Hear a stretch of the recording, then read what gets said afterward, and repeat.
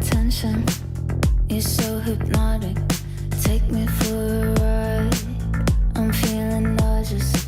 Oh, I'm delicate, just like the pick-me flower that you're crushing. Feelings out of guard. You say they're valid.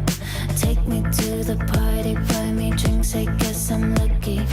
Pull me apart, like when I'm broken. I don't wanna wait for you to make me cry. Turning black and blue from the words you fought. Feel like I'm dying, dying. Deep down inside, I'm crying, crying. But I'm holding it, cause you say I'ma cry, cry, baby. But I'm holding it, cause you say I'ma cry, cry, baby. Feel like I'm dying, dying. Deep down inside, I'm crying, crying. But I'm holding it, cause you say I'ma cry, cry, baby. But I'm holding it, cause you say I'ma cry, cry, baby.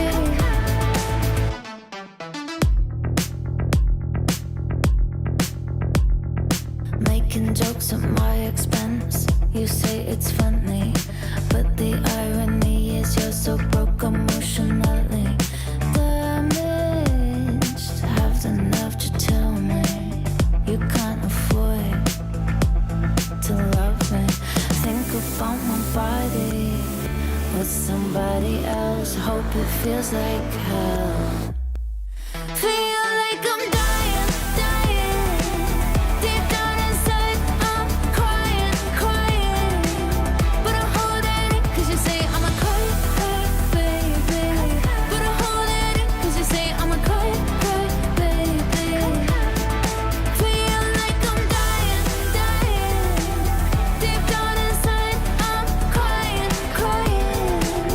But I'm holding it, cause you say I'ma cry, cry, baby. But I'm holding it, cause you say I'ma cry, cry, baby. I do spy you broke your pinky and I promise that's karma. Turning black and blue from the world you fight. Feel like I'm dying. Deep down inside, I'm crying, crying. But I'm holding it, cause you say I'ma cry, cry, baby. But I'm holding it, cause you say I'ma cry, cry, baby. Feel like I'm dying, dying. Deep down inside, I'm crying, crying. But I'm holding it, cause you say I'ma cry, cry, baby.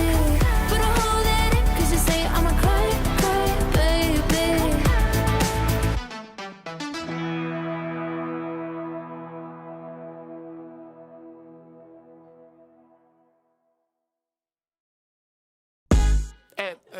Excuse me, señor. One moment, please.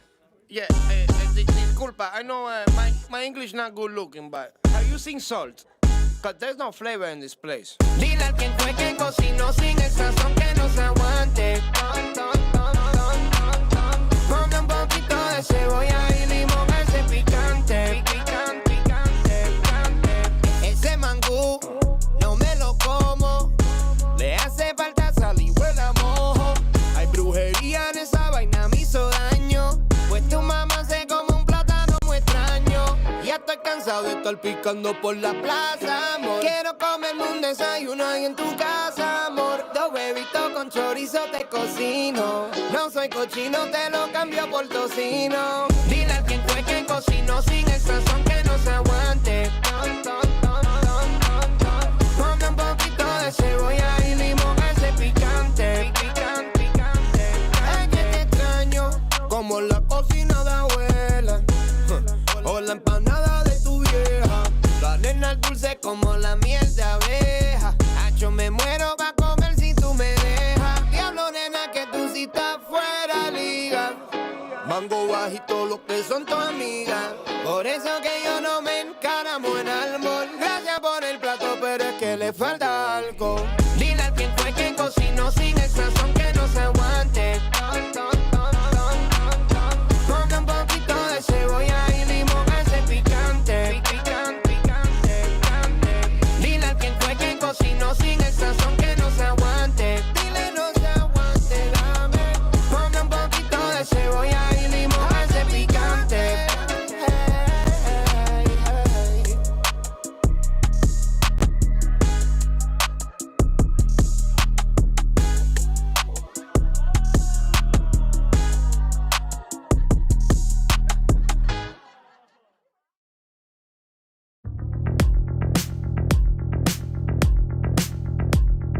Hungry for attention, you're so hypnotic.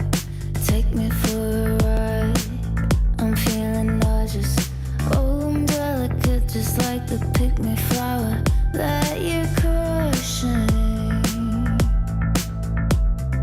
Feelings that I've got, you say they're valid. Take me to the party, buy me drinks, I guess I'm lucky. Pull me apart, like when I'm broken. I don't wanna wait for you to make me cry. Turning black and blue from the world you fought. Feel like I'm dying, dying. Deep down inside, I'm crying, crying. But I'm holding it, cause you say I'm a cry, cry, baby. But I'm holding it, cause you say I'm a cry, cry, baby. Feel like I'm dying, dying. Deep down inside, I'm crying, crying. But I'm holding it, cause you say I'm a cry, cry, baby. But I'm holding it, cause you say I'm a cry, cry, baby.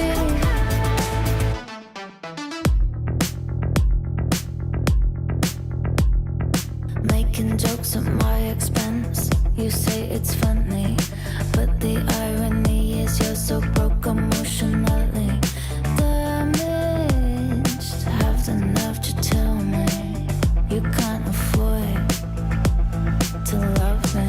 Think about my body with somebody else, hope it feels like hell.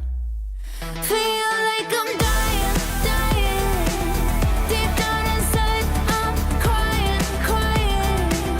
But I'm holding it, cause you say I'm a cry, cry, baby.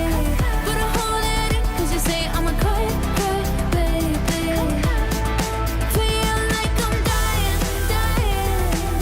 Deep down inside, I'm crying, crying.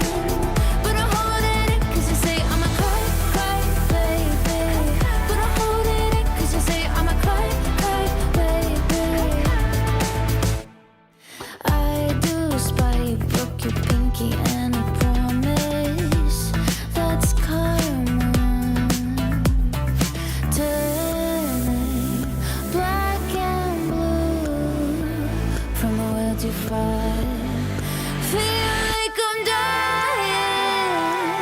Deep down inside, I'm crying, crying. But I'm holding it, cause you say I'm a cry, cry, baby. But I'm holding it, cause you say I'm a cry, cry, baby. Feel like I'm dying, dying. Deep down inside, I'm crying, crying. But I'm holding it, cause you say I'm a cry, cry, baby. But I'm holding it, cause you say I'm a cry, cry, baby.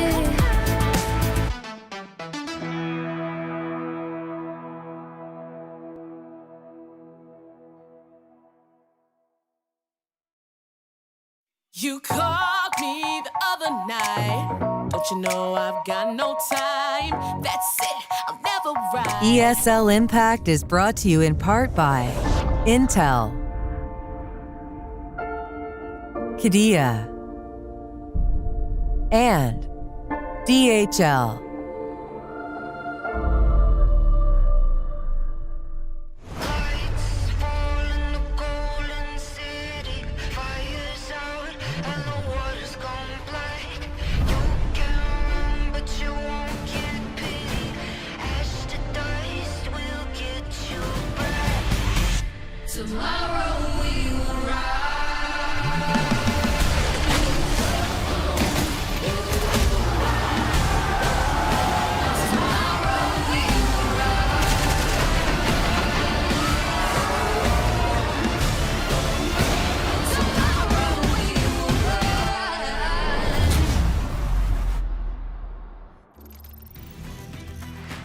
Hello everyone and welcome back to ESL Impact.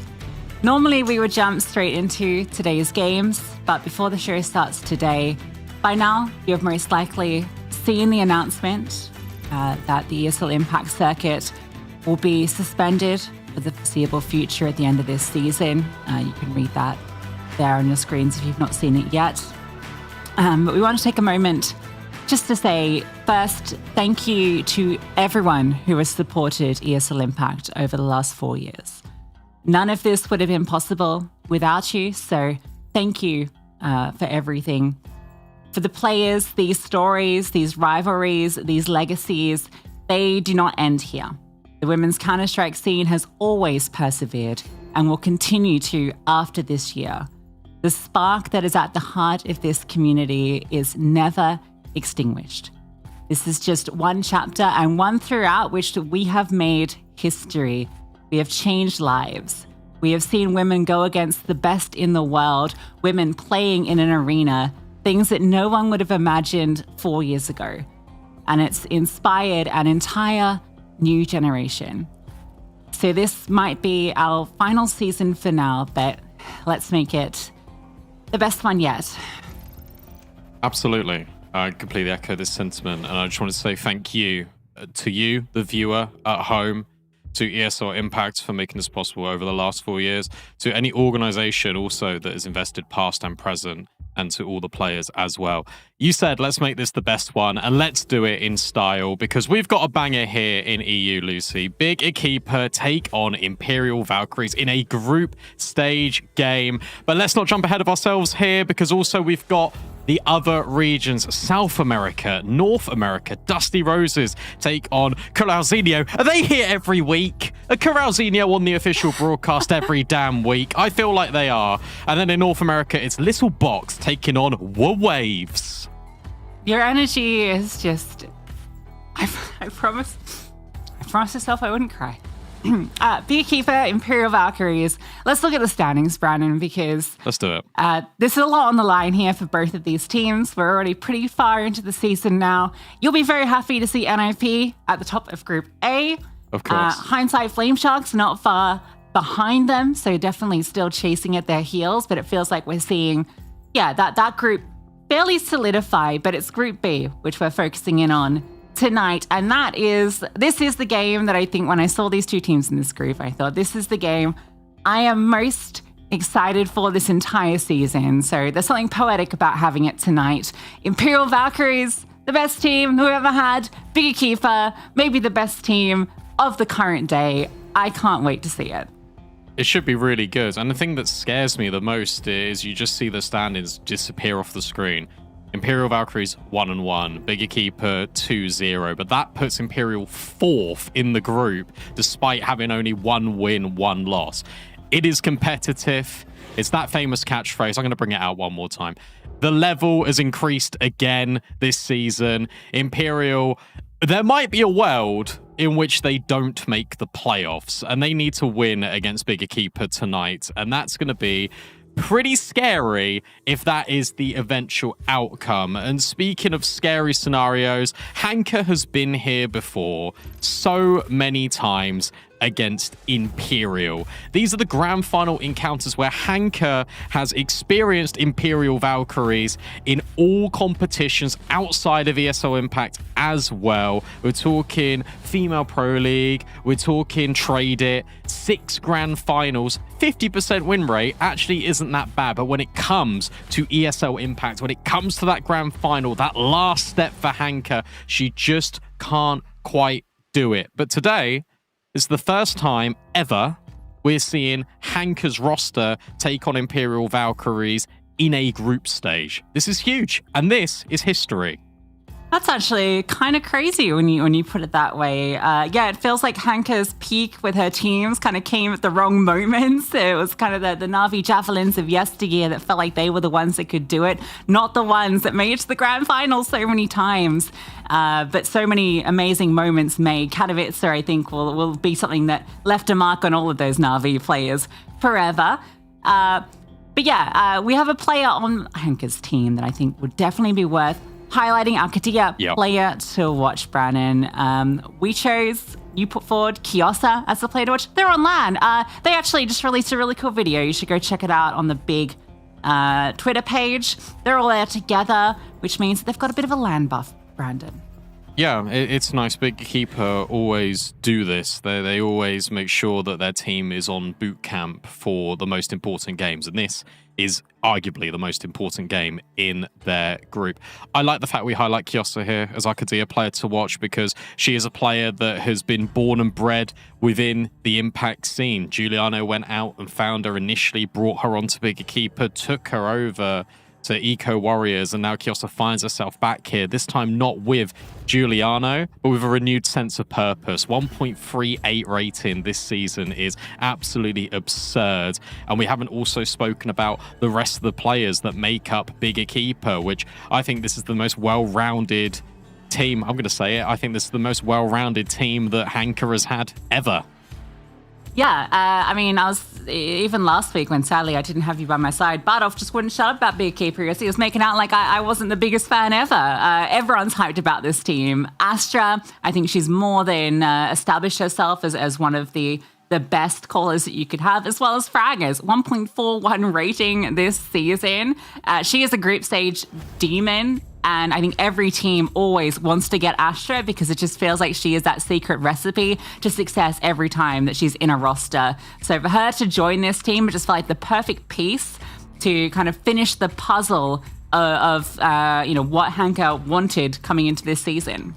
Prior experience as well, working not only with Hanker, but also with Viku. It's nice that you've got the core of the International Na'Vi Javelins project remaining intact, and Hanker herself, I think a model professional, someone that definitely you can look up to as a role model, because her work ethic is superb.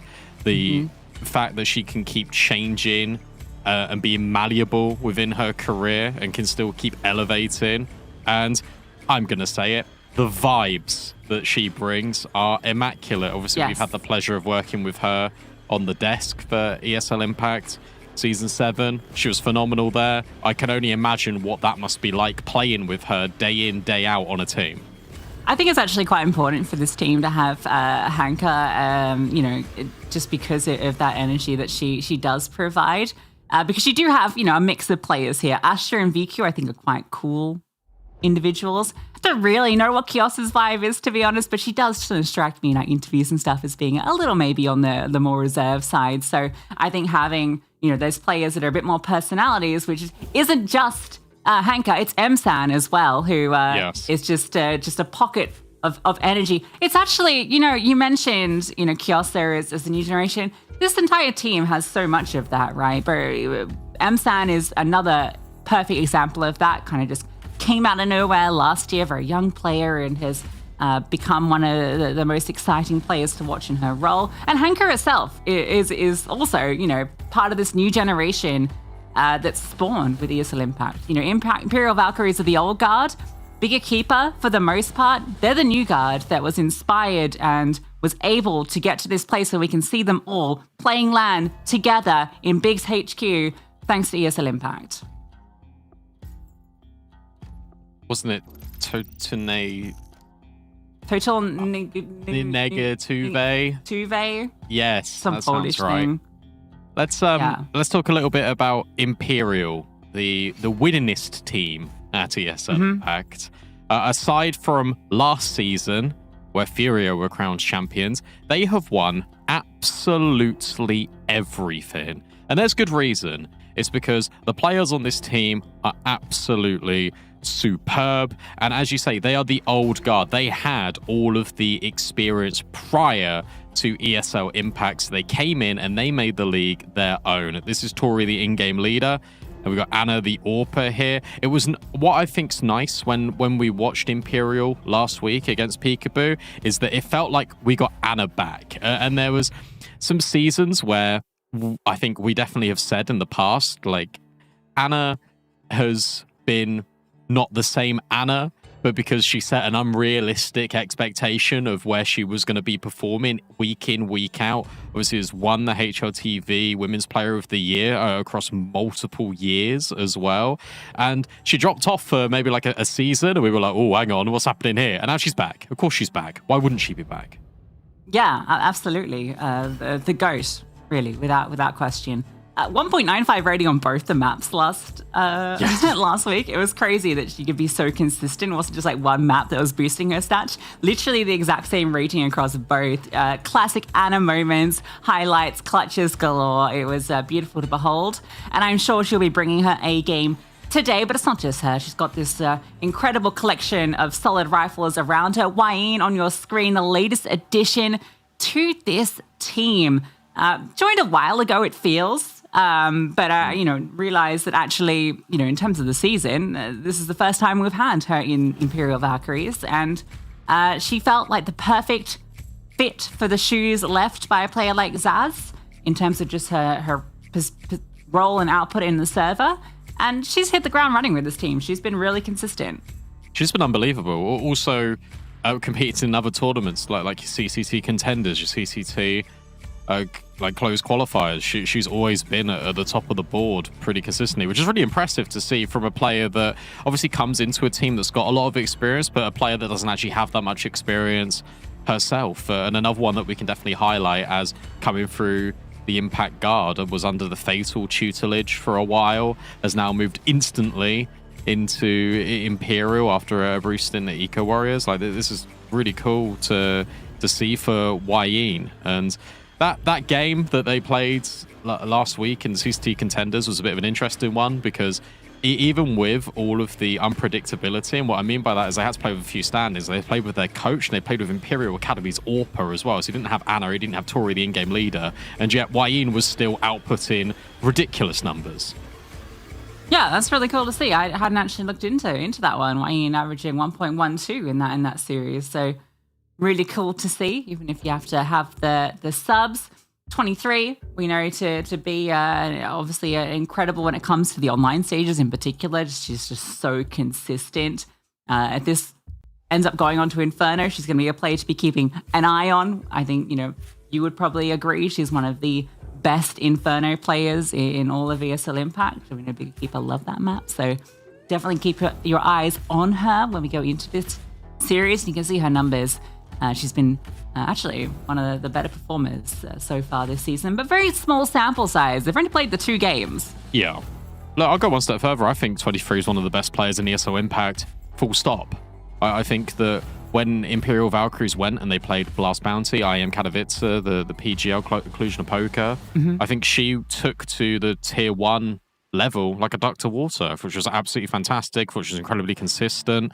Deserved a lot of praise that I think definitely flew under the radar. So I'm going to give it here because I really think that she was absolutely fantastic. And it's really nice to see that she's kept up that form throughout the whole year, because that's really hard to do. No, absolutely. And, this team has been on a journey, the history makers, right, in so many ways. And yeah, obviously a bit heartbreaking for them last season not to get to that grand final, but we know that for a team like Imperial, it's just fuel to the fire. They're going to come back stronger. And this game has so much weight on it, because it feels like if Beekeeper win this, you can almost basically book their ticket straight to LAN. But if Imperial win this, it does actually open up this entire group where any team can fight for that top spot.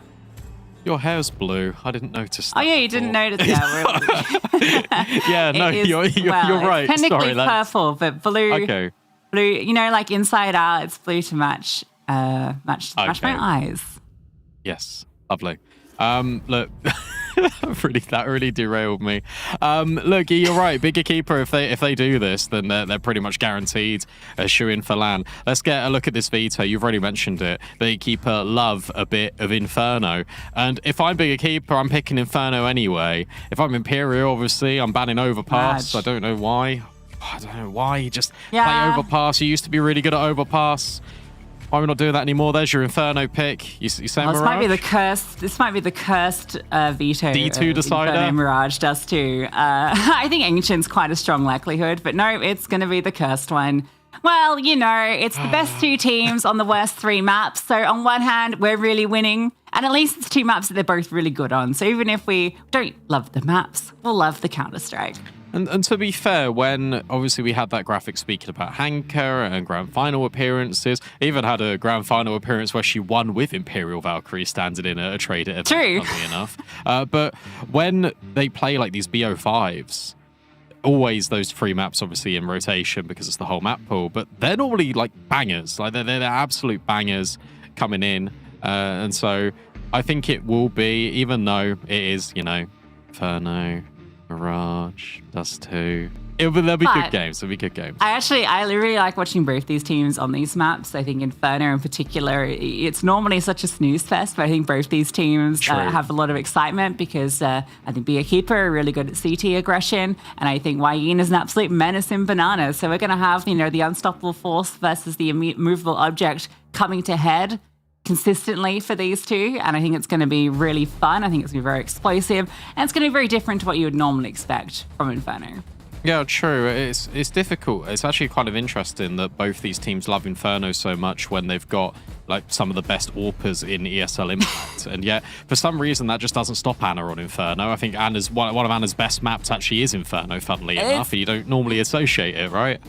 Well, Vertigo used to also be one of her best maps. I think she just thrives in those kind of, because she's a very like flashy player when she has to be, she thrives in those moments where you have to hit the quick shots, you have to clear the crazy corners, when you're clutching around boxes, three players coming at you from close quarters, you're hitting no scopes, you know, the sort of brokey style of clutch playmaking. She thrives in that. So I think Inferno kind of suits her in that respect. And obviously we've spoken at length in previous seasons about, she's a post-plant demon, basically. So with all that said, Brandon, we have to do our usual spiel of who we think is going to win. We'll do our predictions. And I kind of made a claim at the start of the season, Brandon, as you did for another team, that I thought the bigger keeper would go straight through without dropping a map. And so I have them taking on Imperial. Yeah, they dropped the map here. And do you know what? Sorry, not map, series. Okay. Yeah, no, I went big for the NIP one. But I will pick Imperial here. I think given how they always perform against like Hanker's teams and the fact that they're so consistent to be in the grand finals normally of ESL Impact, we're in the group stage. They know they need to lock in. They're going to get it done here. Yeah, this is going to be really exciting. I've been looking forward to this game since day dot. And I think this bigger Kiefer, the most exciting iteration of, I guess, these Na'Vi players, because that's kind of how I see them. It's the Na'Vi Javelin's core, but it's now a rebirth version. And as soon as this team was announced, they seem to me like a Titan Slayer. They seem to me like the team that could actually do it for Europe. Because South America's done it, but Europe is yet to claim the scope when it comes to a grand final. We're not there yet. We're in the group stage. We have the two top dogs of Group B going head-to-head. Bigger Keeper versus the Imperial Valkyries. Let's see, as we go into Inferno, which team will take a step ahead? Oh, it's just so much anticipation. Stop the flyover. Get me in the game. I want to see these two teams play right now. It's the consistent building the drama, Brandon. The longer that goes on, the longer we get to stay here. Enjoy this series.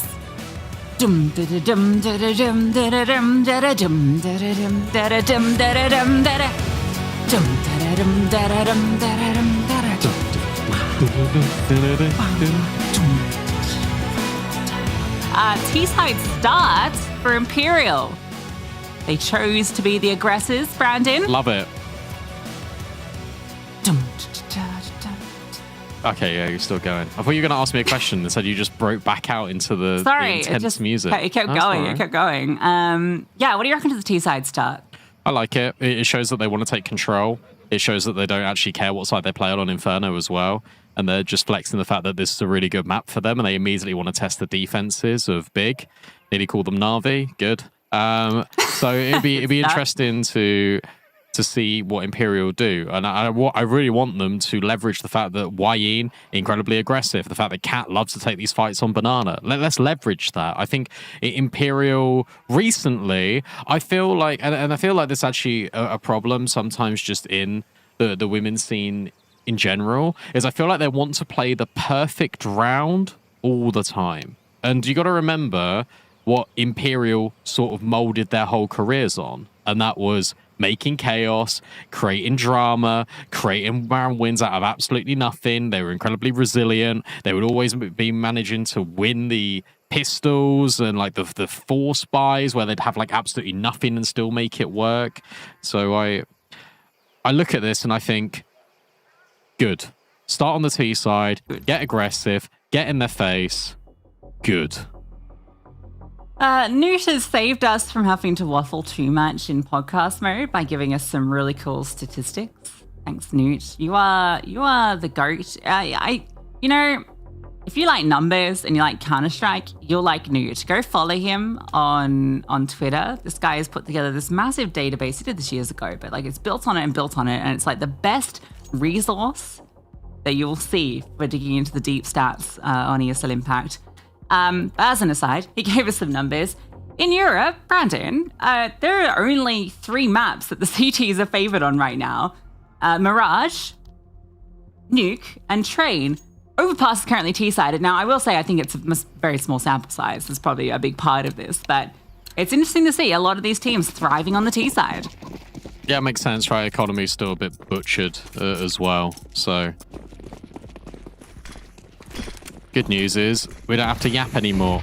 But yeah, shout out Newt. Whenever you want a number, he's got it. Astra, whenever you want a head, she hasn't quite got it this time. However, on the second time of asking, Wayne hits the deck immediately. But here go Imperial, straight into the site and straight into Astra. Free immediately. Hanka reveals herself. Viku swings in from Dark. And immediately, bigger keepers say, have that. She's the bait, but she's got teeth. What? She was there. There were 2 players tucked at New Bocks, tucked at Dark. Astra's there literally to go down. Her entire point is she gets this kill, stay alive for a little bit, be distracting, but no, she just keeps on fragging. Then the trap's sprung, but at that point, there's barely anything to entrap. So, holy, Astra, a USP god, if I've ever seen one. Many a moment delivered from her sidearm. Many a FAMAS invested into this round. Yeah, lots of FAMI.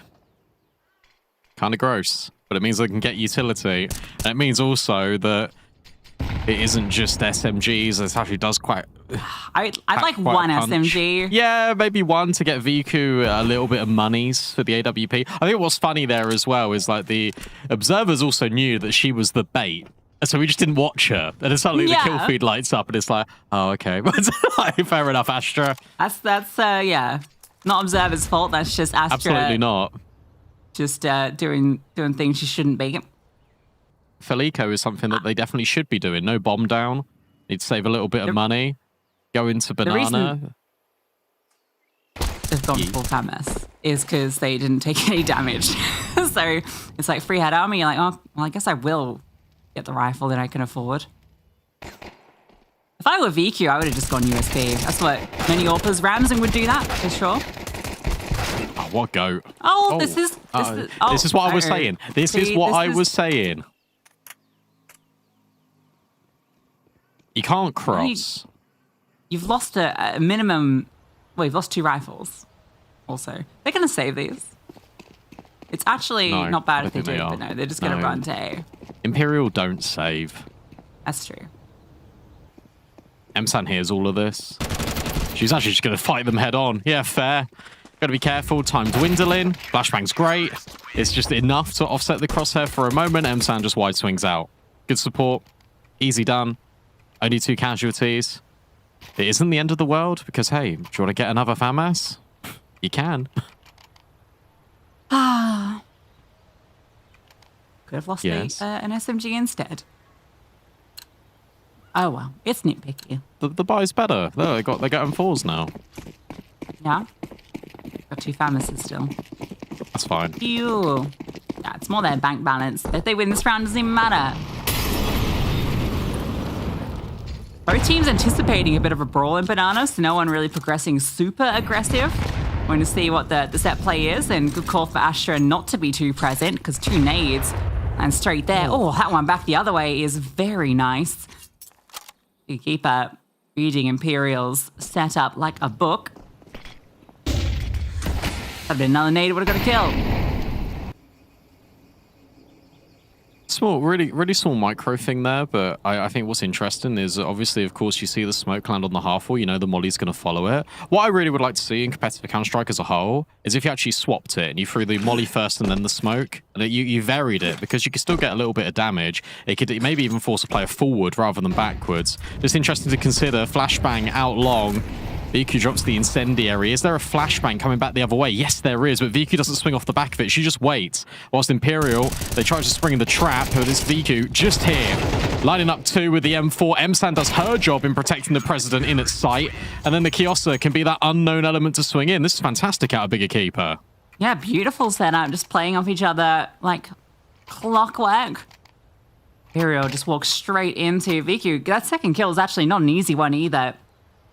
Manages to control her spray on that fine line where you're at such an awkward off angle. It's actually really hard to swing on for the T's.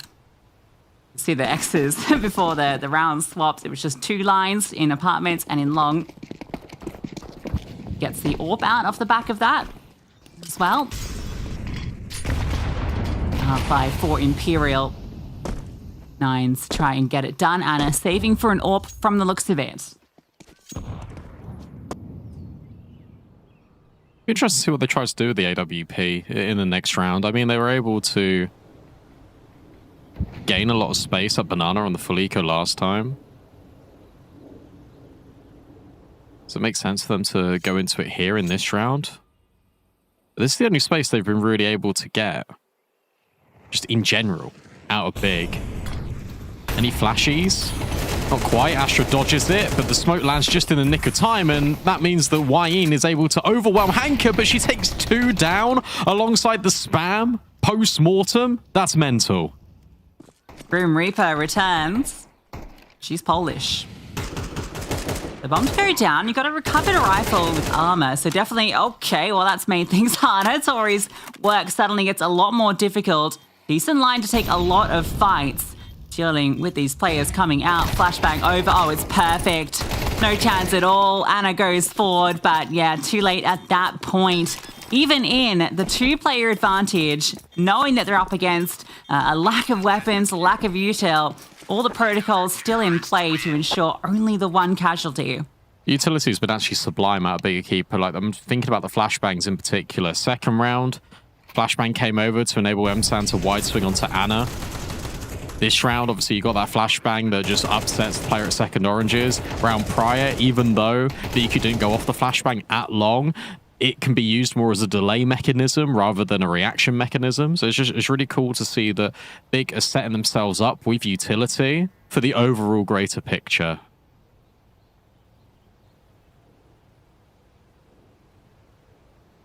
While we're in the technical, Brandon, worth noting that this isn't the only game going on. Tonight, we always have our community broadcast captain, James Force, taking you through that one. Shout out once again, as we always do, to our amazing community streamers. You have made ESL Impact what it is over the last 4 years, and we'll continue to do so. It's A8 Aura versus Leto Cook on that one. So that's for both those teams, not been the best start to the season. So definitely a lot for them to gain from this. I think particularly Leto Cook, who have picked up the 1 win versus AKA Heroes. So they're in a pretty decent spot to recover their season. For 88 Aura, not picked up a win yet. So a massive one for them if they can take it. It's surprising to see AKA Hero start the way they have. Yeah, that was a real shock for me, to be honest. I mean, some very close games they had, but I think we've said this a few times, but just looking at that group, you just really did expect them to be at least, clearly a solid top 3 team. But yeah, it's been rough. They have, they've got NIP tomorrow. Mm-hmm. I think we're doing that on the broadcast. So we are. That's their season on that game. your finish, you will not want to miss it. Yeah, or if you tune in too late, they might be finished. Oh.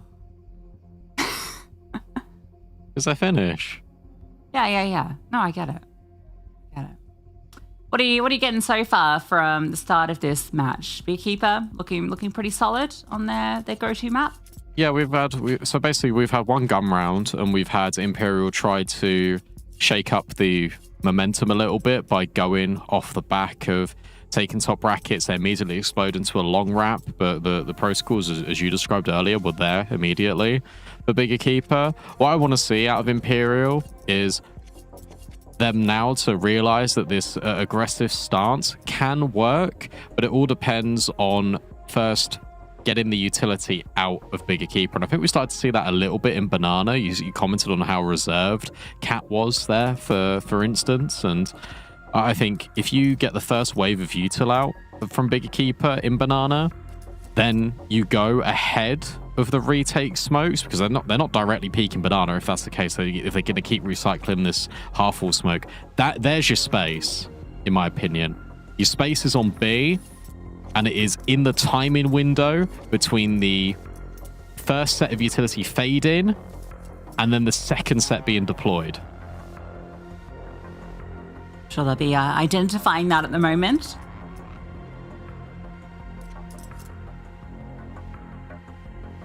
Wayne has been looking for a few openings around as well. Got that one onto Hanker.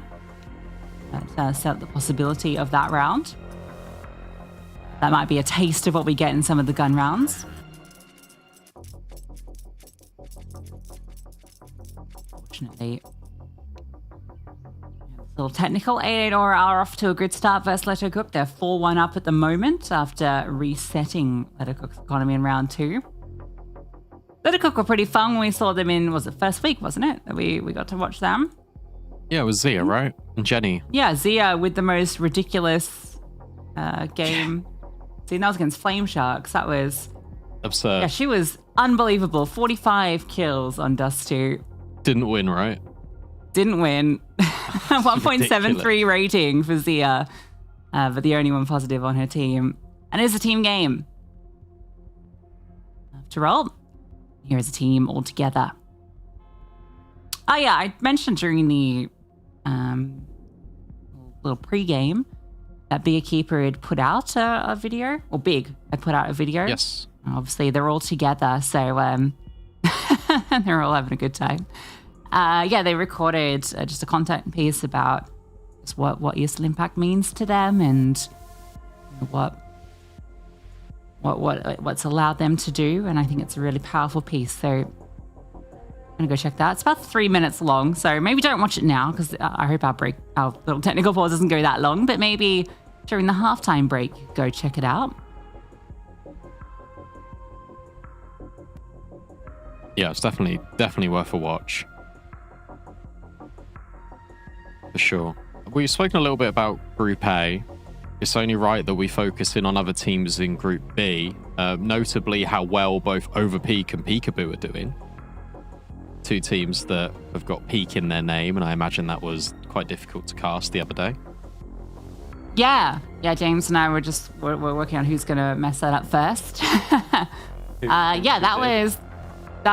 think it was James, but I might just be, I've got the benefit of being able to say that and he can't contest Classic it. James. So.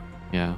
That's all right. Look, he's down there on the ticker. He's not actually left. Look, Lucy and Bardov. I'm honoured, but it's B-Dog. Bardov dog. Yeah, that was actually a really good series between those two teams. I thought OP was actually going to take that just because of the form they've been in, the fact that they beat Imperial in week 1. I was like, all right, yeah, this team's got the sauce. 11-13 on both first maps, but Ancient was a Letty lifer. 27 kills on Ancient, and that was in a 20-round game. I think it was her best ever map. So it was really cool. Her first MVP as well, which is really nice to her to have gotten that. I'll expose Naylor a bit now. It's been a week. She messaged me, and she didn't obviously know I wasn't commentating, and she was like, Brandon, I'm really ill. Please don't be horrible to me. Again, I was yeah. Yeah, I'm not working it. It's fine. Don't worry. Yeah, we were really mean to her as well. Just Yeah, no, I bet. sticking the knife in. I mean, yeah, she had like a rough nuke, but overall had some moments, had some dig shots. Ancient was pretty good from her. So, you know, she's been carrying the team on her back through the other games. Can't carry Exactly. You can have a game off. But yeah, they've been really cool, right? The only team they've lost to so far is Imperial. They have Peekaboo. They have Team Nemesis tomorrow. So they have a chance to be sitting, 3-1. They could be sitting alongside, Overpeak, potentially one of these teams. So yeah, it's a wide open group, this Group B. It is, yeah. Group A feels a little bit more clear cut, but Group B is the bonkers one, which is fun. I like. Actually, Beekeeper are in a weird position too, because they've beaten the two teams. Sorry to cut you off. No, you're fine. But they've beaten the two teams kind of at the bottom of the table, right? Shinigami and Team Nemesis. But they have Imperial, Overpeak, and Peekaboo to come. So even though they're kind of flawless now, they lose this one. They actually there's a world where things could just get out of control. That's why I think the way we phrased it is it's actually really important for both these teams to win tonight, just for the group and the way it shapes up. Also, just the fact that I think mentally, I know this might be a crazy statement, and that's fine. We're all for crazy here on ESL Impact, but I think if Big lose tonight, they've got more chance to recover the situation because they've been there before as an organization. They've done it so many times. But if Imperial lose tonight, I don't know how that mental resilience is going to be. That's true. Yeah, I think there's a lot of emphasis on this game. The fact that we get it mid-season is pretty spicy, I think. Hope to see Team Nemesis bounce back tomorrow. They had some close calls, especially against Overpeak. A fun against Beekeeper to start the season. Ramsden has been playing lights out in that squad, which has been really cool.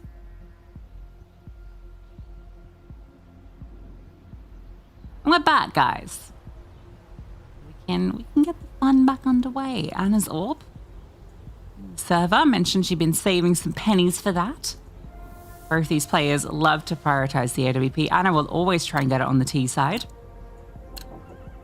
She has a forward spawn for Banana, but she's not taking it. She's just making sure she doesn't block Wayne and Kat, who will be taking theirs.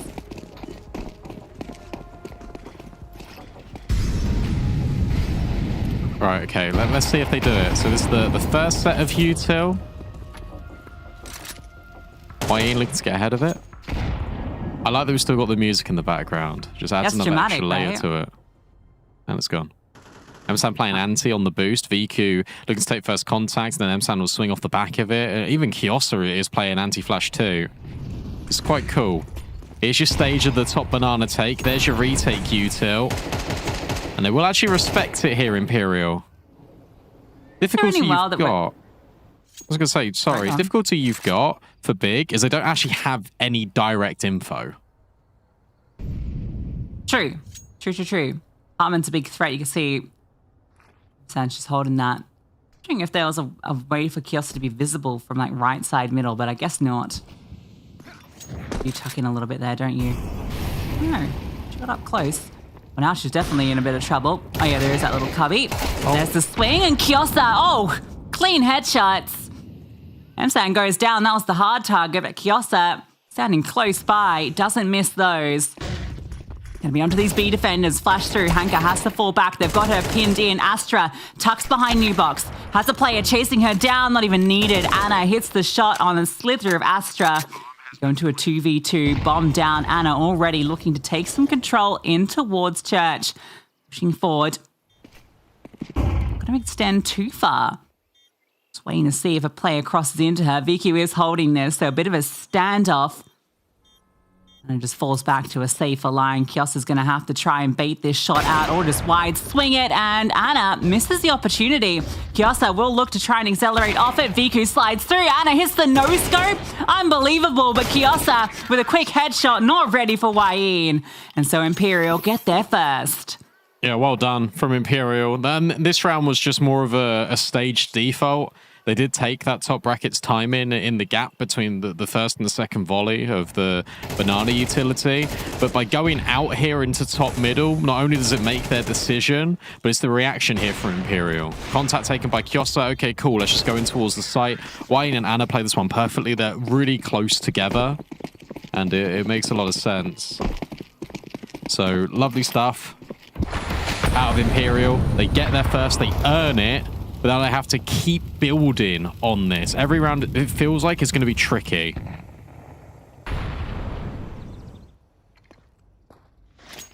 Even that one came at a big cost. As those nays, Astra had been diligently avoiding. Doesn't quite get that luxury this time. Ooh, further wanting to fight as well. That smoke, though, mid-banana causes some problems. Wayne looking to get ahead. Hanka just swings pre-firing it felt. Wayne had no chance to respond. That's an opener that you love to take if you are big.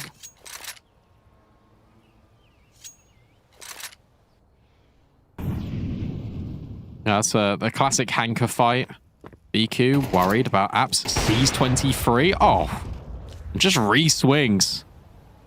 That yet again just makes the decision for Imperial. We have no map control Smoke in timing. apps. We have to go in towards B, and you're bang on. That smoke lands instantaneously. It blocks them off for another 20 seconds. This molly is going to suck, unless Hanker extinguishes it. Yeah, holding on to it. They don't need to use their own. Missed. So that goes down. I think it's still doing the job. Astra still boosted up and will eventually find that fight. Dismantles. Cat knows there's two players here. She might just spam this. They're managing to avoid her at the moment. Oh, this is scary. They're sitting in the smoke. Anna does pluck one out and she just has to go forward. Has to hit the no-scope. Still a player in here. Hanka not ready for Anna, but Kiosa swings from CT before the clutch can unfold. Yeah, someone needs to help Anna, though, because Anna is doing everything in her power to win Imperial with these rounds, and the riflers just aren't getting kills. That's so savage. She, again, hits another no-scope. She gets a 3K in that round as she climbs over towards the bomb site. And Cat just needed to get rid of Hanka there. The fact that Hanka's able to grab Cat before she falls is everything. Tough one for Imperial because they win one round, they immediately lose. They don't get the bomb down. They're immediately reset economically. Beer Keeper can start to climb and grab a lot more of these rounds now.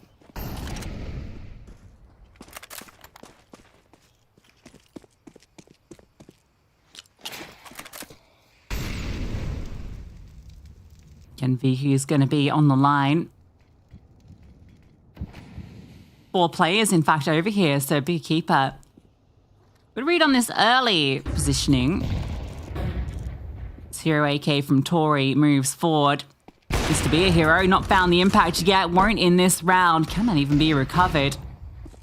Try and pick it up. 23 scoops it into her palms. M-San spots her getting away. And straight into Viku's AWP. Looks for more. She's not afraid. Maybe should be, as she does cop a dink from the P250. They're slowly picking them apart. Viku repositions. Takes 2. Job's done. Let her teammates handle the rest.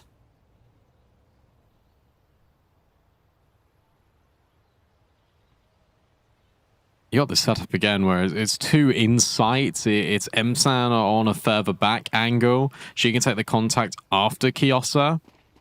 Imperial might not be ready for this. They now know about 2 players on site, but it doesn't matter. BQ takes 1, Kiosa takes the rest. It's standard procedure for Big. Their map pick. Remember, Imperial chose to start on the T side, and they're currently 6-1 down. Yeah, obviously it doesn't help when you don't win the pistol, does it? But regardless, great shots from Kiosa and Viku.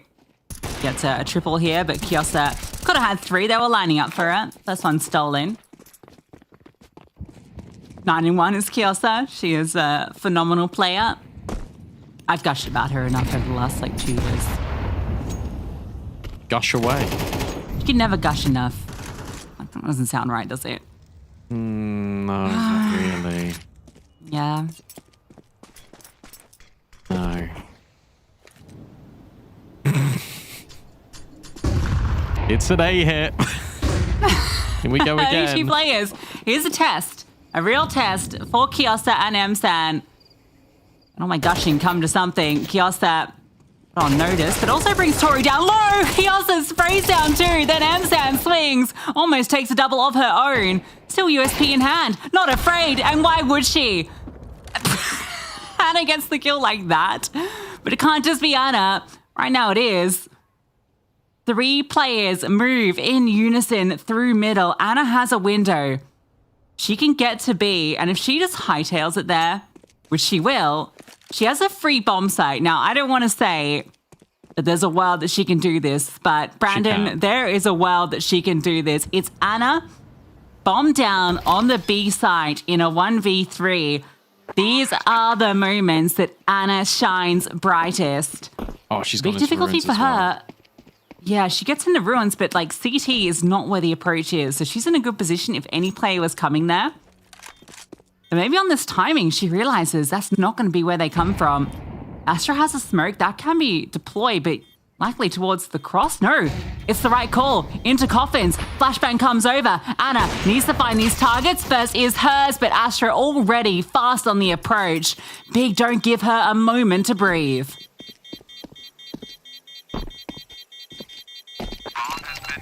Oh, I just wanted to wait for that bomb timer. Look at how close that is. Look at the little green below the bomb. That is such a tight timing. That is also anti-strat. Because if you think about any Anna clutch moments on the B-bomb site with Inferno and the AWP, she's always in ruins. So, yeah, sure, the smoke missed, but the idea of it out of big was sound. They go, okay, Anna, we know where you're going to be. You're directly going to be in towards ruins. Let's just throw everyone at you. Eventually, we'll trade. Astra does 7-1. Another pause from Imperial. Please help Anna.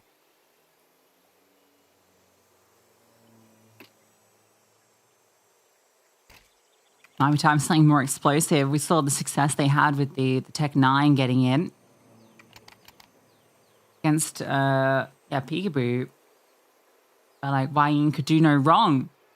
Taking these forward spawns into Banana. Tori doing her best Carrigan. Yeah, well, you know, got to follow in the footsteps of the great IGLs if you want to be a great IGL.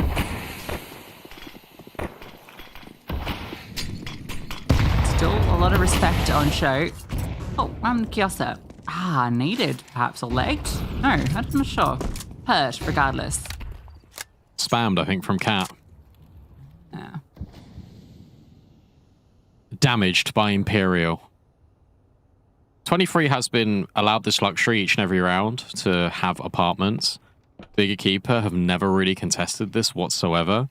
This is more of a setup where you've got one player out long, one player in towards pit. They've run double pit before.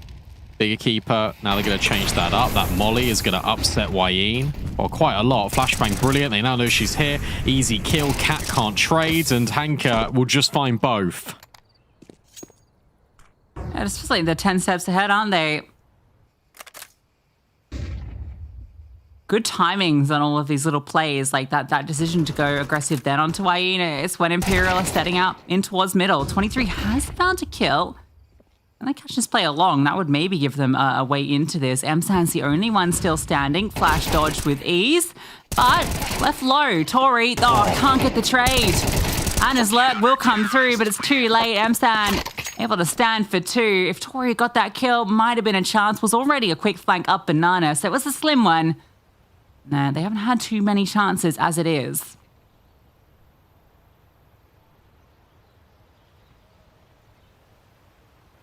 Really, really cool just watching, as you say, just the little intricate movements that Bigger Keeper are doing to get one step ahead of what Imperial are putting forward.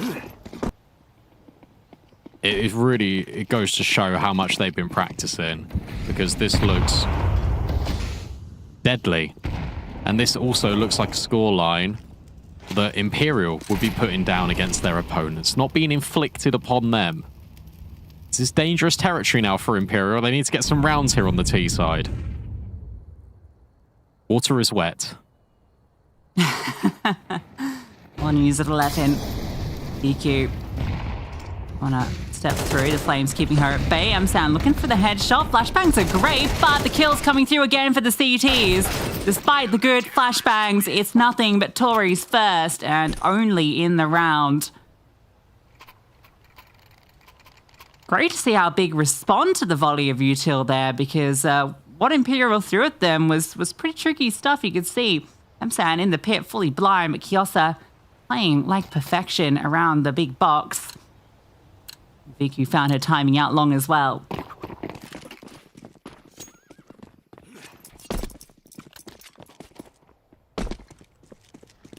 Starting to maybe think that the T-side start, in retrospect, you're feeling like a rough decision with the rock-solid defense that Bigger Keeper put up, and so many variations. This time it's the AWP starting over at B. We have not had the AWP start B once.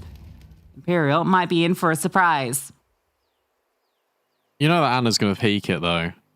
Oh, Boost up. Oh, missed shot. VQ was crouching. They didn't expect that, and then the flashbang wasn't deep enough. So Hanky goes to punish it. It doesn't quite work out, and now Imperial have got a decision to make. Back to A, or do they just commit to B? 23's position. They're going to try and go for a rapid split. Well, it's just going to be adding too many layers to the situation. VQ's playing this crazy angle with Yorp. She's just holding the smoke. Gonna be forced off in a second. Still have to deal with VQ. Oh, that molly, what? The smoke was gone. That's crazy that doesn't go off. VQ's just going to extend through. 23 gets caught off the back of it. And now she can hightail it over to help out Astra. Yeah, in the same breath, though, it's an important kill because you've seen VQ already over at B. And now, therefore, you know that there's probably only one player here. Smokes go in, but the flashbangs will delay, and that's important because now VQ can rotate further forward. Break on the smoke, but Cat spams. Here's the bounce, and that's more than enough to get in. VQ can't see over the top of the smoke. It can't deny the bomb either. 4v3, they've got so much money, they're definitely going for it. Both these players just looking for each other, but Kat, she is perched up on a pedestal, and from that she strikes. Kiosa will get that trade. Flashbang over from Msan to try and set up Kiosa for more, and a back turned, but not a kill found. Support from Wayne swings out to make sure Tori is covered. Imperial do find that second round.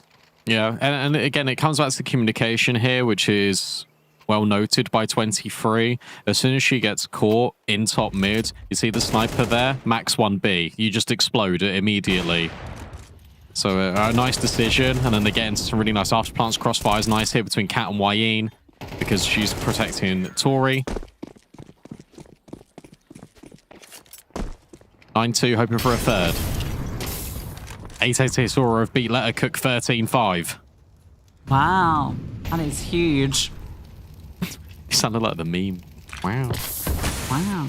23's just gone through. Msan, oh, the flashbang just a little too late. Oh. Kiosa will get blinded though, and look at the damage inflicted. And then Msan just swings back around. There's a player in the apartments as well. Yeah. You don't know about this. You're never clearing this at all because it's always been 23 in the apartment. VQ then takes the shot, and now you know if you're Anna. She's got to try and piece this one together. The swing on Msan, brilliant. Spots to the Tech 9, can't get rid of VQ, but at least the molly and the flames will force her back. But in the meantime, look at this rotate. Already in top brackets are big. Hanko's pushing through. They're actually going to evacuate. They realize this. There's a big gap here. Well, Anna, remember, in that clutch, she realized they pushed down Banana. So I think they're acknowledging they've actually identified a potential way through. In the 2-on-3, yeah, they're just going to start running. They've got the space to do it. And this one feels a little bit more doable than the 1v3 from Anna before. She's got support in Tori. She can take the forward line while the bomb plant goes through, and she is ahead of VQ and ahead of Astra. How many more heads will roll? At the end of Anna's scope, Hanka, the third offering, starts to move forward. Slower approach, a full belt of util and a kit. Chance to get this 10th. Has to get past Anna's scope, who is holding this line exactly where Hanka starts to move. Smoke on towards the bomb. Time is ticking. And Hanka won't be able to get past Anna. So a third round is delivered. 2 at the tail end gives Imperial a chance.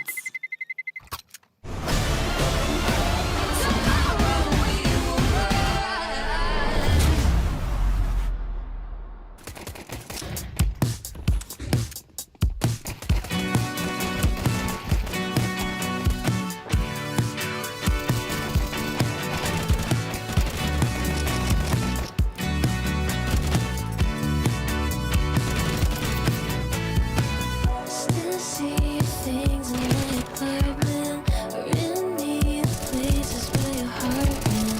Traces of life got me thinking maybe you with me, but that's just how it started. Warring things and problems that I don't need.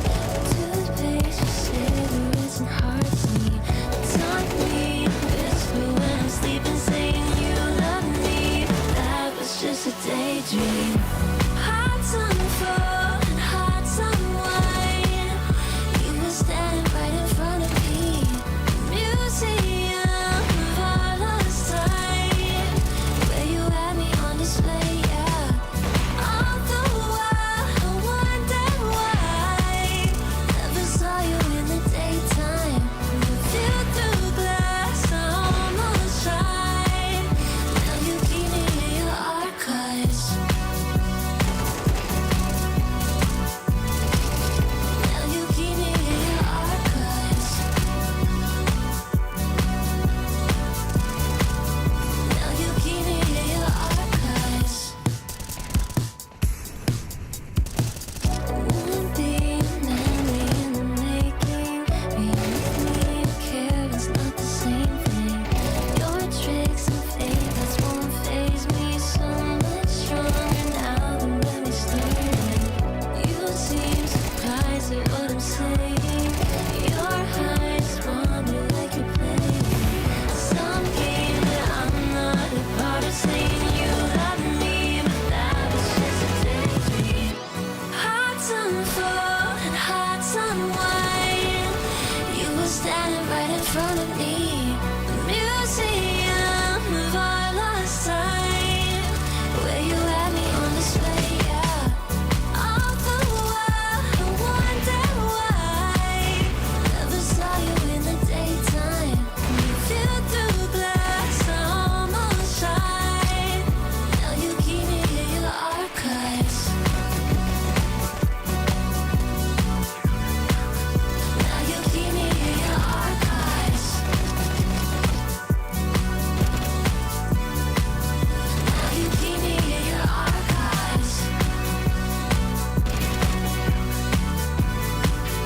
Now you keep me in your archives. Now you keep me in your archives. Tomorrow we will rise.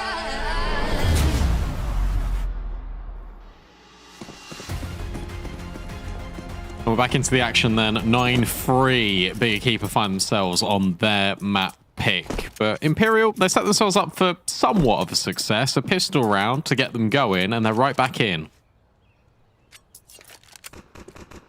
Yeah, still a long journey ahead, and we already highlighted the strength of T sides on this map. Not out of the realms of possibility. It gets tricky if Big get cleanly into A. There's a kit. 3, let's slither and oh no. Well, that is a classic backed turned T impossible to hit moment. Those are the hardest shots you will ever have. Yikes. It's okay. I saw Oh, well, Blitz okay. whiff on, Viku's like, got all the four info. players Viku's got all earlier. the info. Yeah, true. It sucks, but it's hard. You can set up in these good afterplants now. And I love this smoke that's been used off the back of the reaction of Viku understanding that They're there. Smoke dribble forward. Oh, Kiosa just lurking, lying in wait. The thing is, Imperial got to wait for this. In fact, they don't do it. And Kiosa, it's a field day. Astra and Hanka all lined up to take the fight, and the trades are sublime. Hanka with the lion's share of them. Bigger keeper off the back of getting rid of 23. We'll get their double digits. Yeah, that T-smoke, it's crazy. I guess they got the kill on 23. They didn't have to expend it out long. They picked up another smoke, I think, along the way. They had to. I'm not sure. Yeah, okay. Because it looked like a CT smoke I saw out towards Moto, but maybe that was a retake one? I'm not sure. Either way, that smoke in towards short was devastating. They had to use their bomb defuse smoke to try and get out. Got the YE in auto shotty. EP. Perfect position for it as well. She's gonna have a lot of targets too. Come on, give us a highlight, YE. We all want it. We don't want this map to go out with a fizzle. So if it starts, the comeback starts here with a YE in triple, we'll be very happy.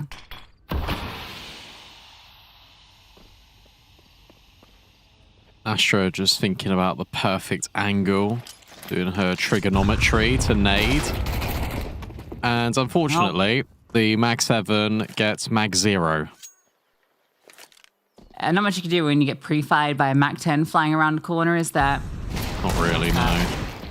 Oh, Cat's Deagle. Always good for a few, but Kiosa, good for a many.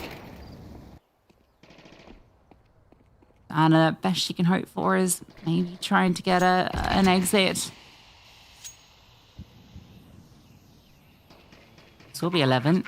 Go on, knife. Oh, Kiosa, no. come on.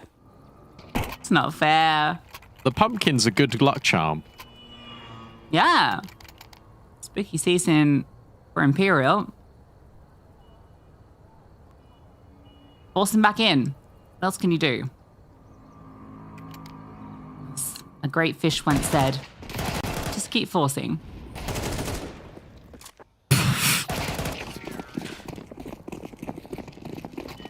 Wasn't that a turtle? Oh no, a story. Story. What did Finding Crush Nemo say? slaying me. I'm trying to think what the turtle said.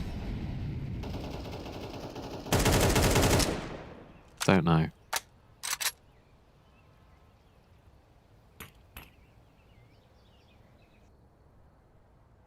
Doesn't matter. I tried to have another little think, but I couldn't think. I funk too much.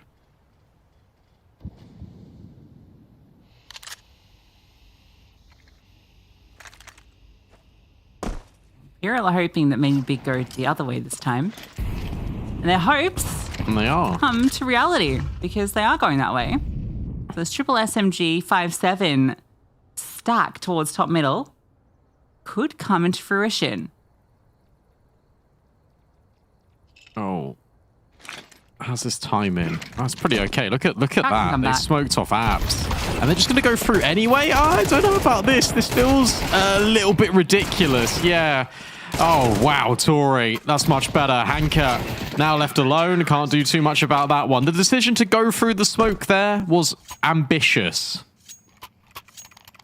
Yeah, that's just a confidence one, right? You feel like you're also maybe got a timing here where they're just not going to expect you to make that play at that moment. But Tori, big moment with a 5-7. She's getting her way back into this map. What, 0-9 to 7-13? One kill at a time. Ulting that one with the 5-7. And Imperial right back into things. And with the AK. And if they win this, they break big. Oh, nice nades.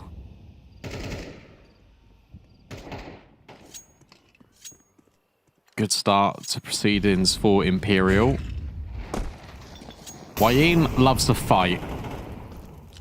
But she's going to be a little bit more reserved in this one. We'll drop the smoke over at the half four. Are Big going to go through this again? I'd argue no. But my answer was correct. Okay, just a boost.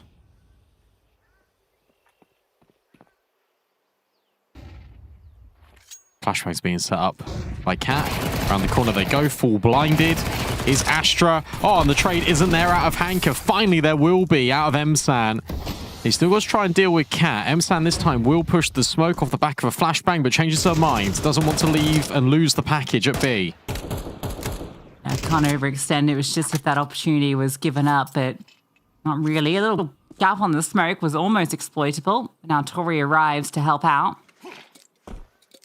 It's going to go for it, though. What else can you do? There's no counter utility here from the CTs. This molly, these smokes, still going to be kind of tricky to deal with. Tori can spam, which might be effective, but Cat actually has a little bit of room on the edge, but spotted, still controls for the kill. Impressive work.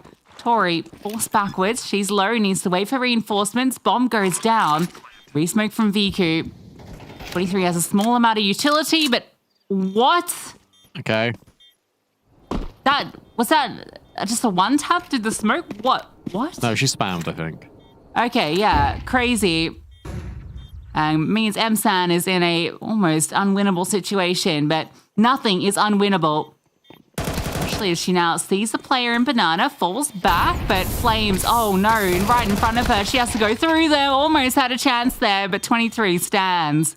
And Anna found the perfect place to defuse. Yeah, what a really good incendiary. Goes back off the wall in the corner, spreads to the right-hand side. So you're trapped in ruins. You have to go CT, or you got to run through. Emsan chose the approach that I think was a little bit less unexpected, but Audio Cues, unfortunately, will give her up. Really nice try, but good work out of Wayne, because it's this flashbang that gets her 2 kills. The keeper with the right approach, I think, to slow down. The fact that between 3 of them... Sorry, between the 2 of them, they're able to get 3 between Cat and Wayne. That's the most important part, because if Cat went down with nothing, then suddenly that was going to get a whole lot more difficult for Imperial. There's the break. There's probably the 6. 23, be careful. 23, be careful. That's a flying Astra. And that's an AK. Anna on the angle can't hit the shot. Oh, they're way quicker than she expected. Way quicker than I think anyone expected. Imperial right out of position. A free rifle gifted over. There is nothing here, though. Just these pistols. No armor on a single player. Plenty of util for Imperial to work with. In positions they need to clear. Anna starts to move forward. Emsan close by, but here's all the util over the top. Flashbangs as well being set up, and now they can just force their way forward with the better weapons, and it's easy as that. Astra, surely they're aware of her being cheeky. They'll swing the defuse. They're on the bomb. You're kidding me. They didn't get on the bomb. You're kidding me. You're kidding me. Oh, they didn't have a kit. Tori had one, but she was going over the top. It's just miscomms. Oh, no. Huge. I can't believe they won that. They should never have won that. That is a mistake you don't normally associate Imperial with. What an absolute disaster. I don't know if Tori realized she was the only one with the kit. Oh my goodness. Ouch. Well, that's a 1v4. You went without any kills.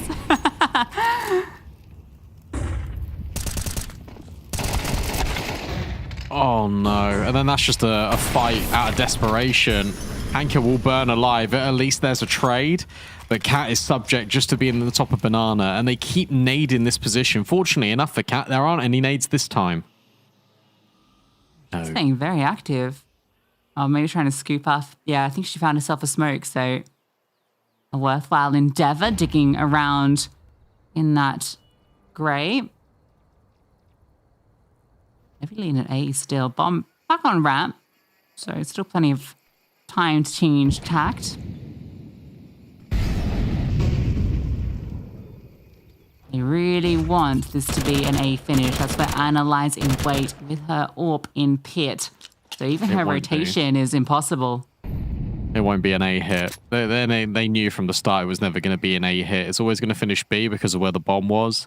They were just in top brackets to try and delay a rotate. It hasn't really worked. Tori moves over, but it is still a 4-on-2 on B. Tori's got a nade, so at least she can kind of like break this smoke or maybe just try and throw it forward, but the kill comes through for Astra immediately onto Cat. Some damage inflicted, but again, damage not getting kills. Astra's even ahead of this. Oh, Tori just looking to spam, not expecting Astra to be on that line, and why would you? Anna in 23 in a very difficult 2-on-4, Kit at least in play. Astra again on an impossible line. Msan ready to swing off her. So between them, you imagine at least one kill guaranteed. And between them both, it's 2. A 13-5 victory. Bigger Keeper take Inferno in style. Yeah, look, fantastic out of Bigger Keeper, but it's got to be said for Imperial. This is one of your best maps. You decide to start on the T side. You go down 9-3. You didn't give yourself any leverage whatsoever. And that's a disaster, to be completely frank with you. Bigger Keeper played fantastically. I'm not taking anything away from them, but that is not the Imperial that we are used to seeing. Very slow start, wasn't it? It just felt like it took them way too long to get going. Banana, there was so much respect given to Bigger Keeper, and rightfully so, most definitely, but sometimes you do just need to play disrespectful. And yeah, it felt like Bigger Keeper were just able to sit back and everything played out how they wanted to. I don't think they were ever really caught off guard. It was only this kind of final couple of rounds where Imperial actually got something going. And that was just them catching a good rotation timing right into a CT or whatnot. But for the most part, Big just always were in the right position with the right players and dealt with everything Imperial threw at them. I think even when Imperial were winning rounds, it never felt threatening to Bigger Keeper. It's one of those games, actually, that you get off to such a good start, and you look at the rounds that you've lost, and it is just Anna having a monstrous effort, and it's like, okay, well, it doesn't matter. Like, she won't be able to do that every single round. Here's your scoreboard. Anna at the top. It was nice to see Cat making a little bit of recovery. There was a point in this game after the pistol as well, where Anna was the only one with double digits and nobody else was really there for Imperial. It was nice to see a little bit of resurgence, but the scoreline is damning. Look at the opening kills. Bigger Keeper. I mean, Hank has got as many as the entirety of Imperial, right? You're getting over double the amount of opening kills to Bigger Keeper. Imperial were offering up some through Wayne. She was playing very selflessly to get those at times, but it often felt like, yeah, they were just waiting for Bigger Keeper to happen to them on both halves. So yeah, it was a complete shutdown from Bigger Keeper. Weird head-to-head incoming. We're obviously going to focus the players that did the best. Arcadia players to watch features in here in Kiosa. And then we had to highlight Anna because, let's be real, Anna was the only one doing anything meaningful for Imperial throughout all of that map. And we already said that Anna on the AWP on Inferno, it feels like it shouldn't work when you say that sentence out loud, but it just does, and she was absolutely fantastic. 4 multi-kills out of Anna, 6 out of Kiosa, 115 ADR. And the best bit about this is 115 ADR, well, Astra had more, and she had less kills. She had 121 ADR to end that game. Yeah, I mean, that just comes down to all that great utility protocols over on B, right? We saw multiple times and nades coming through with the perfect timings. Oh, maybe she's just a body shot. You know, we're all guilty of that at times, aren't we? But yeah, it felt like there was no weak point on Bigger Keeper. Everyone was kind of playing to perfection. Even some of the players that, you know, we didn't have to say their names a lot. Msan, for instance, like anytime she was contested over on, pitch, she was getting a multi-kill, playing lots of different angles, catching them off guard. It really didn't feel like anything was difficult for Bigger Keeper. Inferno, I mean, there was no surprises that they are this good on it, but when you watch it, you can really see it. I mean, you think back to the Na'Vi Javelins international roster and how much variation there was on their CT size of Inferno. Like, it makes sense that it's going to be that varied and that protocol-y. And if Imperial are going to play like standardized defaults for a longer period of time, it's not going to work out well. We've got a highlight here where you can mention as well. I really wanted to cover round 9 because I thought it was really interesting, because you've got Hanka taking the space in Banana, but at the same time, we don't have the mini-map, but pretty much Big are ready to set up to gain info off the back of it. Msan flashes in towards long, isn't ready. Kiosa spots this player here. Unfortunately, doesn't get the kill, but it's still all info. The rotates are already there immediately, and it's just really good protocol, and it's definitely worth highlighting because it's just the fact that you're reacting to things in real time. There's no delay on taking an extra half a second, and that's the most important thing, and that's why they were able to get so many of these rounds. It's really cool to see a team like Beekeeper playing with such a high level of fast responsiveness and comms, right? For a team that is pretty fresh as a five together, right? Handpicked this season, even though you have that core, it says extra players brought into it that are still fitting in like a glove. And you would expect Imperial to be, given the history of this team as a unit, to be on that level or even ahead, but it felt like they were a step behind. We saw that in that round where they didn't get on the bomb and they lost a 4-on-1, right? Because they didn't communicate, it seemed, who had the kid in that moment, and everything just got a bit chaotic. And that's a little concerning. They are now 0-1 in this Brandon. They lose Inferno. That was the map pick of Beekeeper. We have Mirage up next. Imperial will be going into Mirage. Consistently, it has been their go-to pick all year. Do you think they can take it, Brandon, and force a third? Yeah, no, they definitely can. They're still well within this best of three, and having a big setback like that doesn't actually phase Imperial all that much. They normally just shake it off and go to the next one. So I think there is still definitely hope here for them on Mirage. Yeah, absolutely. And with Anna in the form that she is in, I'm sure she'll be putting on a show on Mirage. We have to wait a moment for that. We go to a break. When we come back, map to Mirage. Don't go too far.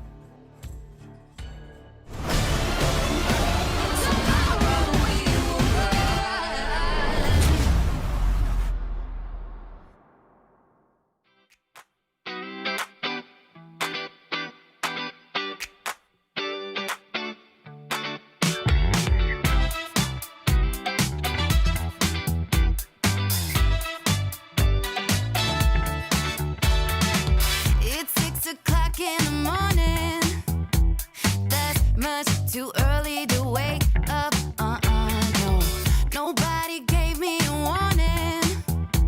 I wanna sleep, but I know I can't. So I got the feels, let's make a deal. Moments are moving faster. I got the feels, you take the wheel. Got me a real disaster. I got the feels, I mean for real. Call up, pretend I'm master.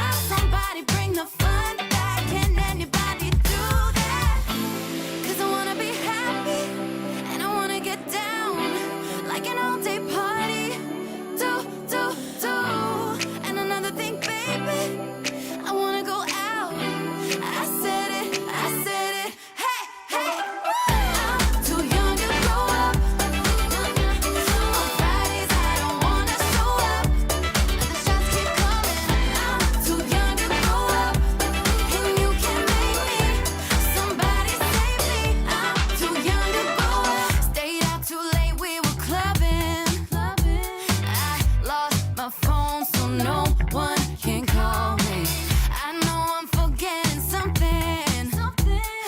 Unqualified to be here, adulting. I got the feels, let's make a deal. Moments are moving faster. I got the feels, you take the wheel. Got me a real disaster. I got the feels, I mean for real. Call up, pretend I'm master. Somebody bring the fun back. Can anybody do that? 'Cause I wanna be happy, and I wanna get down like an all-day party. Do.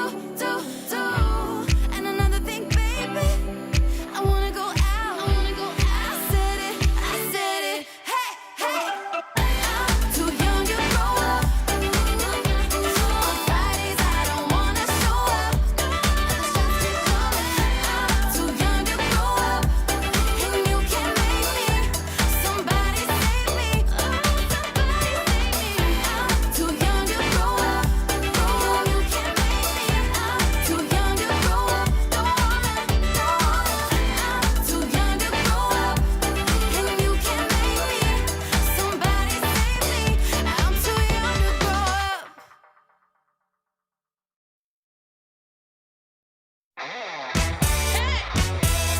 You know I'm ready to win. Had enough of these bros. Said they wanna play ball, but they always get mad anytime we beat that. They don't tell us so though. They pretend they got gold. We should put them on blast. The man can't stand such an upset. Your window's closing, you notice. You never lose so bad. You should expect it. You know I'm coming up. Hey, no time to run, no games. Your time has come today. Just stopping by to say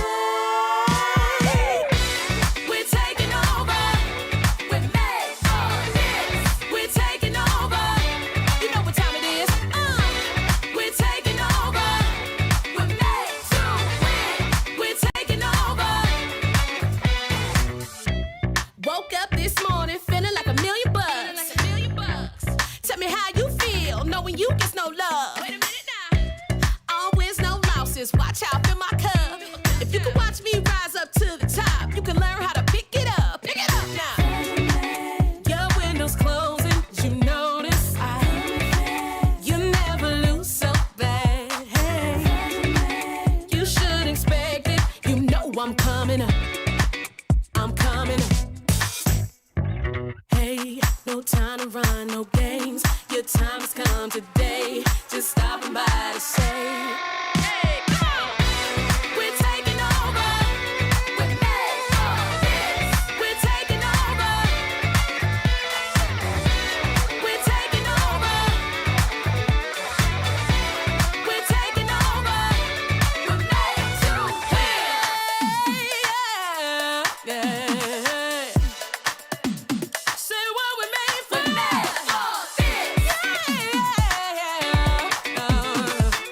Hey, say it again. We're made to win. Say we're made to win. We're made to win. Hey, we're taking over. We're made for this. We're taking over. We're taking over. We're made to win. We're taking over. We're made for this. We're taking over. We're taking over. We're taking over. We're made for this. We're taking over. We're taking over. We're taking over. We're made to win.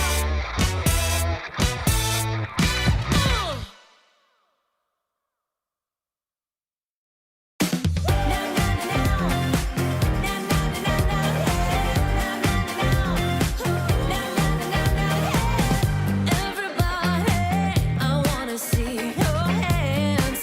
All right now, let's raise the roof. Yeah, I wanna make it louder. Shake it up, come on, yeah. I can't help my feet from taking over. Just wanna dance the night away. I feel so good with you. I'm in the moment. Now I just wanna live it up. Oh, what a life. Oh, what a feeling, yeah. Oh, what a life. Now I'm feeling good, yeah. Oh, what a life. Oh, what a feeling, yeah. Gotta live that life, gotta keep that dream, yeah. Now, yeah. I wanna live it up, wanna keep on dreaming. Gotta live that life with no regrets, yeah, chase that feeling.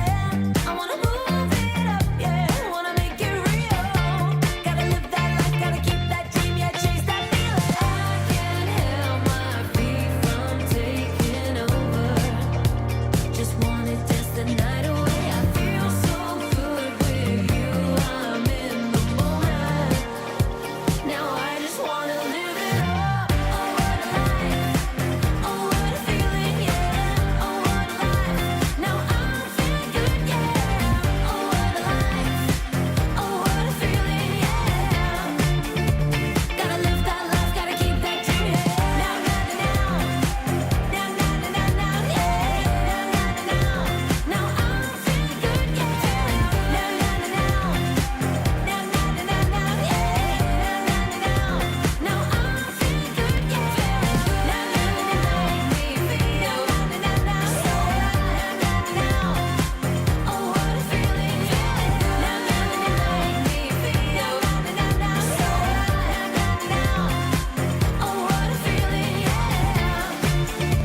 Gotta live that life, gotta keep that dream, yeah. Oh, what a life.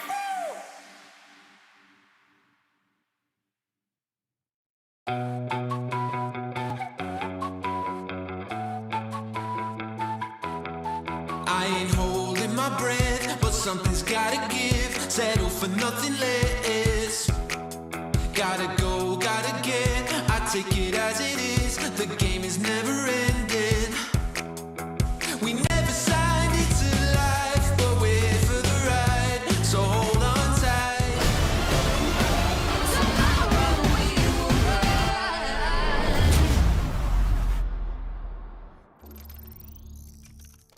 Absolutely dominant from Bigger Keeper on their map pick. And we now head to Mirage. I got a feeling Imperial can bounce back from this, but I didn't ask you, Lucy, about how your feelings. Obviously, as the bigger keeper Stan, you need to give your opinion.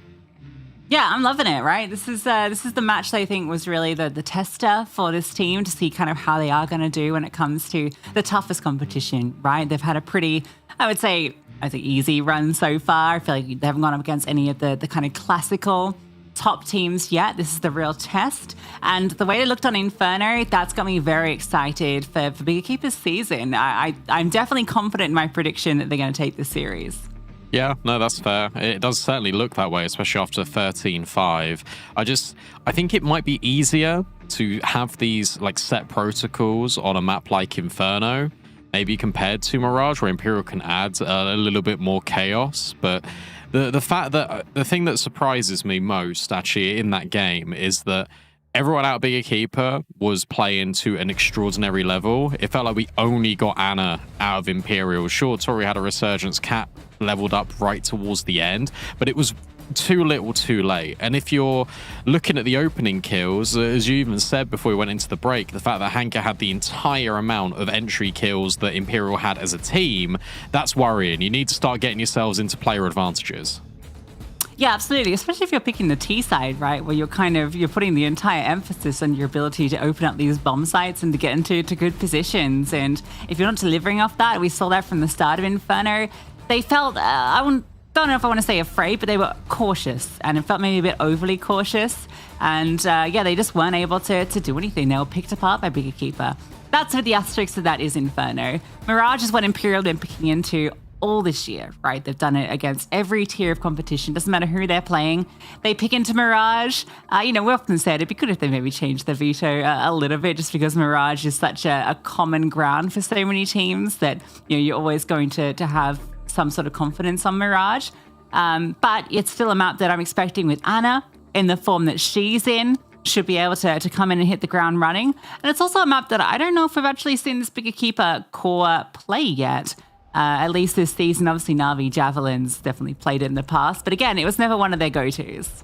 No, it wasn't. But I think an important player to mention who we haven't really spoken about all that much would be Viku. And I think that she's got the capacity to really come alive on this map. It's funny because I'm actually going to compare the two AWPers. I'm going to speak about a different player from Imperial, one that we highlighted quite a lot, the newest addition to the team, Wayne. I think she can generate a lot of space, especially on the T side. She was looking to do that on Inferno, got shut down on a number of occasions. On Mirage, I feel like you've got more leniency in terms of where you want to go, and then there's definitely lurk timings. You can see 23 in Palace quite a lot. It'd be interesting to see whether Imperial can use that experience that they've got on this map to overwhelm big. But if it starts off in a damning manner like it did on Inferno, that's where you start to get your question marks.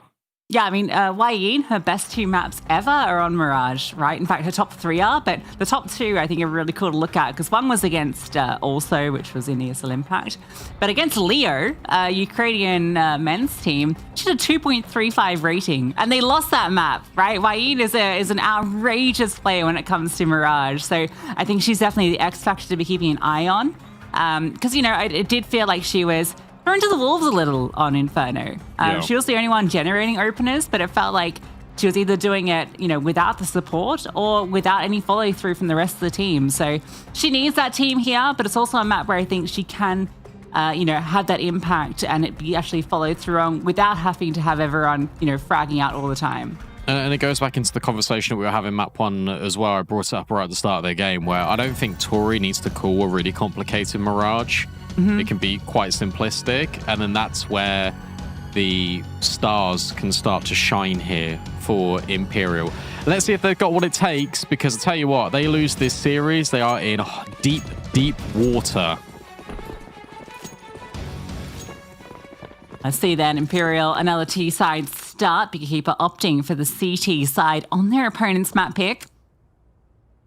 Didn't get to play too much on the T side last map, so wanting to continue where they've already warmed up. It's a good setup. If it was a B play, Kios are being baited, but it's just contact through middle, and the only info they'll get is 23 throwing this molly, which disrupts Hanker, and now they just scale, but still 3 players on this bomb site. This nade gonna get thrown out. That's gonna do a chunk of damage, and the pistols do as well. Kiosa off the flash gets hers. Despite finding all the space to get into this bomb site, it's the follow through that's lacking, and the shots too. Clean ones from the USPs. Anna left with very little she can achieve. Kiosa's just crouching in the window. There's players everywhere. They are penning her in. The keeper want to make sure this pistol is theirs. Surely. Oh. I thought Hanko had that there. I guess not. Anna, quick, with the snap. You can find this kill. Maybe get a bomb plant. But VQ up on high will remove her. Let's talk about Micro immediately in round 1. And again, we spoke about this on Inferno. Reactions. What's really cool here is you see the molly go deep in towards jungle, accommodated by this connector smoke that is blocking vision on A. Therefore, you know it's mid to B immediately. So what does Astra do? Flashes both her teammates to take a jump spot. M-San's deliberately baiting for Kiosa, but the flashbang comes in. Kiosa takes the kill. M-San drops a nade deep, and then she just tucks. And Kiosa progresses further by pushing in towards the apartments. It just makes it so difficult to dislodge any of these players for Big. And it is all off the back of a reaction to what Imperial are doing. They already had the right read. They knew it was going to be a mid to B because they had 3 players over on B. They had a player in jungle and they had a player in window ready to rotate, and that was Hanker. Tell you what, Big really hate SMGs. This is the second time they've won the pistol cleanly, and the second time they haven't bought a single SMG. Do you know what that is? Based. No, I'm gonna if they win this in a 2-0 and we get time for the interview, I'm asking them about that. Okay. It's not based. I think it's based. It's unbased. There is no money to be had here. BQ's AWP will be delayed because of this ugly FAMAS that she's wielding. I think it's actually dependent on economy. Oh. And that was nice. The fact that it's both instances on the CT side where Imperial have lost the pistol and they haven't got the bomb down. What's the natural reaction going to be? It's going to be an eco. And I know you're going to say to me, well, that means there's a lot of money to be made on the SMGs. But the reality of the situation is, look at this buy now that they've got coming up against Imperials. Yeah, I mean, the counterpoint is what we saw in Inferno, where you lose 2 players and, you know, you're then all sitting at basically $0. But yeah, I understand where you're coming from. When it works like it does, it works well. Means you don't have that bonus round. You just have everyone with what they would have in a full gun round regardless. Execute, Brandon. I'm telling you, that's what's coming. Imperial aren't mucking around. They just want to go straight for the goodies.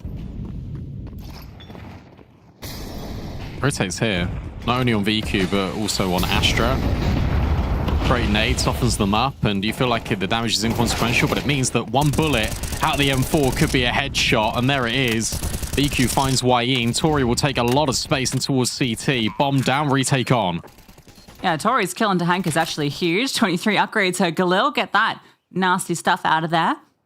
And now they look to double up in towards CT. Is there a flash here for M-San? There is. This is going to go on over. What's the timing like? They're very close. The flames come forward. They have to run through it. The flashbang's good, but the fire just separates them. They can't swing. And then Kat's removed Astra. This has gone exactly how they hoped. M-San and VQ about getting away if they're even allowed. Look at the HP. Yeah, they're getting hounded. They're getting hunted. VQ, I do not think you are living. She can just fight her way out. But she can. Terrorists win.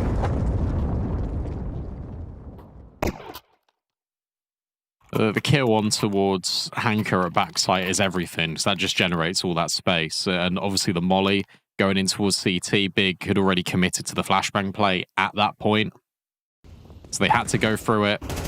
Right here, that one kill genuinely just wins the whole round, because it just means that there's so much space for Imperial and Big can't get a look in.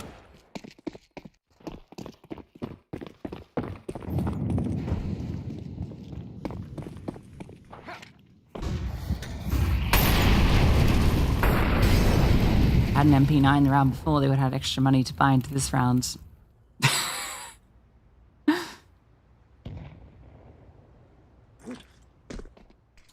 default for Imperial, knowing that they do have bigger keepers economy on the ropes. Faking out that A hit util, but it's not going to be anything off the back of it. Big's response is to take a peek into middle. They see nothing.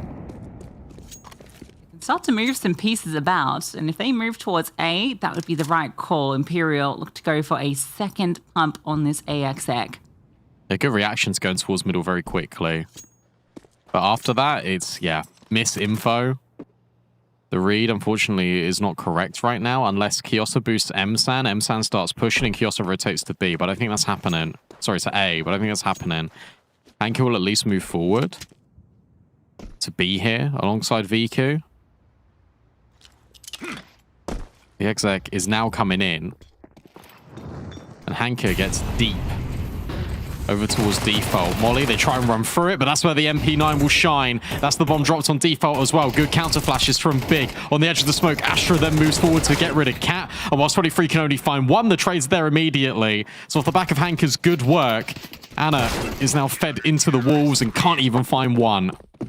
That's beautiful. Hanko, we just kind of watched her POV as she rotated. They realize there's nothing coming through from B. They've already cleared mid. Astra's actually spotting it as well. So continuing to know there's not that play coming through. Hanka just runs as fast as she can to A. Gets up close just in time to default. Like, she gets there exactly when she needs to. Perfect utility usage in those final moments as the hit comes through as well. Hanka just sprays down with the MP9, showing that it's still viable. In the right hands. Oh, how's Wayne not cooking in that molly? Oh, she will now. Ouch. Imperial are ahead of this ramp smoke. The issue is Hanka tucked in the corner here. Anna's going to have no idea. Oh my gosh, they both got no idea. And Anna will back up into it. Second player spotted, kill, helped out by Astra.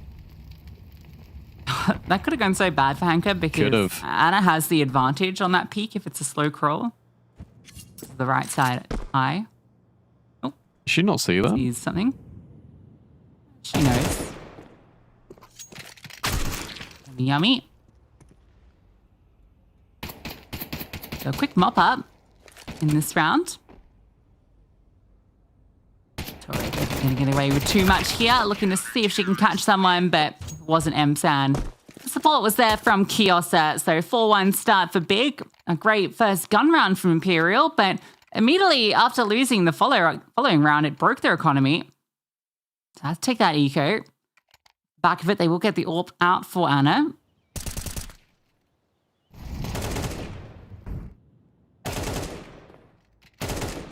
See if they want to enable her early.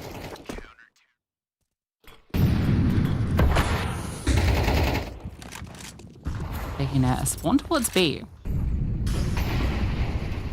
As the bombs, they can't get too aggro. And see if one of Big gets too aggressive instead.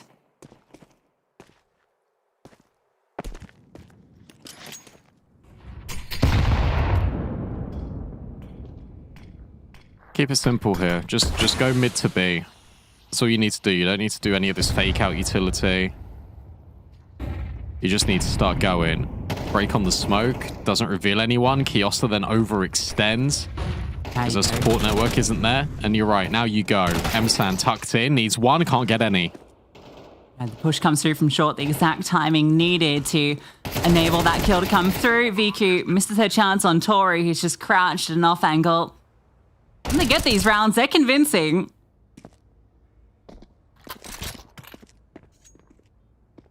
That's some good damage onto 23 off the nade. M-San just overwhelmed. Kiosa going down is just the immediate go signal. You know, that's the short player. She's extending that far. You've definitely got space over on B. So just go.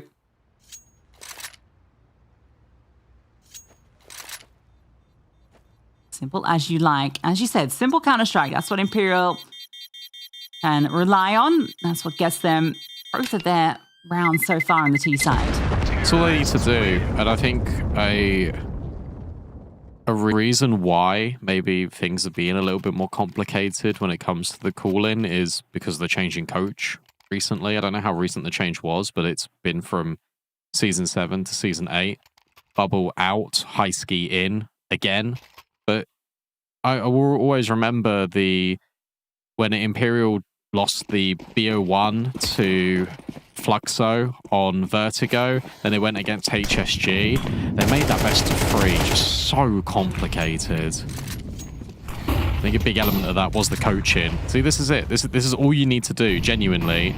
Don't run mid to B every single round. Headbutt on the molly. Duck out. But it's just simple. Get your star players in the positions where they're going to perform, and you're going to get the rounds. The YN opener, like watching donk demos, the way that she just does everything by herself then. Despite good utility, responses, you can see the damage inflicted. No one gets a fair fight.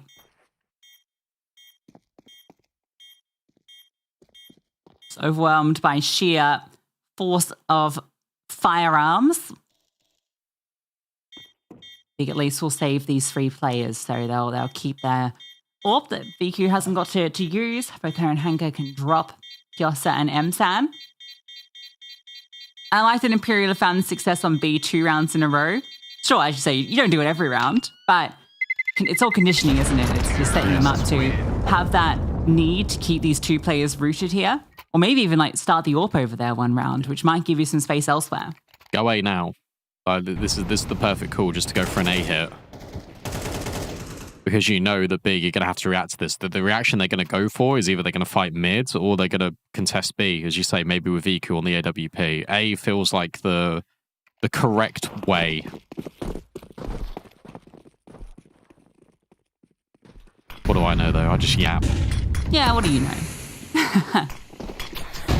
VQ is going to be in towards middle, and she'll get the opener. That's just through the edge of the smoke. Tori trying to cross. Won't be granted that luxury.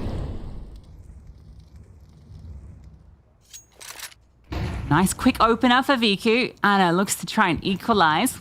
Won't get that fight, though. You can see Kyosa's change now is to be a little bit more reserved. Boosted up, like we saw in the pistol round. They can do this as well, because if you take a look at the other side of the map, VQ's now going to come over, hold the deep line as the smoke fades at ramp, and then Hanka's going to walk in. So they're taking control of both extremities after getting the initial mid-fight. And the moment Imperial space is all in towards middle, they have this lurk from 23, often found in the palace. That kind of insinuates there's going to be a split onto this A-bomb site. Go through the smoke, a flashbang over, they start to scale out. Astra tucks in a jungle. Flame is going to be at her feet. Hanka has the same situation, but she hits the headshot, flushed out, but the bait set up. This is what it was all about. VQ, with the orb, not exactly who you're expecting to find there. This is her chance, but Astra won't. Anna punished as Astra never budged from window, just waited. And now YN has a lot on her hands. And Kat has too much on hers. Bigger keeper, the extremity setup works out. Yeah, good reaction. And it is literally because you fight in towards mid, you get the opening kill out of VQ. I said they were going to fight in towards mid, and then immediately they give it up and they say, okay, Imperial will now go back in towards the default to retake the space. It's so common in Counter-Strike 2. As soon as you lose a kill, you take a few seconds, you re-walk, and you reclaim that control. It's exactly what Imperial did. Big already adjusted. They're one step ahead. Even though 23 mollied out Hanka, she still hit the shot anyway. Just the exceptional work. And yeah, VQ, just the virtue of her staying alive, just creates and generates all this room for both Astra and Msan to walk through both jungle and CT. There's just no space for Imperial.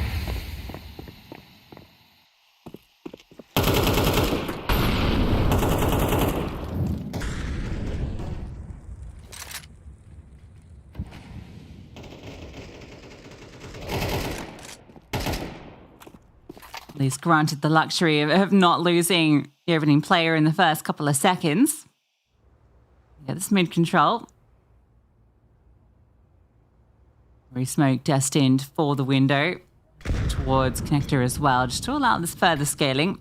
Kyosa's over here this time because VQ is posted up in the apartments. With the AWP here, that frees up Msan to start to move about as well. VQ's got a deep line that she can take. 23 is not playing too far forward, though. But with the positioning that Imperial have found themselves, it does feel like they might be interested in going back that B direction. But as I say that,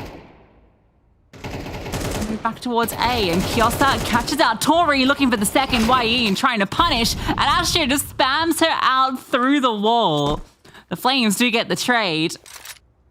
Still a player advantage for Big. 30 seconds, Hanka to meet them on ramp. And the time is brilliant. She'll get one, do a lot of damage, but it's info more than anything.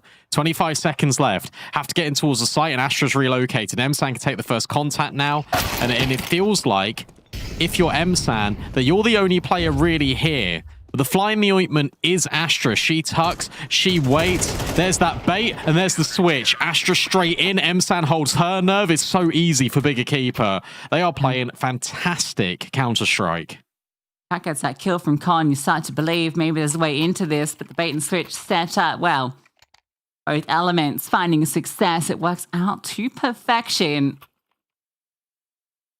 And massive props to Kiosa in that round as well, getting that first kill and then keeping Hwayeen on notice. Sure, she'll go down, but the Flames, well, the spam gets the job done.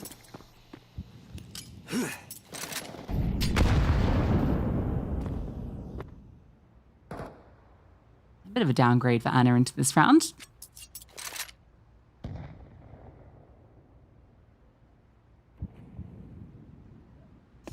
At least for Imperial, it's a better start than Inferno, and at least the other pieces are coming online.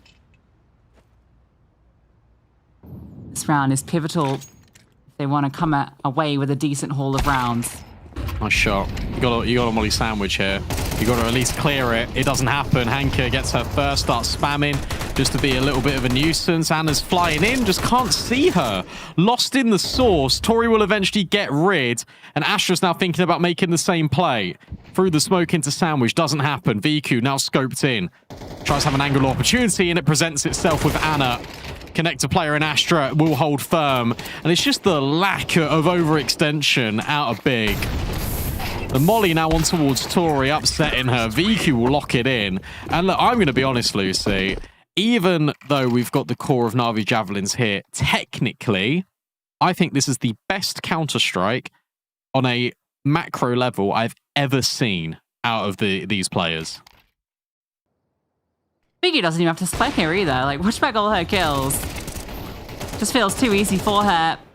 Hanka just being an absolute nuisance. But yeah, VQ... it's too easy as you like.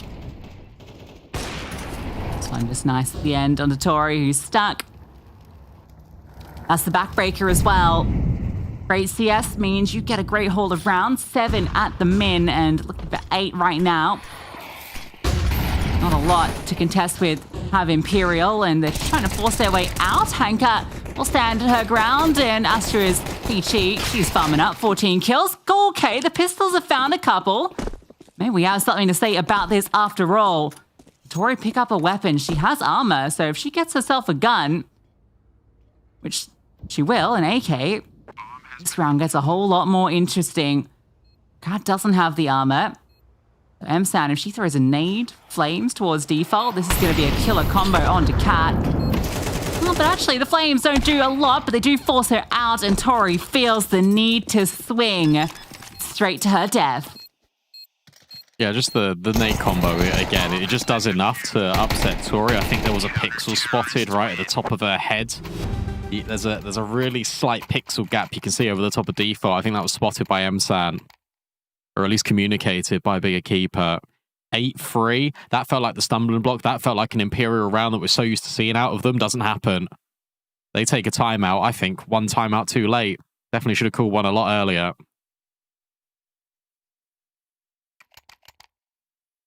I know we have a lot of new folk tuning in as the EPL broadcast wrapped up and raided us. So hello, everyone. Welcome to ESL Impact. If you're enjoying the show, Bigger Keeper here. You're probably very familiar with Imperial Valkyries, but Bigger Keeper, these aren't nobodies. This is the core of Na'Vi Javelins, who have long been one of the very best in the world, and in fact, beat Imperial Valkyries in many finals, just never ESL Impact. They were always the top contender. They've added a few new pieces to the puzzle this season under the big banner. Emsan and Kiosa, two upcoming prospects in the women's scene, sharpshooters. This combination of players has got a lot of people excited. This could potentially be the best team that we currently have in the women's scene. They're certainly showing it. Against the legacy that is Imperial. Keeping it simplistic, going back in towards this B hit. Emsan moves over. There's no one directly here, but look at this push from underpass. I don't think they're going to have any idea. This timing is going to be insane. Yeah, 23. Just going to be running past. So Kiosa will have the backs turned, and well, her flank will be needed because Wayne's found the opener onto Emsan. Anna needs to get rid of that bomb. This smoke is actually giving her room. Kiosa has to walk through this, but Tori's found the lurk, so now this round is entirely on Kiosa. What can she achieve? She's going to wait for the smoke? No, she has to play through it. There's one, but she doesn't want to take it immediately. Oh, Anna! That got a little scary. But now Kiosa activates the spray, gets unwieldy. That one was all over the shop. Sadly, for bigger keeper at least, this probably puts them into a position that's untenable. Imperial looking for that fourth round. Flashbang almost causes Wayne to fall, but 23 secures it and Imperial secure a fourth. 2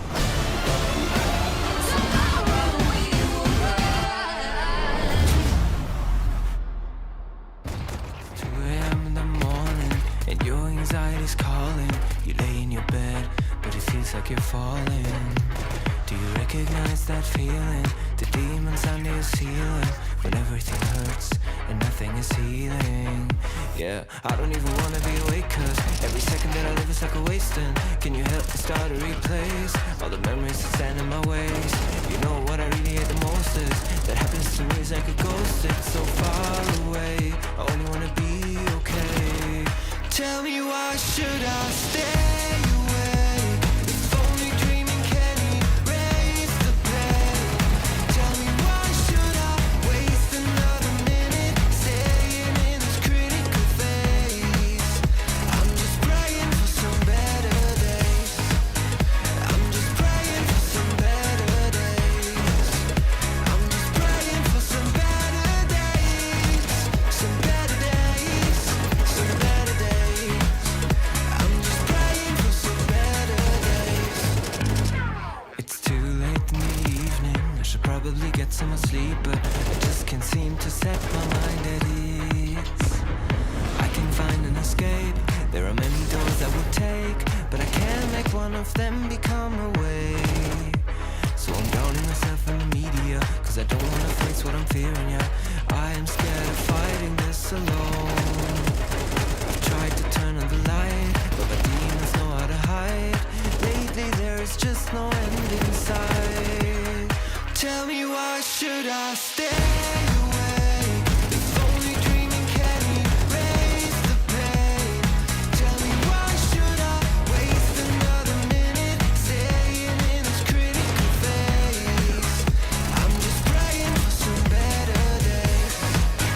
I'm just praying for some better days. I'm just praying for some better days. Some better days. Some better days. I'm just praying for some better days.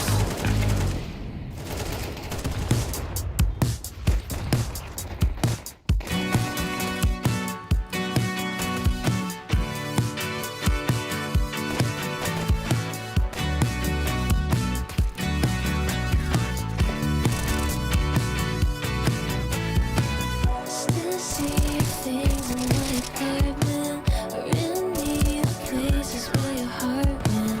Traces of your life got me thinking maybe you love me, but that's just how it started. War things and problems that I don't need. Your toothpaste, your cigarettes and heartbeat. Taught me to whisper when I'm sleeping, saying you love me, but that was just a daydream.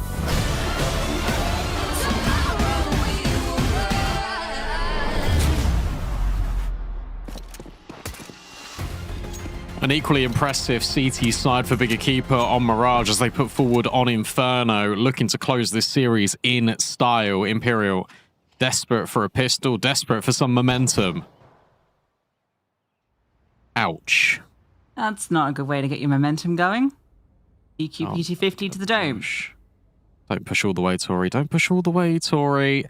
Hanker right here and cleared, but not the fatal blow out of Tori.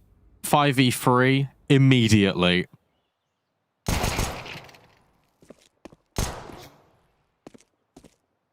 Another for VQ. Any more? She'll take him. Sharp shot with the pistol. And now you know who the final player is. VQ's just going to try and find this kill, surely. Look at all of them. They're just hunting. Ian will fight her way out. You have the dollies. I wouldn't be BMing. Not earned that, have you? I don't know if she's earned the right to save.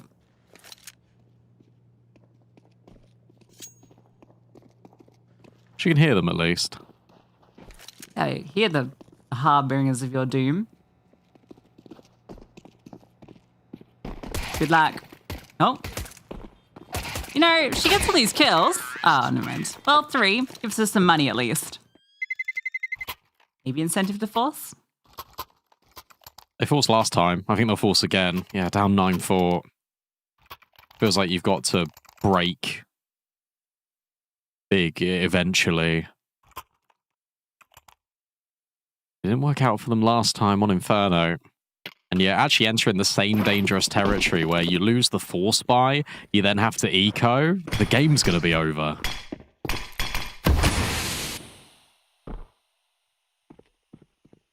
Oh. This could be the fastest info grab ever out of A. Interesting. It's, yeah, Cat given the M4. He drops that over. Info, but it might be a little too late. I have to get your boots all laced up and get yourself running because they are on the B bomb site in a second. And his scout would need to do something ridiculous. And, well, that's a good start. 1 kill and the fade back. It needs some help. Currently completely alone. I'll hit that full damage tag. Just 30. She'll disengage. Cat starts to move up mid. She can get through short. There's another smoke here out of M-San. Could put this down in towards short if possible. Boost up, as you say, on towards the M4. Doesn't see anything just yet, but VQ gets a whole lot of info the other way. Now M-San will deploy that smoke in towards short. It just makes it so difficult for Imperial to get in. They force, so they don't have a kit, so they've got to get out. Just gonna give it a go next round, don't you? Try and get away with what you've got. Give it another shot. 3 probably wants to run away. You don't want to go down here. You definitely want all your chances into the next. And I'll get away. So just that 1 kill from Anna coming through, but just no way. That smoke, as you say, just blocking any ability for Imperial to give that retake a shot without the kit, without utility. At least they get another chance here. This might be the most dominant victory, if it keeps going like this, that Imperial have suffered within ESL Impact. That is actually probably true. I mean, we have to dig and check out, because, like, obviously now that you beat them a few times in various online times, but I know, yeah, I don't think ever this dominant. Currently at 9 rounds in 2 maps. Yeah, that boot camp buff coming in hot for Bigger Keeper. Is this deja vu? I'm seeing exactly the same movements from both teams. This is crazy. It's literally the same round. Same outcome. Surely Anna gets the opener. Not quite. Second time of asking. Doesn't happen. This time M-San gets revenge. Astra and Hanker won't push forward in towards connector. Instead, they deviate. Hanker will just be this late rotation in towards middle just to cut off players coming through connector. This time, no flash for Imperial. Molly forces them back. This time, it will be something they're interested in going in for. Or at least the M4 does. But this is 11. I feel also loves crouching in the window. It's such an annoying angle to deal with. Oh, Hank has just walked through middle. Catch them in the back lines. Hank 14 kills. Now caught up to Astra, who was leaps and bounds ahead of everyone. My AK now, says Tori.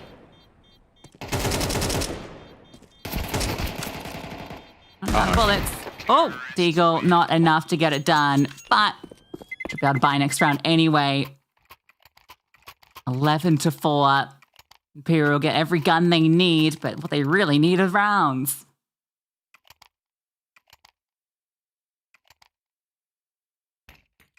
You can say that again. They also just need kills. Look, Wayne, we said that she was going to come into this hot, 12-12. And a 3-11.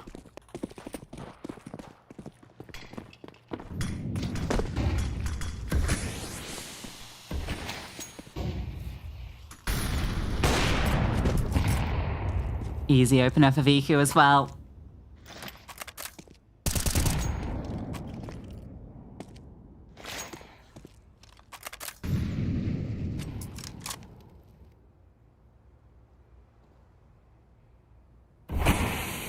Yeah, it's crazy because Anna was, the impact player on map 1 for Imperial, the only one that really was having that impact. 1.43 rating on map 1. Now, not quite able to continue that. Oh, Msan's seeing some toes. What does she do with that information? You know, it plays boosted up there. How do you actually respond to this? She's going to call over a teammate to give her a flash? It seems like it.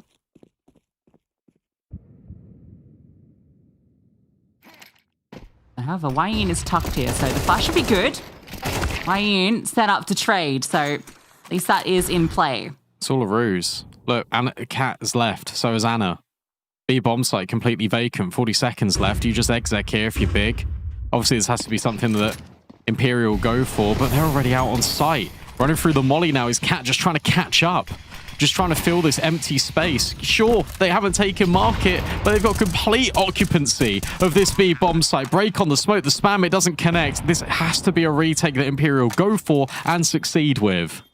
They're gonna save. Look at the money, $50 each, basically, on 2. And yeah, sure, it's gonna be 8 rounds you need to put together, but this is such an unlikely retake. You want to at least give yourselves a chance into the next. And for Beekeeper, they can just hunt. Why not? You remove these guns, you've won this map. Already feels like they have. This is the team to be feared. If you are Furia, if you are NIP, you're watching Beekeeper right now and you're thinking, okay, this team means business. Terrorists win.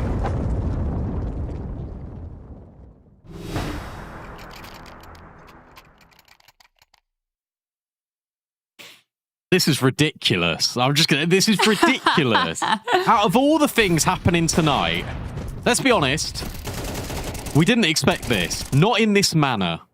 No. I mean, it's been a shaky season for Imperial, hasn't it? The Overpeak series, maybe not an anomaly.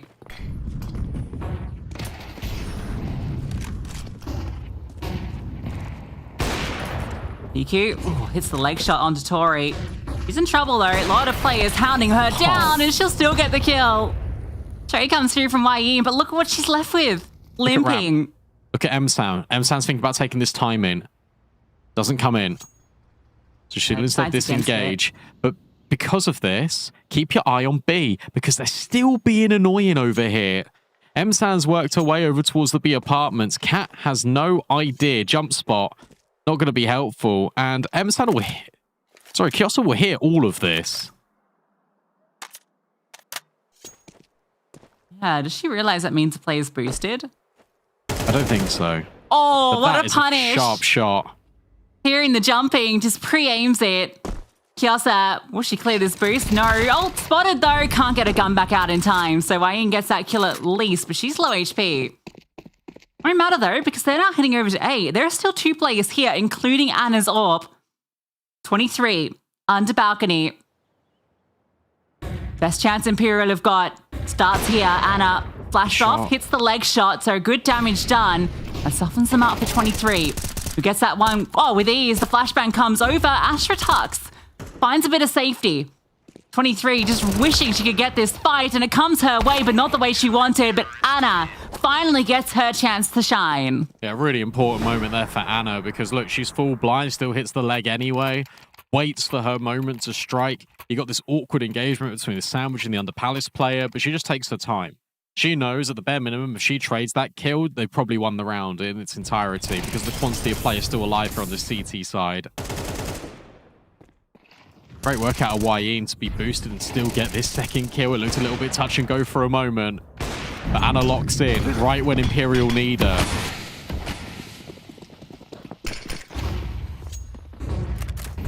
Full smoke that's been thrown by Imperial completely blocks under.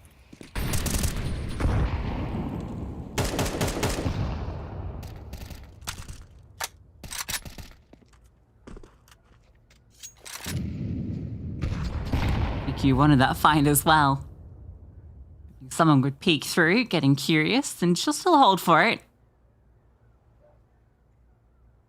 Anna anchoring down, ticket on 8.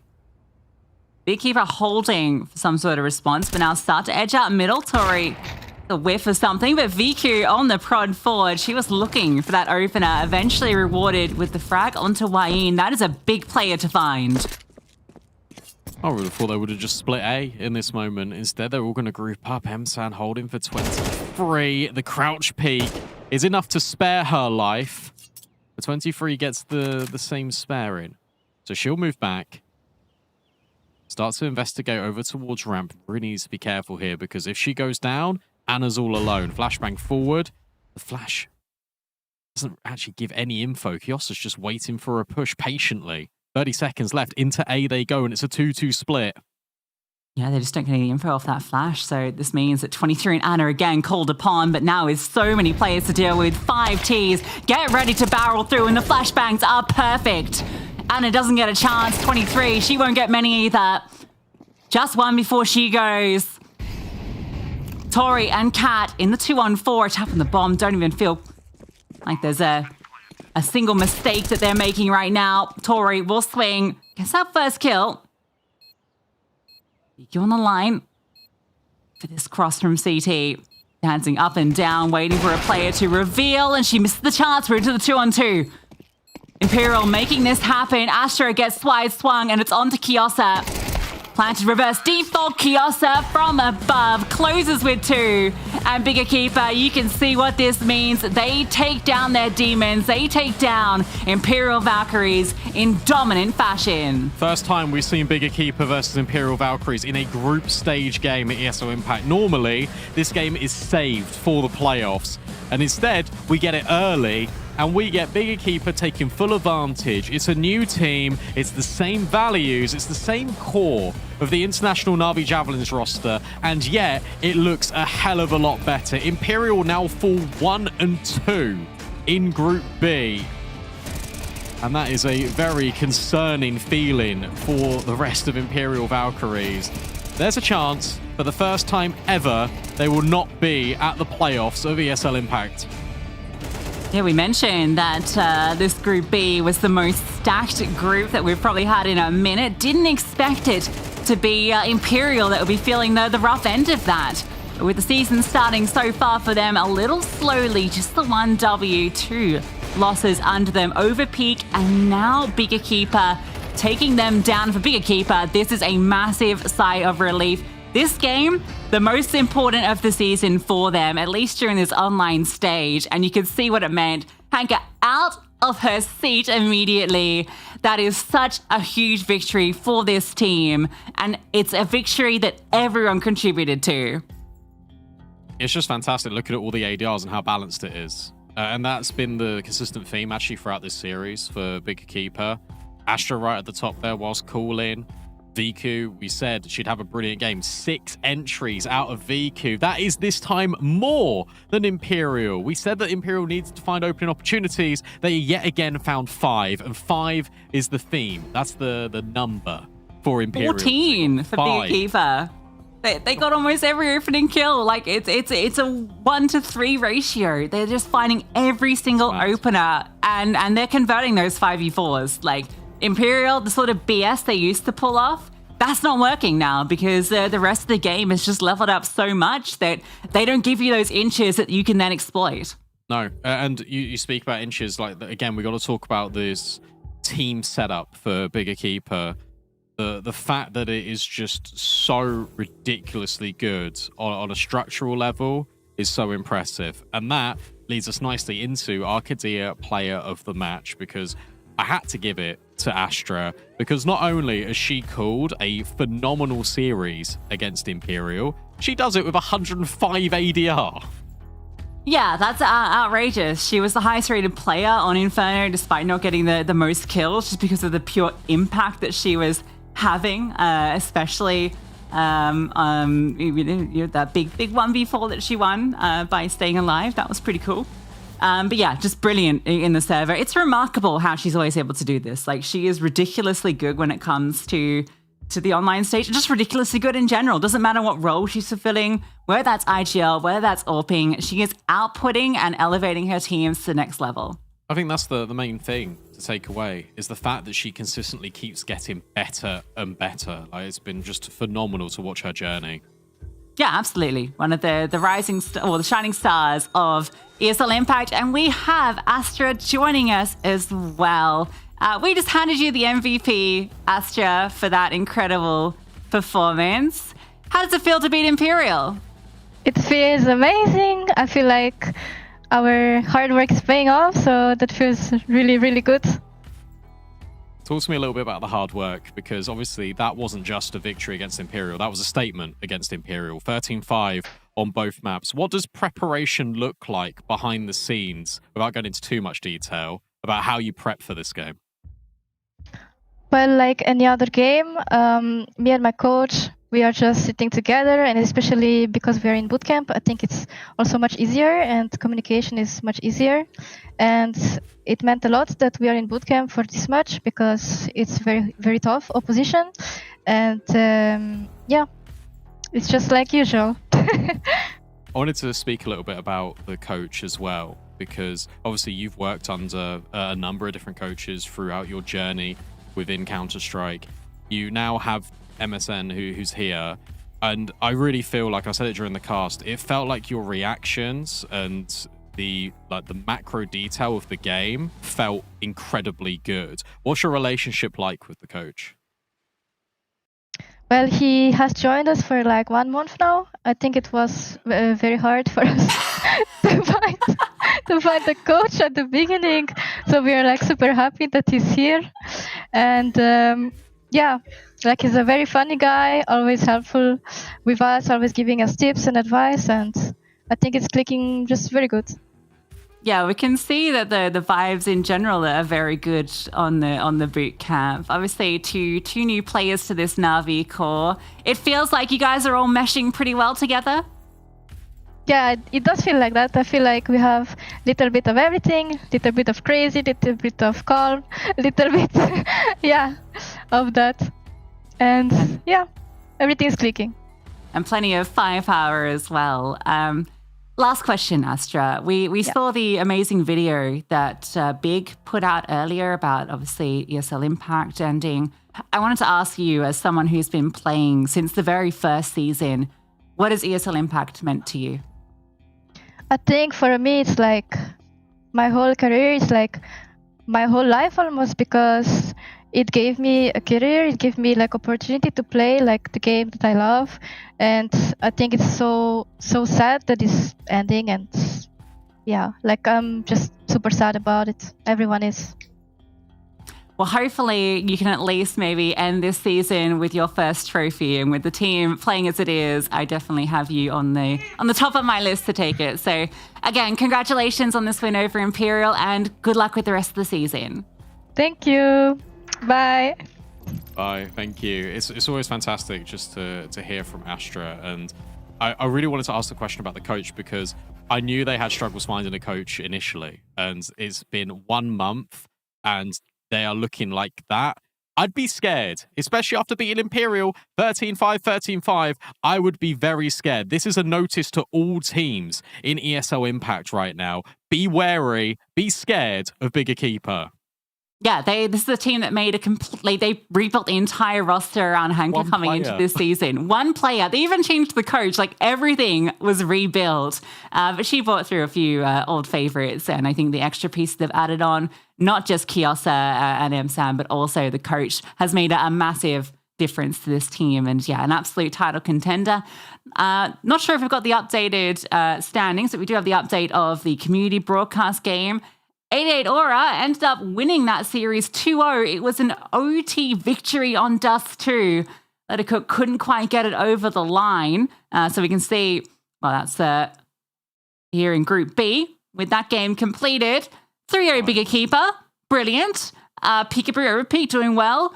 Imperial Valkyries, a team that almost every season has gone straight through to LAN. There's been NIP have picked them at the post before, but I've never seen them lose 2 games during a group stage. I don't think they ever have. No, I don't think they have either. And I'll tell you what, it's actually really scary looking at Group B to see Nemesis there as well, because obviously that's Exorance with Ramzin, with Giuliano. Also, these are the 2 teams you think would be alongside Bigger Keeper in the top 3. They'd be the top 3. Instead, they're in the bottom 3. And the worst bit, they've got to play against each other. Oh, no, that is. At this point, that is a season-defining game. That's going to be exciting when it comes through. And yeah, this season, I think just the amount of competition, the level of competition is at its highest, and it's giving us some incredible storylines going into our finals at Stockholm. And we're not even completed the season yet. We're only, 3 games in from each. There's still plenty of time for the stories to change. And we're only a third of the way in to the broadcast, because we've still got 2 more regions to go as well. South America up first. Dusty Roses take on stream favorites Kurlau Zenio Esports. That was coming up after a little bit of an extended break. It'll be Sam and Freddie to take you through all the action in South America after this.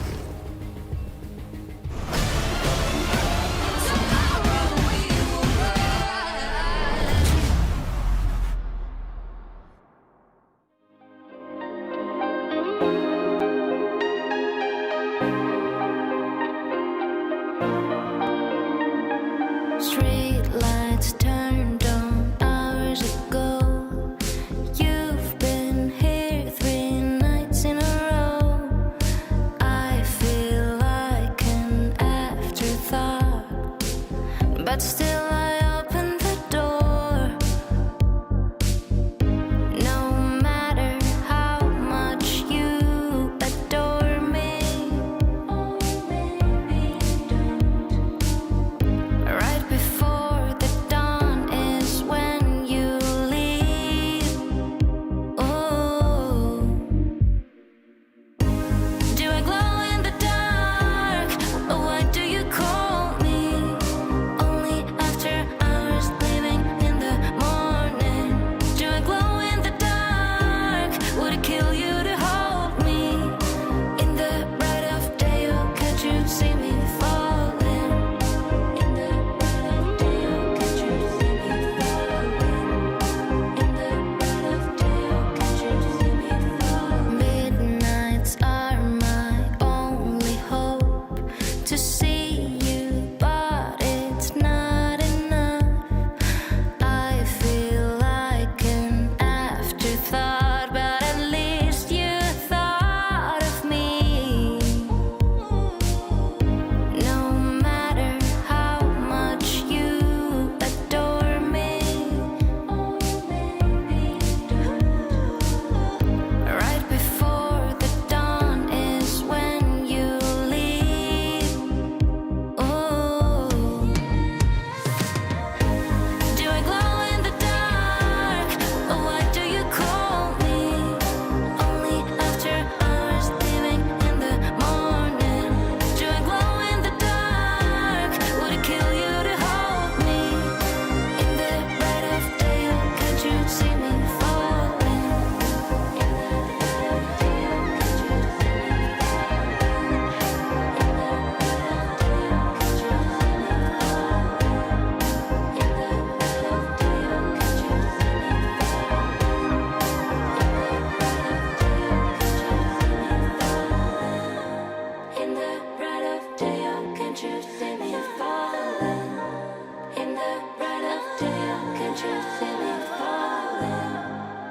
the red of day, can't you see me falling?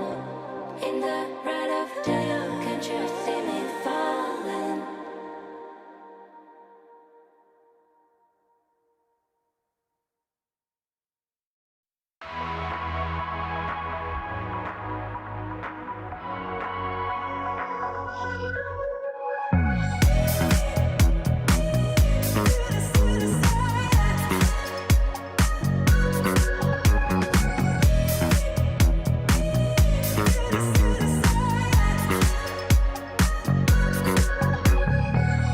Don't you know I feel you all around me?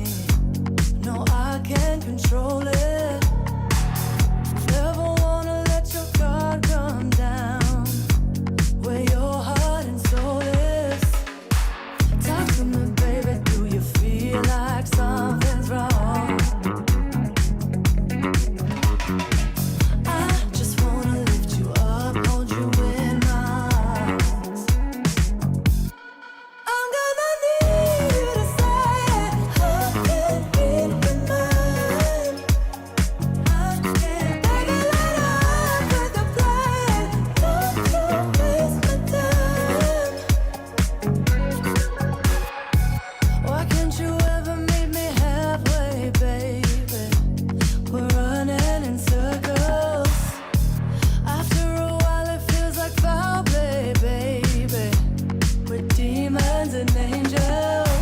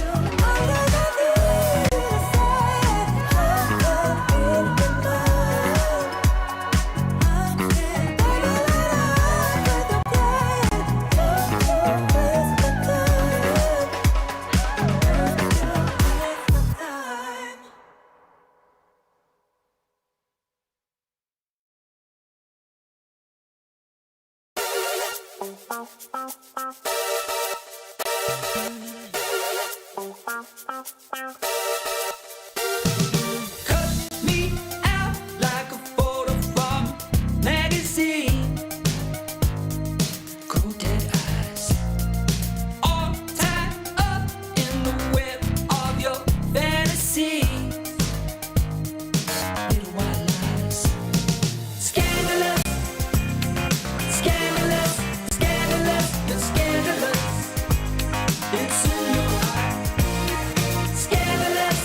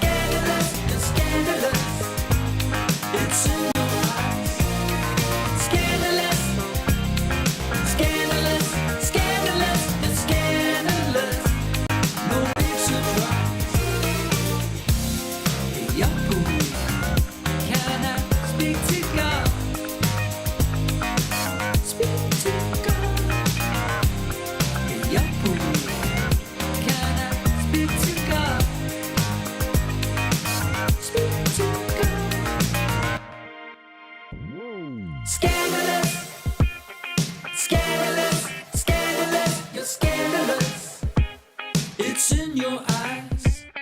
Scandalous, scandalous, scandalous, it's scandalous. No big surprise. Scandalous, scandalous, scandalous, it's scandalous. It's in your eyes. Scandalous, scandalous, scandalous, it's scandalous. No big surprise. Speak to God.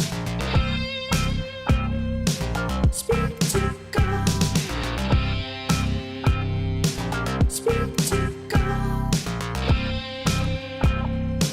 Speak to God.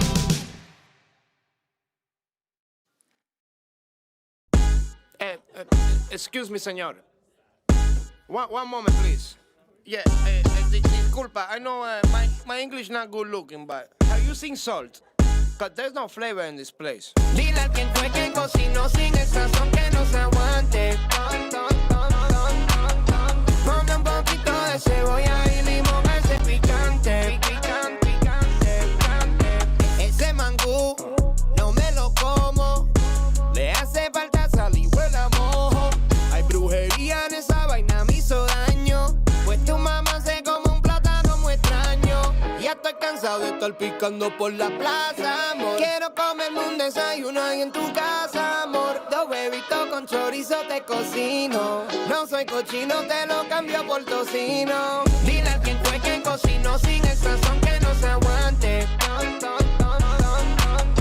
Ponle un poquito de cebolla y limón a ese picante. Es que te extraño como la cocina de abuela o la empanada de tu vieja.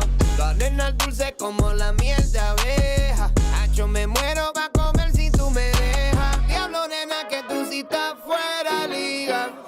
Mango bajito, lo que son tus amigas. Por eso que yo no me encaramo en almor. Gracias por el plato, pero es que le falta algo. Dile a quien fue que cocinó sin el sazón que no se aguante. Ponle un poquito de cebolla y limón a ese picante. Dile a quien fue que cocinó sin el sazón que no se aguante. Dile no se aguante, dame. Ponle un poquito de cebolla y limón a ese picante.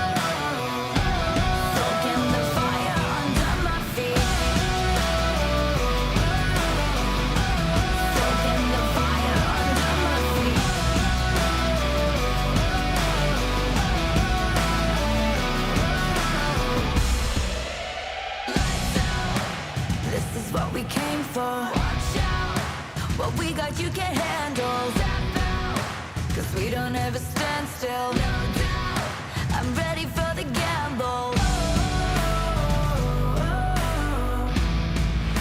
I'm ready for the gamble. Ready for the gamble. I keep feeding the flame, chasing the fame. This one will never be enough for me. I feel it run through my veins. I sharpen my aim, soaking the fire under my feet. Soaking the fire under my feet.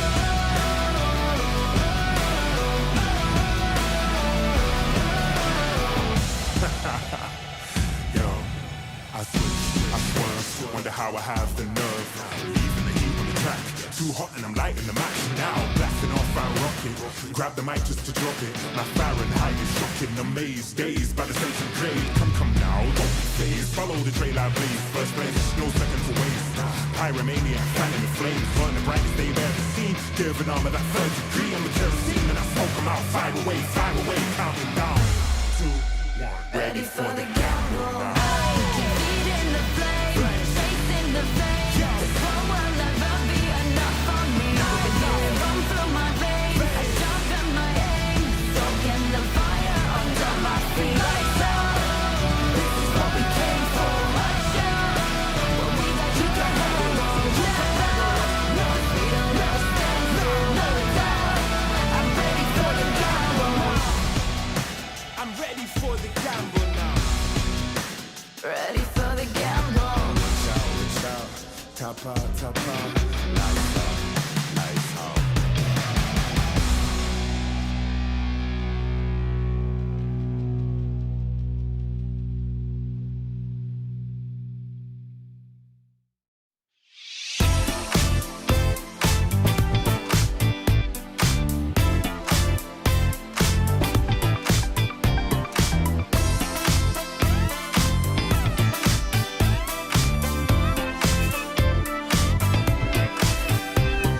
Hey, hey you look so tired, I'm worried. You know it's true.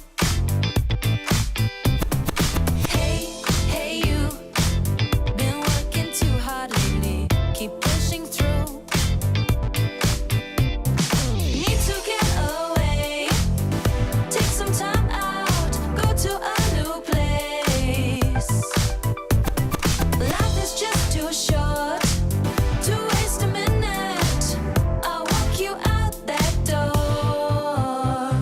Jump right in, baby, let's go. Let's go. Drop some bass on the radio. You and me will drive through the night, cruising on the way to paradise. Hey, hey you should give yourself a break, forget the stress. Hey, hey you, they're chasing dreams, let's slow the pace, take a breath. Time to make a change, before you burn out, can't wait another day. Life is flying by, seize every moment, come on turn that key, let's drive. Jump right in, baby, let's go. Let's go. Drop some bass on the radio. You and me will drive through the night, cruising on the way to paradise. Jump right in, baby, let's go. Let's go. Drop some bass on the radio. You and me will drive through the night, cruising on the way to paradise. Jump right in, baby, let's go. Let's go.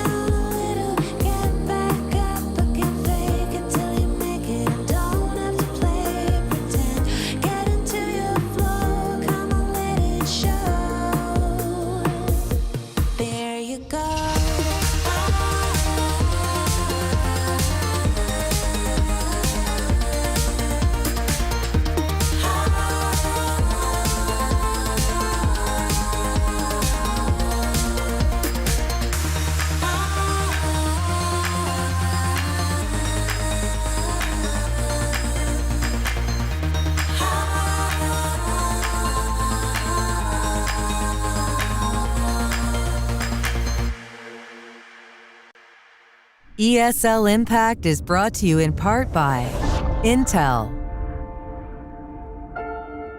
Qiddiya, and DHL.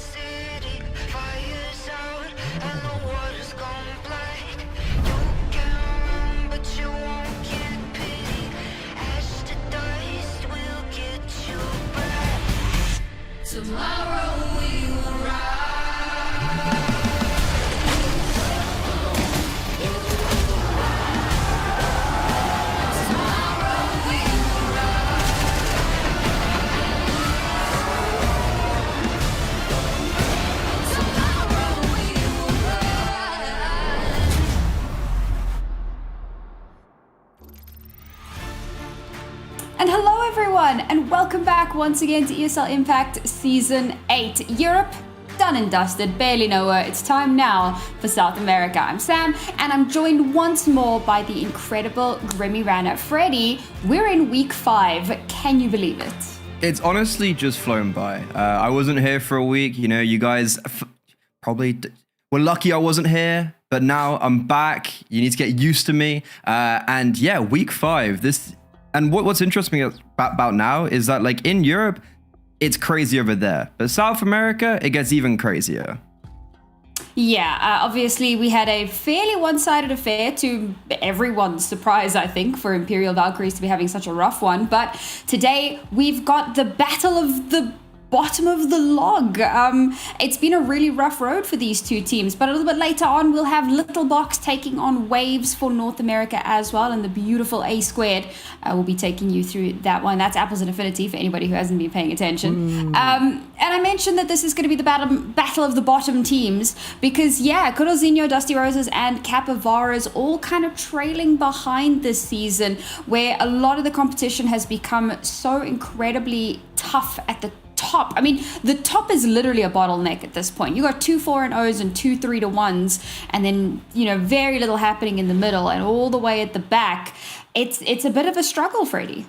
I think that's kind of why the top's been a little bit bottlenecked, is because these bottom 3 teams haven't necessarily contested, right? Like, everyone's kind of secured a victory over them. So it's created this close-knit at the top where it's like, okay, there's 4 teams who are very much in similar predicaments. It's like, who's going to come out on top after they've dealt with the bottom teams? But what I always like in South America is that, like, obviously it's really easy to focus on the Furies and the MIBRs, but every team has their own storylines. And even though they might not be contending for making the finals of Stockholm, it's still amazing to give those teams their kudos. Absolutely, and we'll start by doing just that for the Dusty Roses, who we haven't had the opportunity to see a lot of, and 3 of their players have been doing their absolute best to make an impact. What we have here is their CT opener stats, and their success rate on CT openings is pretty high individually, but they can sometimes struggle to actually turn that into a round win, especially when it's China that gets that opener.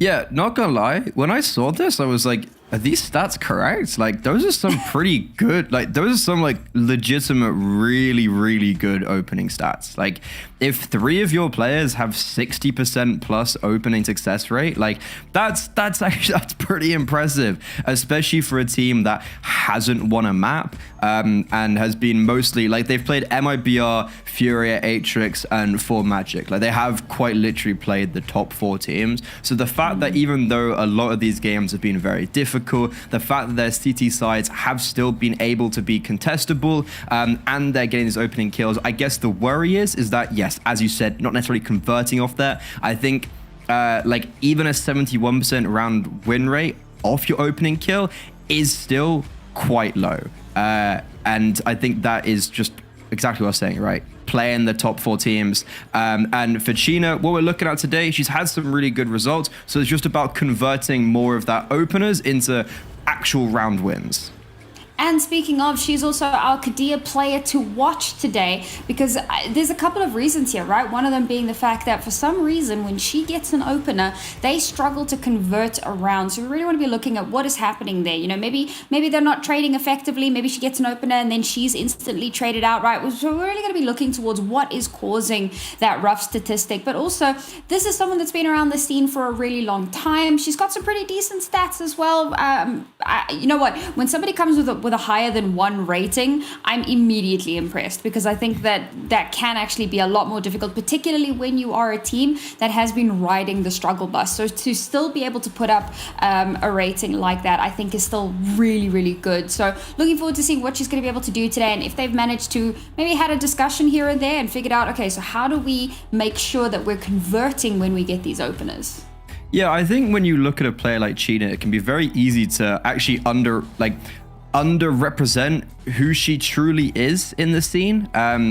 For the ISF World Championship in 2023, which is when Netherlands won it. I think it was 2023. It was maybe 2023. Like Argentina came second out of USA, Netherlands. I think Anna was playing as well at that event. Like there was some really good teams. And I think with ESL Impact, South America, just like the broader region, South America is dominated by Brazilian teams. So the fact that we even have a full Argentinian squad playing is kind of amazing in itself, but also that these Argentinian players previously have found success, and especially China, like playing on this international roster, doing well against other national teams. She's also represented the likes of MIBR and has come within touching distance of qualifying for some of these ESL Impact lands. I think on the face of it, it can be very easy to neglect that this 30-year-old has had a lot of input in this region, and especially now when we've got these younger players coming up, she's really good at being probably a mentor. And of course, now we'll turn our attention over to Corozinhos, who I think Brandon rightly put it at the end of the previous series, but they've become a little bit of a stream favorite, or at the very least, one of Freddie's favorites. Oh, yeah. It's all about the horses. And they came out the gate at a full gallop in their very first match of the season. What was that, a double overtime that just it went forever on Mirage? More than double. Yeah, it was a long series, but we got there, you know. Unfortunately, that was, I think, the only map that they've been able to win so far. The rest have been some struggles for them again, but we're looking forward to seeing what they're going to be able to do today. And of course, I'm looking towards that veto to see if we do see that Mirage come out. I know that it has been banned before, so I'll be curious to see if the Dusty Roses allow that to come through, knowing that Corozinho, that's probably their best map, because we've spoken about this before, but one of their problems is they do have a fairly shallow map pool. Yeah, there's, I think, a real conversation to be had about these youngsters in Corozinho and how it's been a very challenging start. Like we were just talking about China, 30 years old. She's played on the big stages. Corozinho, who have 2 players in Akane Impact, it's their first ESL Impact season. They've come so close to success in both of their opening games, to be honest. Not only against the Killers, but against 4 Magic. They did really, really well, and I think really impressed all of us. But yet they still sit here 0-4, and the only map they've actually won was that Mirage that we were talking about against the Killers. So for me, I'm just really hopeful that Corozinho are going to come in and play like a team that we've seen glimmers of, and hopefully the youngsters aren't maybe feeling too hard done by, perhaps. All right, well, on that note, why don't we take a look at that veto and see what is going to happen. And okay, Corozinho banning Overpass, that's not the thing I'm waiting for. I'm waiting to see if that Mirage is slipped through. And yeah, okay, it's in fact going to be that Inferno ban. Yes, they have been banning that out a lot more than Mirage in the past, but it does allow Corozinho to pick into the Mirage. A little part of me was like, do Dusty Roses be very bold and float Inferno? It's a map that Corozinho also aren't a fan of, and I would suspect they ban it out. That's quite a bold thing to do, especially in a 0-4 game. But that's how you win championships. I think that's the phrase, like bold, like being bold wins championships. Either way, it's pretty much by the by.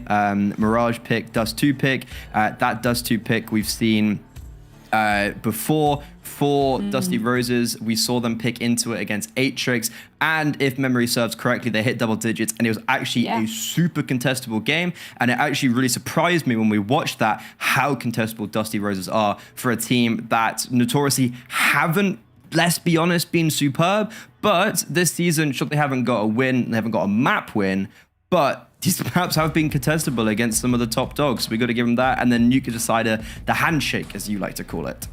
Absolutely. I'm glad that you mentioned that Dust 2 versus Atrix, because I think that that was a big surprise for a lot of us to see that they did so well. And there was a moment where it felt like you might actually have been able to pull it over the finish line. And well, now we get to the fun part of the evening, because I think, Sam and Freddie, we're going back to the spice. So I'm going to kick off the predictions, and I'm going to say, you know what? Dusty Roses, they've shown us some really good things previously. They've got some strong players here. It's one of their first seasons. Their first times competing, so I'm gonna put a little bit of faith in them. Freddie, I know that you very much disagree. This is, I think, the first time this season that we may have actually gone differently. But I'm going for Carlzinho. I'm really excited. I think they had a really promising start. They've had a very difficult opponent, but they're ready to rear back up, ready to rear their head, and ready to trample on these roses. Good heavens. All right, well, we'll see if that does indeed come to pass. I think, we were talking about this a little bit in the green room earlier, but I think this has the potential to be quite a long series. So strap in, folks. A potential 3-mapper coming at us. We're going to be kicking things off here. Map number 1. And it should be an absolute banger. Mirage, indeed, the home ground for Carlzinho. Can they continue with the same trajectory that we've seen them on this map in the past?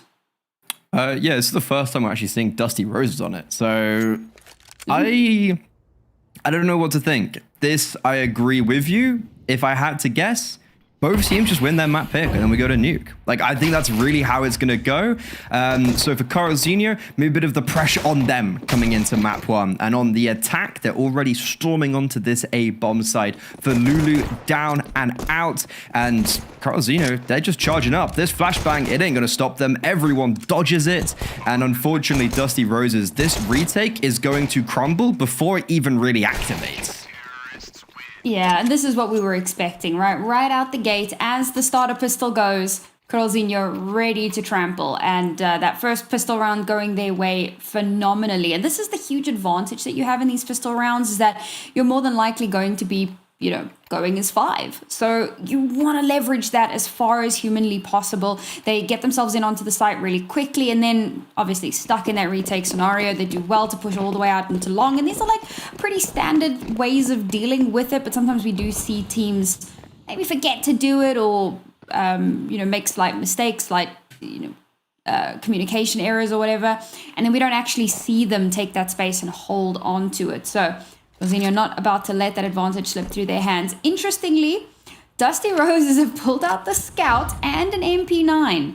So this is quite interesting, and it does mean that they are severely understocked in utility for this round. They're not going to have a lot to try and stem the tide with. And, well, to Carlzinho's credit, they are just, baiting their time a little bit here, waiting to see, well, how much of that utility on this type of a round where there's very little money available, how much can we bait out?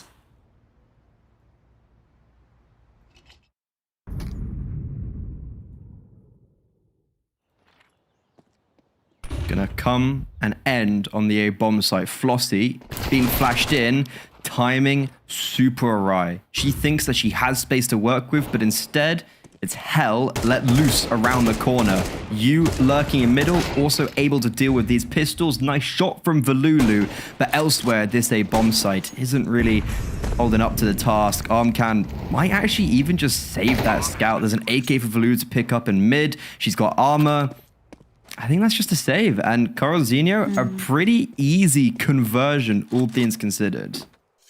Yeah, obviously we understand the aggression on a round like that. You don't have terribly much to work with. You want to try and garner a little bit of information early on, see what you can find, maybe catch somebody off guard, particularly when there's not much happening. You start to get a little bit paranoid. We haven't seen any utility. Nobody's made any sound. Nowhere on the map has anyone really spotted out anything. So at some point, somebody's got to go on an exploratory mission.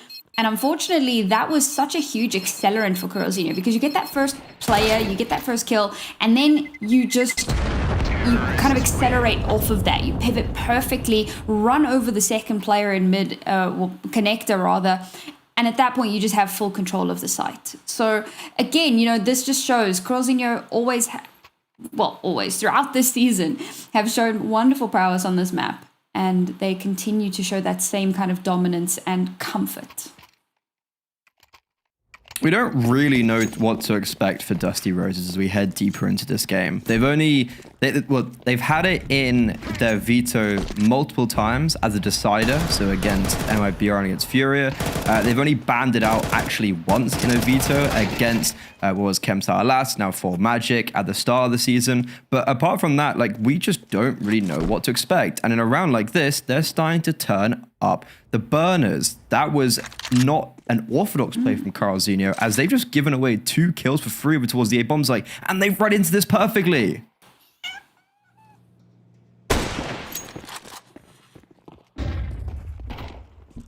Already overrunning the site now. Oh, and just all of the defensive line capitulating. A huge advantage garnered, but so quickly snatched away in the final moments. Sophie's left in a 1v3 and can't make it happen. And this was a great round again. And what's crazy to me is that you can lose so many players early on, but instantly they make the call to pivot. They make the call to move away.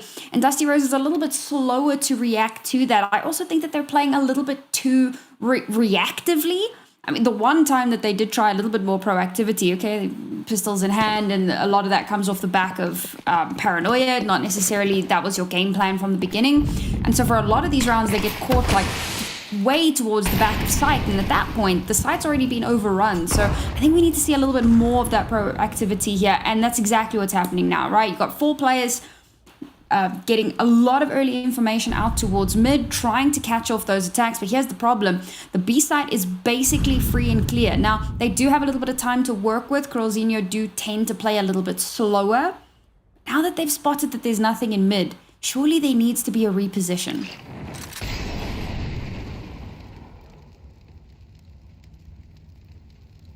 Kurosino are currently putting the majority of attention towards B. And this is a super proactive move from our player to watch. Sheena is behind them. There's 2 players in apartments, but the timing might elude her. Nope, never mind. Carrot Banana caught out with her knife. Will Sheena expect another one already in apartments? She will definitely, as Catty falls her teammate. And even though it's a lovely move from the Roses, it gets dusted off by Catty single-handedly. And Kurosino, they're going to commit towards B, but Dusty Roses, they're quick on the scene. It makes for an interesting turn here for them to have been able to get into position quickly enough, but we're giving away ones. We're allowing them to kind of isolate us a little bit too much, and now we're down to only 2 players left. And Flossie's being incredibly brave and is being rewarded for her bravery. Already 2 kills garnered, plays off of her teammate perfectly, but down to the 1 versus 1. Pac knows exactly where she is and shuts that one down. I mean, I asked for proactivity, that's what we got, but Kurosino were just expecting it. They were that 1 step ahead of them, and as much as it became really close towards the end of the round, it's still Kurosino's to maintain control. Yeah, that's one of those rounds where I think the 1v1 doesn't really give the full picture, right? It's exactly what you said of this was proactivity, but then compromised. That's also, amusingly enough, actually... it's an opening kill for Sheena and a round loss, which isn't going to help with her stats. That we were just saying that she struggles maybe when it comes to the opening kills and then converting the round. And that's actually exactly what just happened. So Kurosino, they don't do anything special. They just simply react off what Dusty Rose is doing. That's another round where Dusty Rose, for me, made the right call. They were at the end of the round on the right bomb site. They kind of did what I would expect to be, or what I would consider correct, but they still don't win the round. So unfortunately, it's a very tough first 4 rounds with them where I don't necessarily fault them, but they're down 0-4. And unfortunately, I mean, I always talk about the round 5 momentum shifter. This is a round where you should have guns, but with the way that the last few rounds have gone, the economy has become a bit of a tightrope that Dusty Roses have to walk here. So they do have Flossie with a little bit of extra firepower in that for Mars, holding in towards Connector here. But again, these smokes are fantastic, not allowing any of those sight lines, and like contested mid 1 round. They've stopped contesting. Flossie, did you spot that player? Are you aware? Second smoke to come through means that she needs to get a little bit aggressive. Has spotted out some players, only good for 1 before the trade comes through. Now she's in up close and personal positioning. Expected, peeked out, spotted, and put down. But a lot of damage done here. Can these pistols find a way to clear out this last little bit of HP? It's the HE, however, that does the job, opens up the smoke and allows yet 2 more kills to come through. Omcom, not much to be done in that round, unfortunately. Krozinho go up to a 5th. Now maybe we can see some bite back from the Roses. Finally, we have guns again. Hopefully, and it's Armcam back on the AWP. We saw how prolific she was on those opening kills, and how it was also it was very valuable to the rounds being won. So on the AWP, I think she's actually yet to get a kill. It's gonna be very important that she does put pen to paper. There's another round as well there in isolation. The Dusty Roses, they do it correctly. A few different changes, and it might have been way more contestable. But ultimately, Carlzinho, they're running away with this one as of now. And it looks like mid is going to be hotly contested. Some seriously happy feet in mid there. Somehow Omcom doesn't manage to get a single kill off the back of that. China now taking an aggressive position into mid. Does get spotted out, but her teammates there to trade her. Valulu, perfect timing on that one. But it's going to take a lot more. We've traded out now, and it's still not a good position to be in by any means. There's a heavy stack towards this A site. Only 1 player in towards mid. How have we allowed her to do that? She's just slipped straight through the smoke.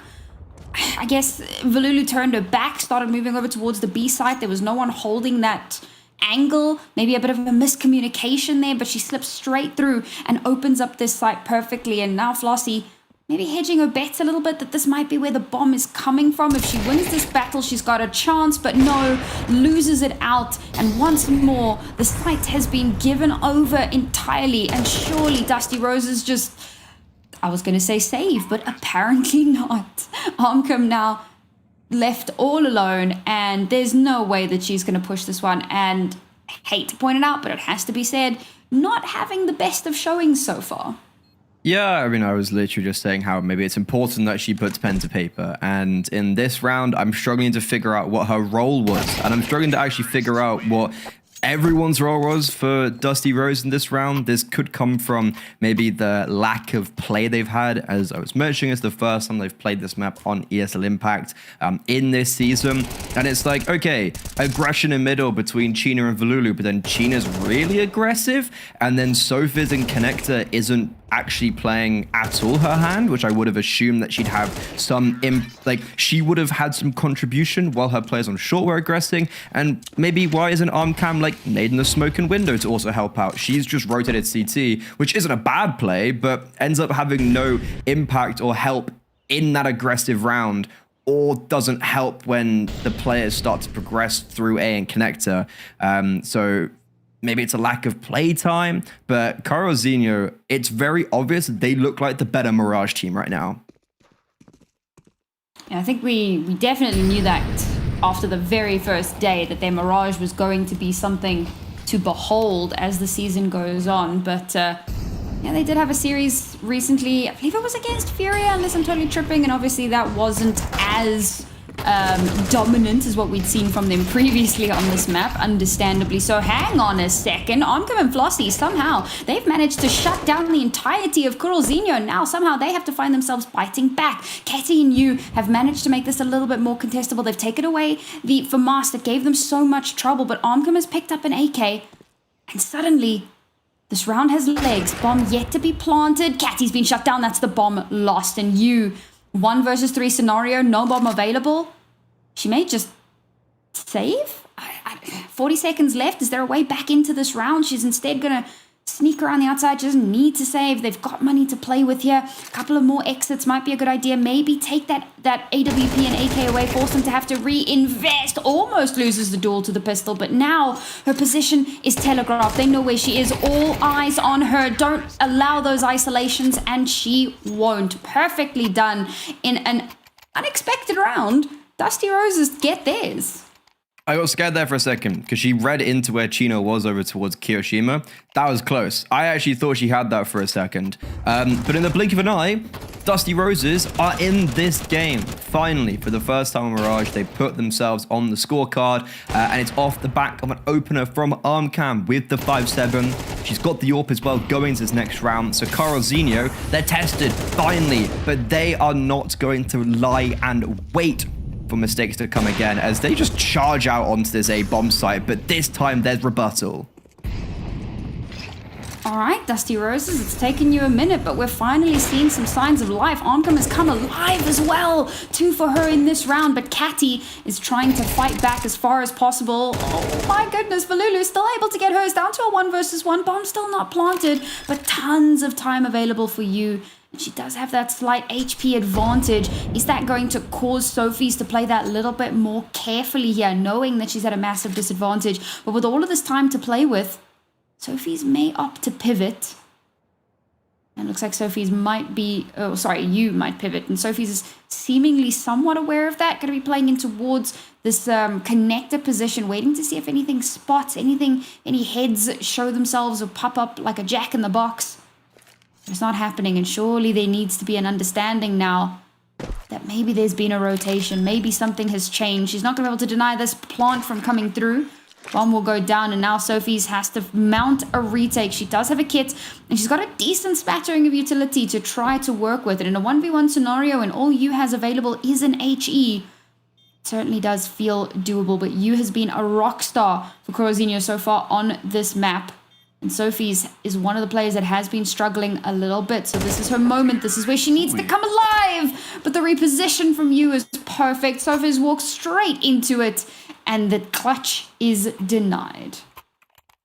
Honestly, a pretty messy round from Carl Zinho, and I think they're actually quite lucky to get away with that, in all honesty, as the pop comes through onto this bomb site. It's a great opening kill on Flossie, and then I'm just not sure what was the second step. Like, sure, there was a flashbang to get them onto the site, which unfortunately didn't quite work, but if Catty didn't get that double, like, there's no way this round's winnable. There's no jungle or top con smoke, or even there's just, yeah, it's either there's no top con smoke, there's also no jungle or stairs smoke, so it's like, where was the utility? And they get really lucky that Catty gets a double. You flip that on the other side of things, and you think for Dusty Roses, damn, that's annoying. You win the round with the low bar on the A-bomb site. You have a 2-player advantage. Armcan's got a double with an AWP. And then you lose the round. That's going to be a tough pill to swallow. And this is going to be a very rough trajectory now for Dusty Roses, as that was their opportunity, and maybe they've let it slip a little bit. Going again for that mid-presence that we saw from them a few rounds back. Well, Zinho have done well to just consistently be dynamic in their approaches to each of these rounds. Want to make sure not to become too telegraphed. It has worked out very well for them. One surprising lost round isn't going to deter them or give them too much pause. I'm going to continue with that slower play style that they've had leading up to this. Haven't been hyper aggressive, definitely haven't been making any of these silly mistakes that we've seen in the past. So now Catty will open things up. She'll get her second as well, while full blind and through a smoke. The spray and pray, please don't let me die, works out perfectly for her. And once again, Dusty Roses find themselves on the back foot. How do you recover when you're at such a massive deficit? You've got Valulu all alone towards the B bomb site. 2 players from Dusty Roses, both Flossie and Armcam, have to try and hold hands over towards A. And Corozinho still haven't even committed yet. Now the commit's going to come through, and Flossie's good for 1. But with her dropping there, that's a free entryway in towards the A site. Now Armcam locked and loaded, waiting for someone to walk into her sight line. She's got a very tight angle to work with here. So she may struggle to get the value that she wants until starts to come through. The barrel of a gun spotted, a shot to connect, but now Position is known, spots out the second, but obviously can't be found, and followed up on by an HE as well. The Molotovs are connecting, and they're not able to stop the bomb from being planted. Just the slightest little bit of space given over, and Valulu, 7 HP in a dream, 1 kill, already confirmed. She must have spotted the leg, but does she know where the second player is? It doesn't matter. The swing from Pack is perfect, and it's yet one more round in an absolute stampede of rounds for the Coralzinhos. Ah, CT Molos.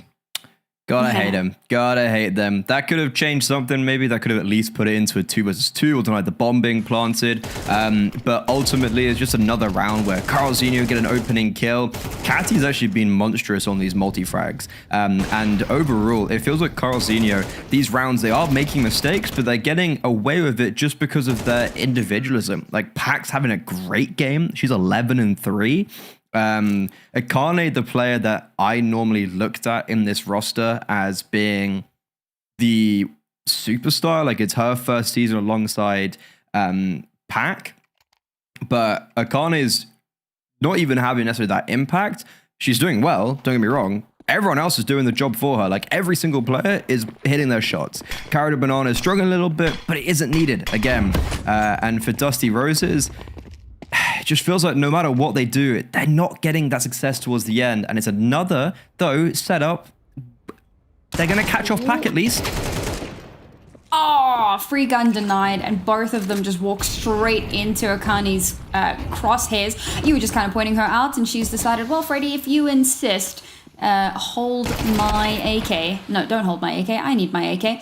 And Catty will follow it up beautifully. 2 players left alive. Foregone conclusion, really. And I don't think we were expecting too much out of this round. I think that the surprise push could have been good for maybe a second. Maybe, you know, if things were going your way. But this has gone as to be predicted.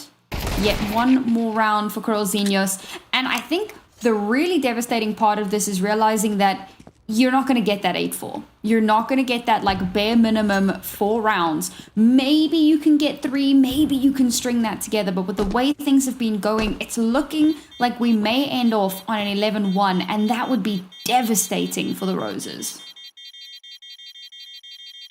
Well, so far, this has kind of followed the trajectory of somewhat I anticipated of a very dominant Mirage. And then I'm expecting kind of the same, maybe on the other side of thing, a very dominant Dust 2 for Dusty Roses. Coralzinho, every time they've played it, they've kind of got trampled on. It's not a map that has been super fitting for them. There's been a bit of a focus on them in this tournament about their over-reliance on Mirage. Dust 2 is a map where they did well against Killers on Mirage and then lost 13-4. MIBR, they equally lost 13-4, but that's somewhat of a different kettle of fish because MIBR, right? But still, outside of Mirage, we haven't really seen much tangible success for Coralzinho, and that's definitely a worry as we go on to Inferno. But if they continue playing like this, I don't know if the map's going to matter.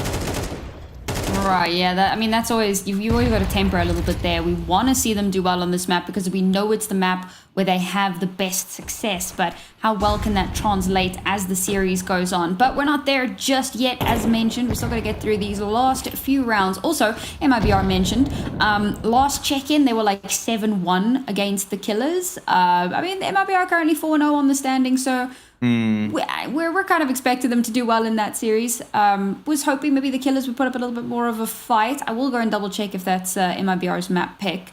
One would certainly hope with a scoreline like that, but perhaps there's still a bit of fight for the Killers to pull through as that series goes on. The Killers also, they're sitting at 2-2 at the moment. I actually thought that they might have some slightly better results, but here we go.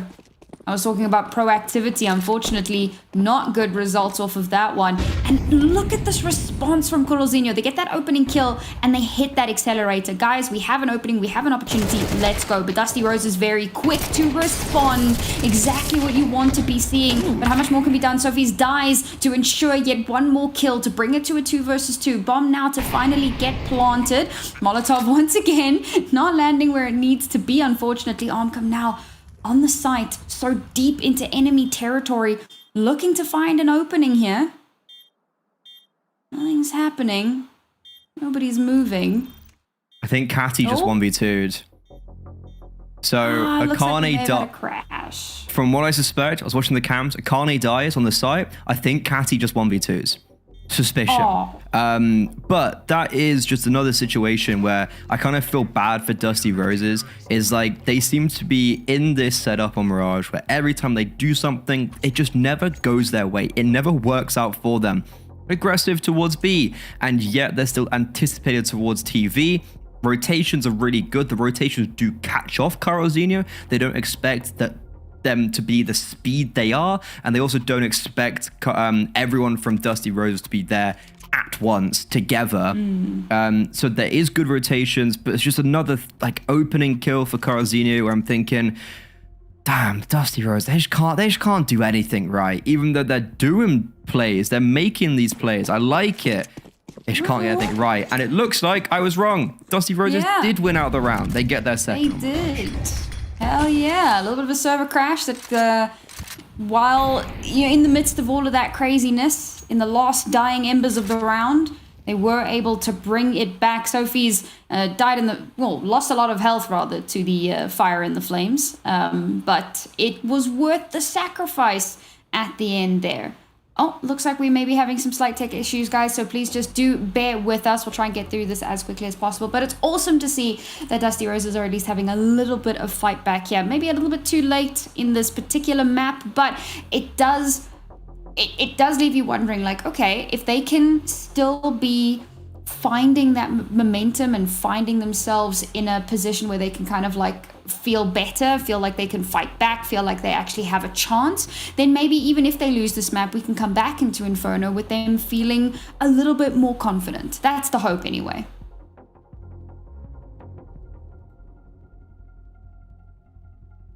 Yeah, I'm like, it'd be nice to see just Dusty Roses remembering how to win almost. And I know that sounds very bizarre, but it's just like getting at least a good end to this first half and even getting a few rounds on the board. It reminds them how they win going on to their map pick. And that map pick, if they start off slowly, it could get very worrying. But it looks like we are going to be sending it through to halftime. Carlzinho, they found double digits at the half. Will they be able to end off their map pick as strong as they started?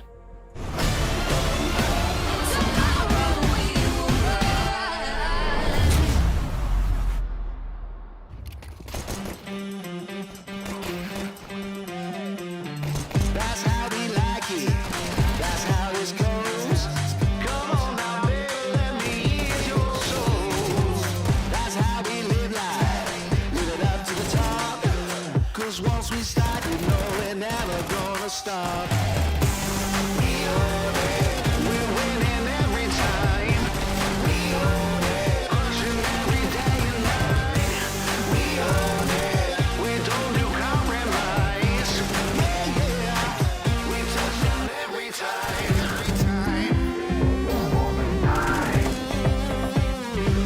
We touch down every time. This is our time, hit it up with the rebound. This is our turn to see. Gonna put you down, anybody in the lane, gonna stand in front of me. Oh, no. This is our turn to see.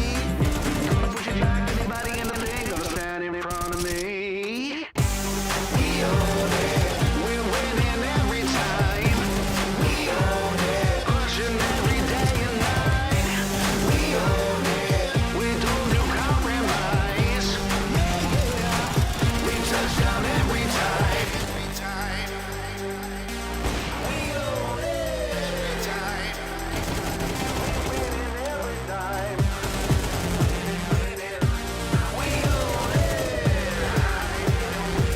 We win every time.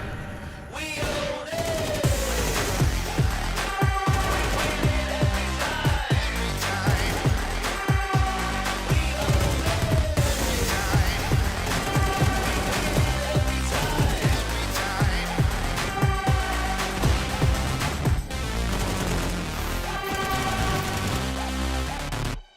It's 2 a.m. in the morning, and your anxiety's calling. You lay in your bed, but it feels like you're falling. Do you recognize that feeling? The demons under your ceiling, when everything hurts and nothing is healing. Yeah, I don't even wanna be awake, cause every second that I live is like a wasting. Can you help me start a replace all the memories that stand in my ways? You know what I really hate the most is that happens to me is like a ghost. It's so far away, I only wanna be okay. Tell me why should I stay away? If only dreaming can erase the pain. Tell me why should I waste another minute staying in this critical phase? I'm just praying for some better days. I'm just praying for some better days. I'm just praying for some better days. Some better days. Some better days. I'm just praying for some better days.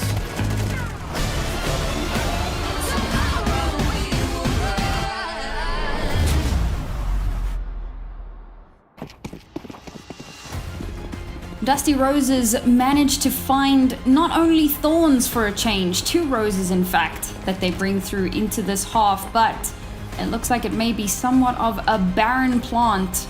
And maybe, just maybe, the Coralzinos will be able to stampede through to a round or a map win. And I say maybe, let's face it, it is looking pretty darn good here. As now Dusty Roses have to mount a T side and it's going to have to be perfect from start to finish. Sophie's already getting the first opener here. Yes, there's some trades back, but still somehow in control of the round. Bomb to be planted, so even if they lose the round, they'll at least have that extra bit of cash. But will it make any sort of a difference when you're at this much of a deficit? They cannot allow the round slip away. Catty coming in for the retake here. Shot not connecting. Knew there was a player there but could not land them. Now you, 1 versus 3, already got the first. Knows that there's one up towards apartments. Is she aware of where the second player is? Must have an inkling, an idea, a suspicion. They all swing around the outside and you gets put down. Dusty Roses up to 3. If I'm not mistaken, I think China got a kill fully jumping from balcony. So that was a pretty crazy way to open up the bomb site. And yeah, look, it's a step in the right direction for Dusty Roses. It's kind of what I was saying before we went into that half-time break of just, I don't think they're going to win Mirage, but definitely getting some round wins and remembering how it is to win again is going to be important going on to that Dust 2. And this is exactly what the doctor ordered, right? They're getting a pretty convincing pistol round. There's a set play. Even though there were 3 players there, it goes their way. Good entries. China Steiner highlight herself again. And a quick tactical pause from Coralzino. They're going to force back into this round. So they're going to keep the pressure very much so alive. Yeah, I often have my doubts about forcing in, but I think that with the way that that first half is gone, knowing that you have a 7-round lead that you can kind of play with a little bit here, it's definitely not the worst idea. And if they can farm up some cash with these MP9s, even if they lose the round, they'll be in much better standing for the next. We'll see what they're able to accomplish here. Carrot Banana. Oh, I thought she was going to get a little bit more cheeky in that one, maybe get up close and personal, but no, opts to go for the safer play. Can't say that I blame her.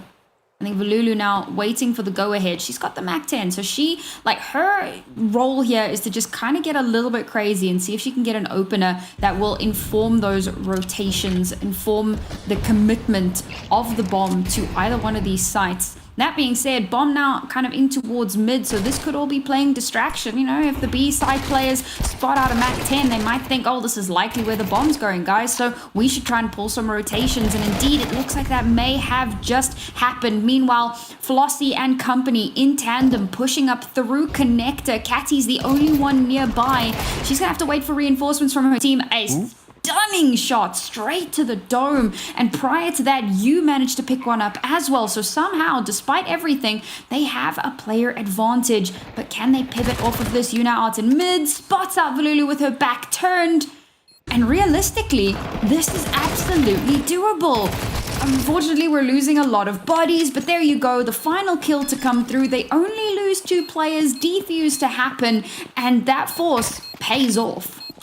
High risk, high reward, and that just puts maybe the nail in the coffin a little bit for Dusty Roses. A great pistol round, but then instantly back to defeat. A tactical pause coming into this round, and Carl Zeno were definitely ready, prepped, and loaded. So many kills with the MP9, so much cash farmed up, and an excruciating 11-3 scoreline now. A real punch down for Dusty Roses as they just get isolated all over the map. The lurks not able to be effective, and a pretty simple round, all things considered, as the City side now have a pretty ample purchase heading into a round where this might be doomsday for Dusty Roses. They have some investment because of the bomb down. Actually, little Bocks will help, but it's not going to go a long way, and I think we could be saying hello to Dust 2 very quickly. It looks like we are kind of reaching the end of the road here. Speaking of, MIBR won their first map in that series. Unfortunately, it turns out that it was actually the Killers map pick. A 13-1 defeat will definitely leave them feeling a little bit worse for wear as they head on to their second map, but we will keep you updated as things unfold. And unfold they shall begin to do here in our own map as well. Potentially 2 rounds left unless the Dusty Roses can do something somewhat miraculous for the next 8 consecutive.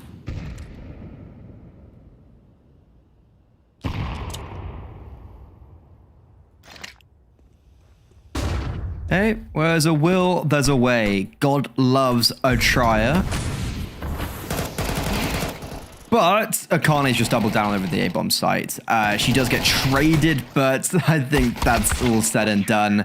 And Dusty Roses, they attempt to split onto the A-bomb site, but wow, they get shut down. And Carrot Banana maybe gets overlooked with her fragging potential in this roster, but hey, that's three pretty clean kills. Yeah, and a clean round as well. Unfortunately for Dusty Roses, it's a clean round for the Coralzinhos.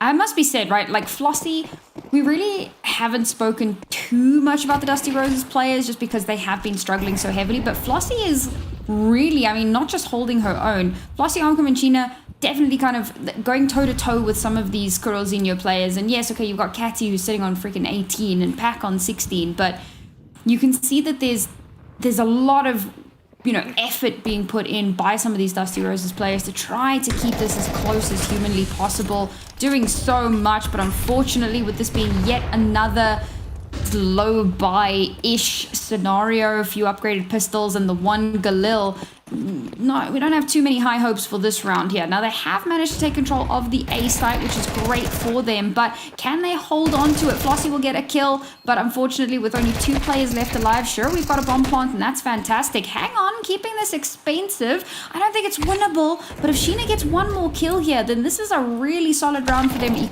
economically, but no, not going to be allowed to happen. Map point now for Coralzinho. 10 consecutive rounds. No, not map point. That they just won map point.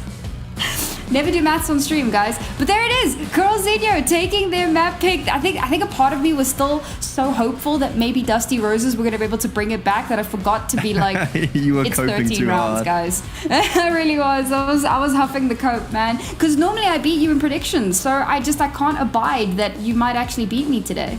Yeah, you were like, there's no way that I'm going to lose my prediction. Therefore, I am going to change how this game is played. Not gonna lie, you had me tripping there for a second. I was like, wait, does this game end on 13? And I was like, wait, I might actually forget. I was questioning myself for a second. But no, Coralzinho, there's no question about their dominance as they utterly atomize Dusty Roses, and they certainly do trample over the beautiful garden as they win out their second map in ESL Impact Season 8, both times on Mirage. So I guess the question of the matter and the question today is, are they going to be able to win a different map in this tournament to close out this series? Or will Dusty Roses win their first map? Yeah, I mean, bearing in mind the fact that the first time they won this map, it was in like triple overtime or something equally silly. Bit different now. This time around, far more dominant, far more comfortable. But again, I mean, we were talking about the teams that they've played coming up to this point have all been some of the higher caliber teams. So they have been difficult matches.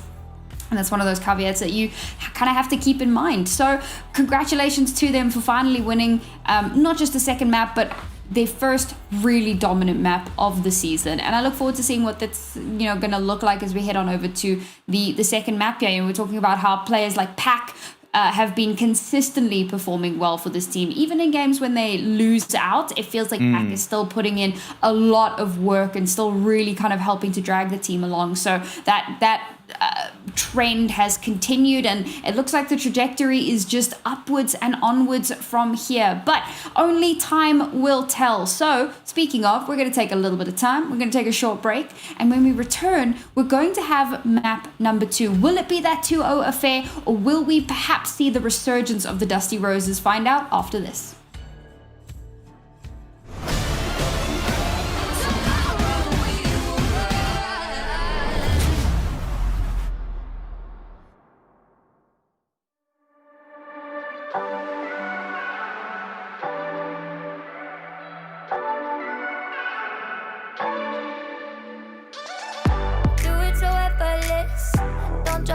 With it, they try to reference it. Wanna say they invented this. I know you can't resist trying to be like this. Don't even take the risk. Walk away, walk away, walk away. 'Cause I got everyone wishing they had what they're missing, but no, never know. Yes, I got it simple. I'm not like the people you know. People you know. Make it look easy. I bet I'll make it look easy. Don't try to fake it to be me. Just 'cause I make it look easy.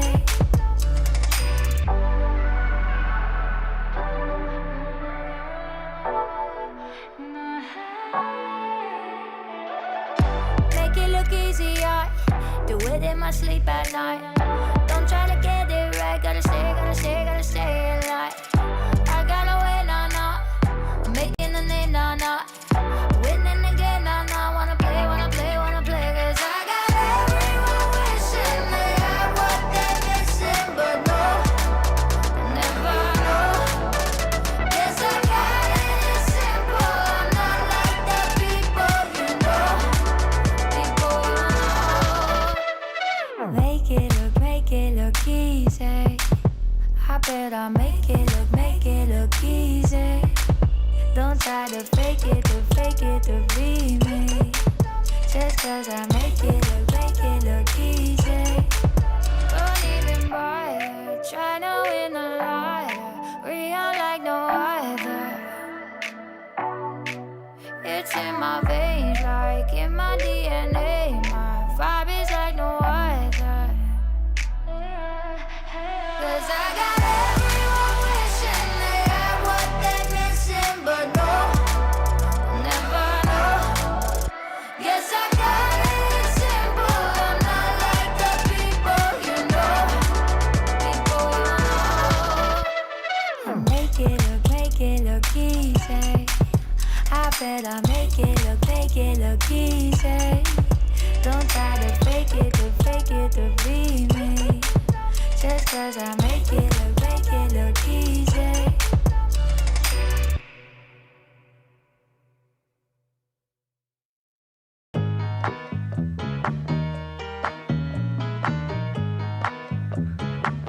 Yo con lo mío quiero gozar. Dale pa' acá, dale pa' allá. Se prendió la fiesta. Yo quiero esta noche gozar. Yo quiero gozar. Gózatelo una vez más. Solo una vez más. Yo quiero con lo mío bailar. Echa pa' acá, echa pa' allá, bebé. Este ritmo está como es. Muévelo, ¿quién fue? No te despistes que es lo que vine con mi pana, con mi catamara, mi dominicana, colombiana y venezolana. ¿Dónde están las mexicanas? Muévelo, no veo a mi boricua. Sacúdelo, oh. El ambiente está fresco, el ritmo lo siento. Aquí se prendió el party, vente a mover el esqueleto. Yo quiero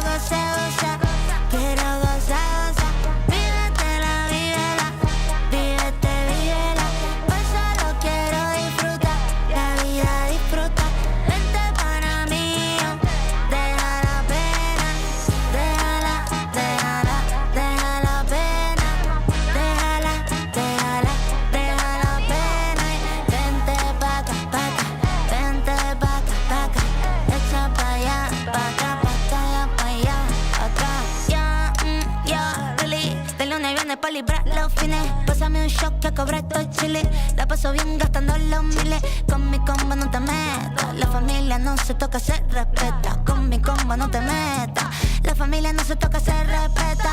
Aquí estamos todos happy. La rutina siempre contra mí. Me relajo, cero estrés aquí. Vente a la fiesta, vente al party. Vente al party. Los carros en la calle suenan pi, pi, pi. La pasamos bonito y el juego siempre puesto en la TV. Yo quiero gozar, gozar. Quiero gozar, gozar. Vívetela, vívela. Vívete, vívela. Hoy solo quiero disfrutar. La vida disfruta. Vente para mí. Deja la pena. Déjala, déjala. Deja la pena. Déjala, déjala. Deja la pena. Vente pa' acá, pa' acá. Vente pa' acá, pa' acá. Echa pa' allá, pa' acá, pa' acá, pa' allá, pa' acá.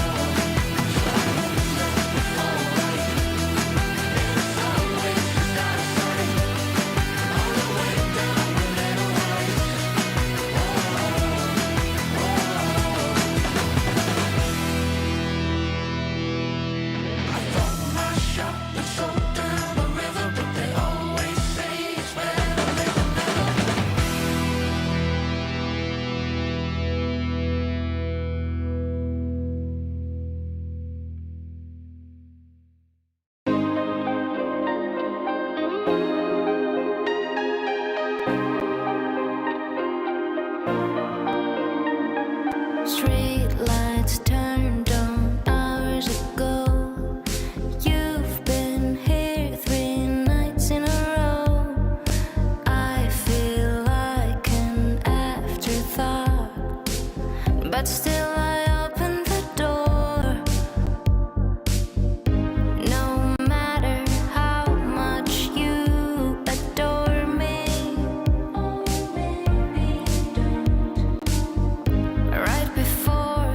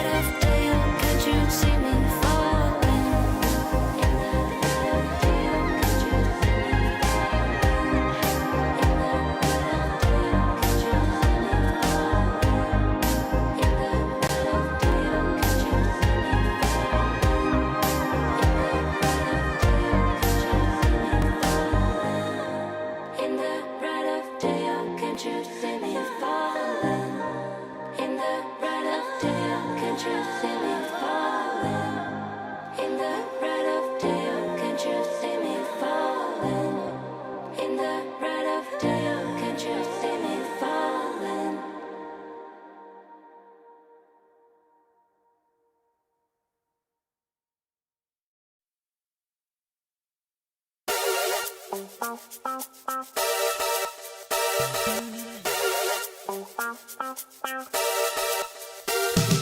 Cut me out like a photo from magazine. Cold dead eyes, all tied up in the web of your fantasy. Little white lies, scandalous, scandalous, scandalous, you're scandalous. It's in your heart, scandalous.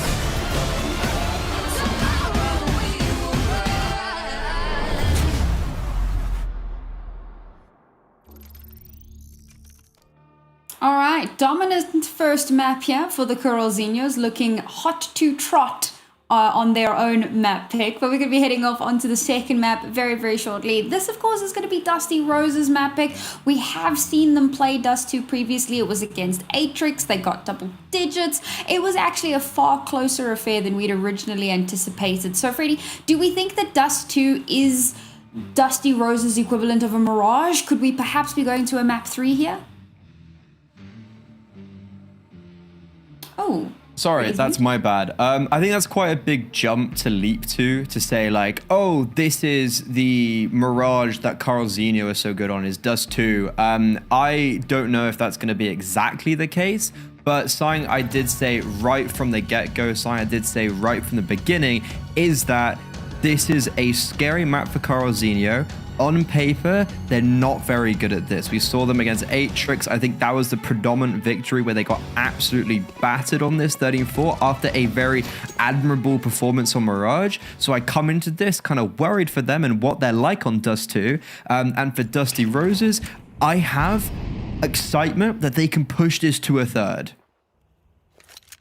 I certainly hope so. I think that if you can take Atrix up to a 13-10 scenario, devastatingly close to that OT, then maybe, just maybe, you can find some success against another team. Sheena opens things up quite nicely for the team, however. Gets that first kill onto Carrot down in lower tunnels. Of course, that's going to kind of give away that this is where things are happening. How the hell have you gone and done that? A teammate pulls away, and somehow we take full advantage of it. Sheena goes absolutely nuclear in the pistol round. Remember, this was like a dear player to watch. And in the first map, she was a little bit AWOL. So this is an awesome way for her to kick off their map pick. Unfortunately, kind of everyone felt a bit AWOL. Like, yeah, it's like, it wasn't just Sheena necessarily, but on the T-side pistol, on Mirage, she also got a 2K and it was a really clean pistol round. So it's good to see that she's following in that same footsteps. The issue Dusty Roses had on Mirage, they didn't convert the pistol round they had. It looks like on Dust 2, they're going to be able to, as they are just up against what is a full eco. I think there was one singular smoke bought to fake out long presence, but they're actually already through that. And yeah, honestly, what a great round from Gina. Kind of does it all by herself. Get you a girl who can do, I say both, all the things. That does appear to be, but we're one round in. We'll give it some time. I think I'm feeling very excited for the Dusty Roses. Maybe it's my, as I said towards the end of the previous map there, my prediction streak. Got to keep that going as far as possible. But so far, so good. Dusty Roses didn't give a darn about that long smoke. Push their way through. Bomb's going to get planted. And so that will be them going up to a second round here. Now for Coralzinhos, I think a couple of exit frags would be pretty nice. Take some guns away, get a little bit of extra cash for themselves. That's the ideal scenario. But they are going to be walking straight into the blender. And blended they shall become pureed Coralzinho. And that's all she wrote.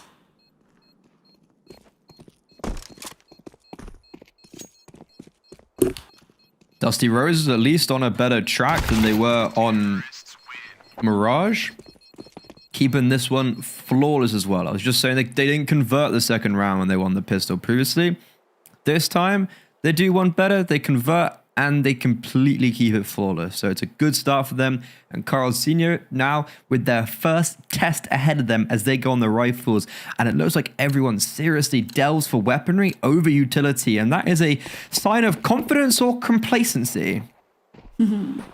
Well, we had similar things to say in the second half of Mirage, right? You know, they went for that MP9 buy. We're like, that's pretty bold, but it worked out for them. They felt like they were the better team, and they made that happen. Perhaps they can replicate those results here. Already spotting out one in towards lower tunnels. The HE to follow up. Going to do that little bit of chip damage. Another HE trying desperately to pepper down those HPs. How that didn't connect is beyond me, but Sheena somehow ducking and diving doesn't take too much damage at the tail end of that. Meanwhile, that's forced Coralzinho to, well, not forced, but it's caused them to really pull back and to basically give up this mid presence for free. Got one player kind of roaming in towards top mid. Meanwhile, the three players over towards the A site have pulled right back. And this is something that Dusty Roses were doing on Mirage, and it was something that I was a little bit skeptical of. But again, we're only on the third round here, so Coralzinho, surely they have something up their sleeves. The smokes come through, beautiful flash, but doesn't give the opportunity that they were looking for. Kara dodges it perfectly.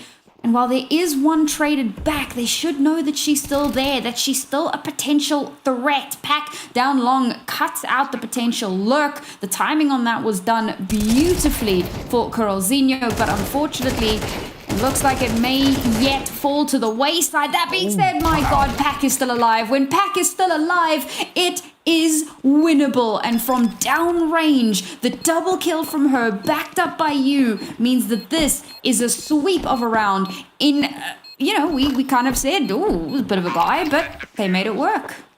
Pack is someone who I would say has impressed me on the same level as Akane, but even potentially more when you consider like the roles and positions he plays. Like Akane, I think, has been in the spotlight, and she plays positions where you kind of also expect her to do well.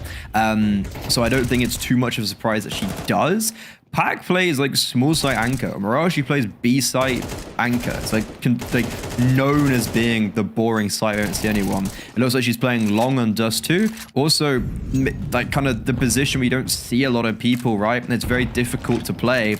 And yet she's still able to perform very highly in those spots. And I think that's even more impressive potentially than like an Akane doing well as a star player in some conversations. So Coralzinho, first round the board, and you can see their purchase is seismically better than the last, and Kara's on the AWP.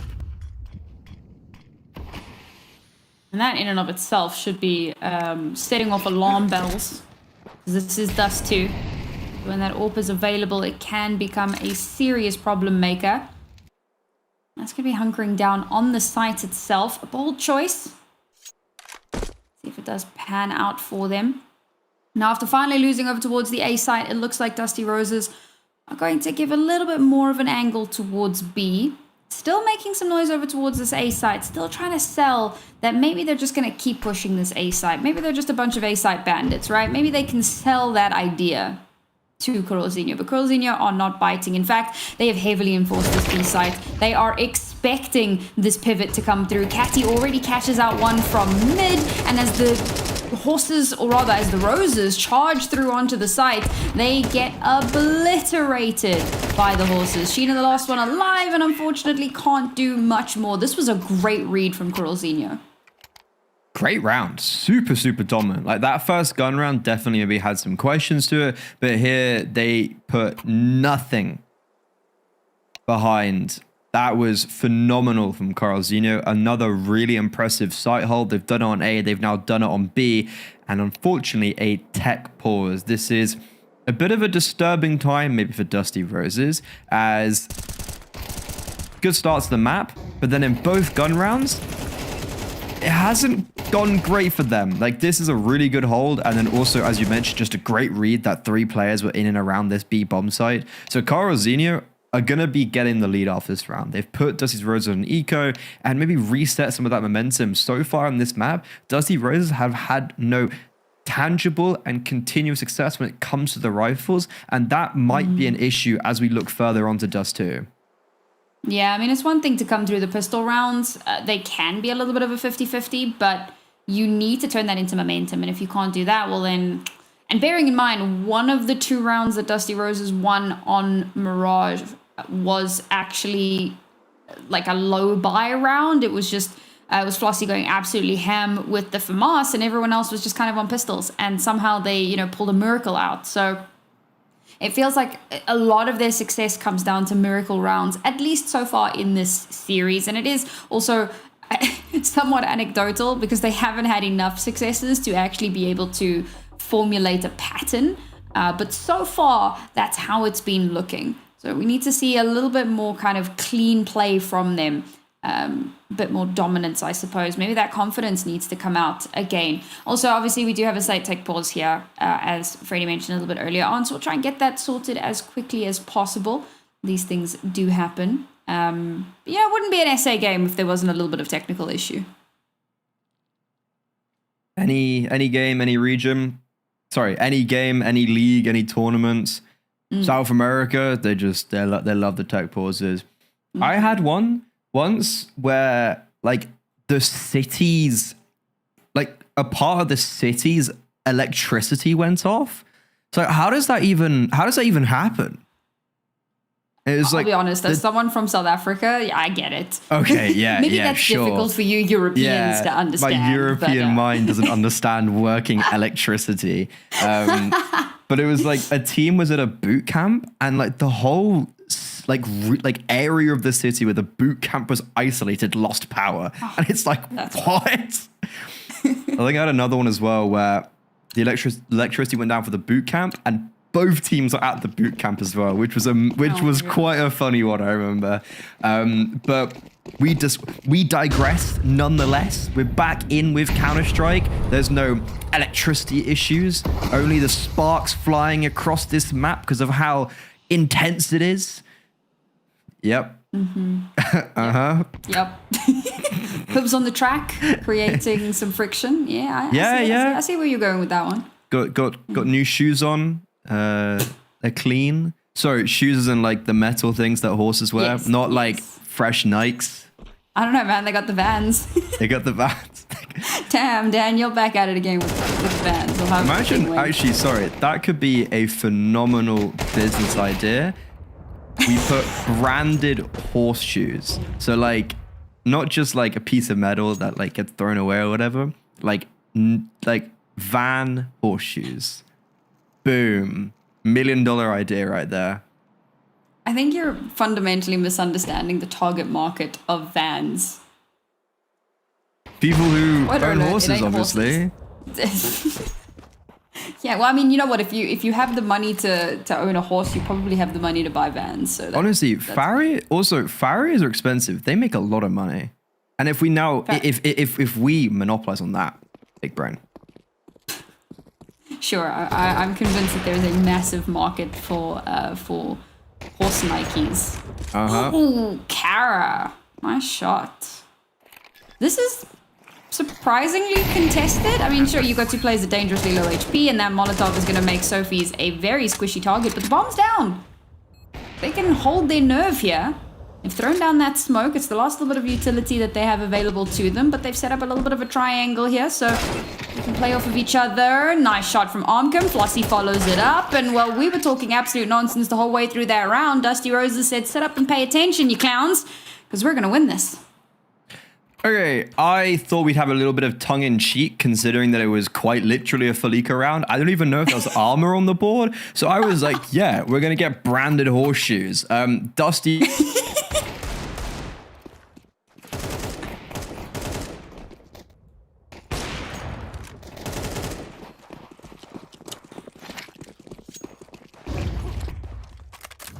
I can't say it on broadcast, my guy.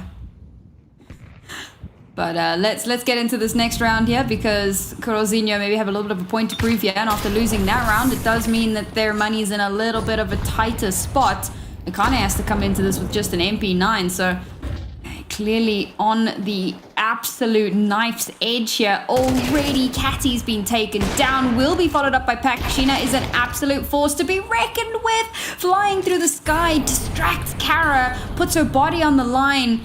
But the trade can come through, and that allows Dusty Roses now a 2-player advantage. The bomb down, and only 2 players left for Coralzinho. I thought maybe there's a world where maybe Akane can go and like recover, but looking at where those bodies are, that's just not happening, man. So Akane is going to have to save an MP9 into the next round along with the M4 because they will not have the money to get a proper investment into this next round. Dusty Rose is doubling their opponent's scoreline, looking a lot better than what we saw in the last couple. Okay.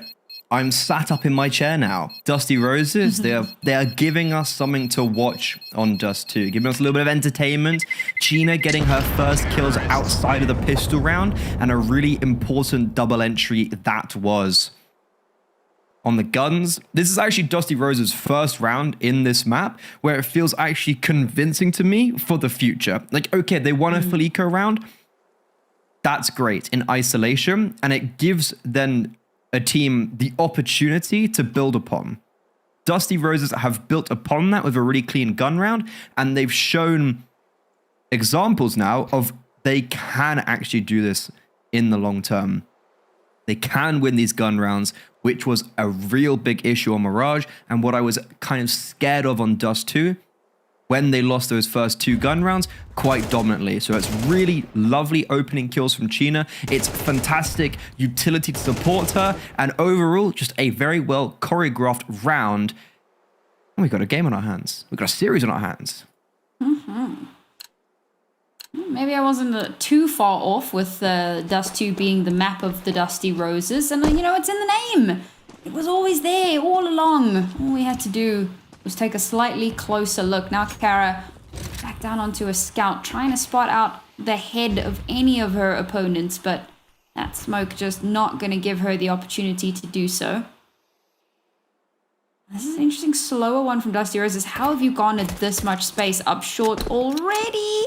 Has been spotted out. That's going to force the reposition, and they run straight into the waiting arms of Dusty Roses. Good grief, but do they check for Pac? They do. It's a little bit late. Pac misses the shot, however, so she can survive that a little bit longer. Meanwhile, there was an aggressive push outside of B, catches off someone and allows a rotation to come through, but now it is going to be somewhat predicted that perhaps they will have pushed out aggressively. Molotovs to come through in case they try to push up short. A little bit of presence held down long, bomb planted, and they kind of have to go for this.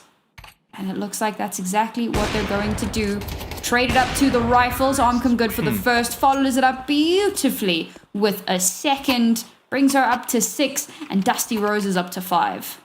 Honestly, I'm not sure if they did have to go for that. Like, okay, sure, Akane had a kit, and they did actually pick up a second AK going into that, but a save would have been also completely fine. Like, Carrot Banana is now on an MP9 because of not saving. They don't have a kit coming into this round.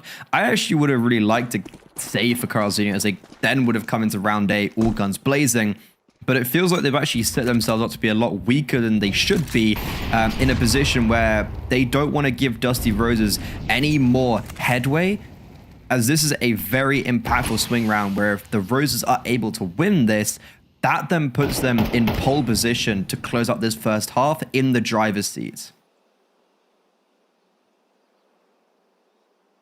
Okay, a little bit more of that aggression again down towards long. Waiting to see if they can garner an advantage off of it. Dusty Roses very much aware that this could be a possibility. The flash is perfect, but Kara dodges it out beautifully, still managing to get a bit of damage done here, quite a bit in fact, and they've managed to whittle down the Roses to only 2 players remaining. It was a bit of a gamble, taking that very, very aggressive positioning, but it pays off, and then they bring in the reinforcements as well from top long, and before you know it, that meat blender, or meat grinder rather, has turned on its head. Dusty Roses have to turn tail. Now they focus their attentions in on the B side. This is where Akane is holed up and waiting for someone to walk into her crosshairs. They do just that. Armcom trades her out, but it's now 1 versus 3. She has an open hand. You is right there. The bomb can be planted, but how much are you going to be able to do with an AWP?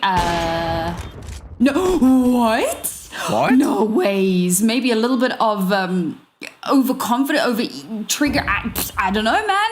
The anxiety gets to her. She misses a crucial shot. That would have been a free rifle for her. That would have made it doable. And she misses the shot. She hits it. No, like she hits it. I mean, she hits it, but she does like. There's a what the hell did that clip on? Was that a wall? Okay, well, it must have been a wall bang.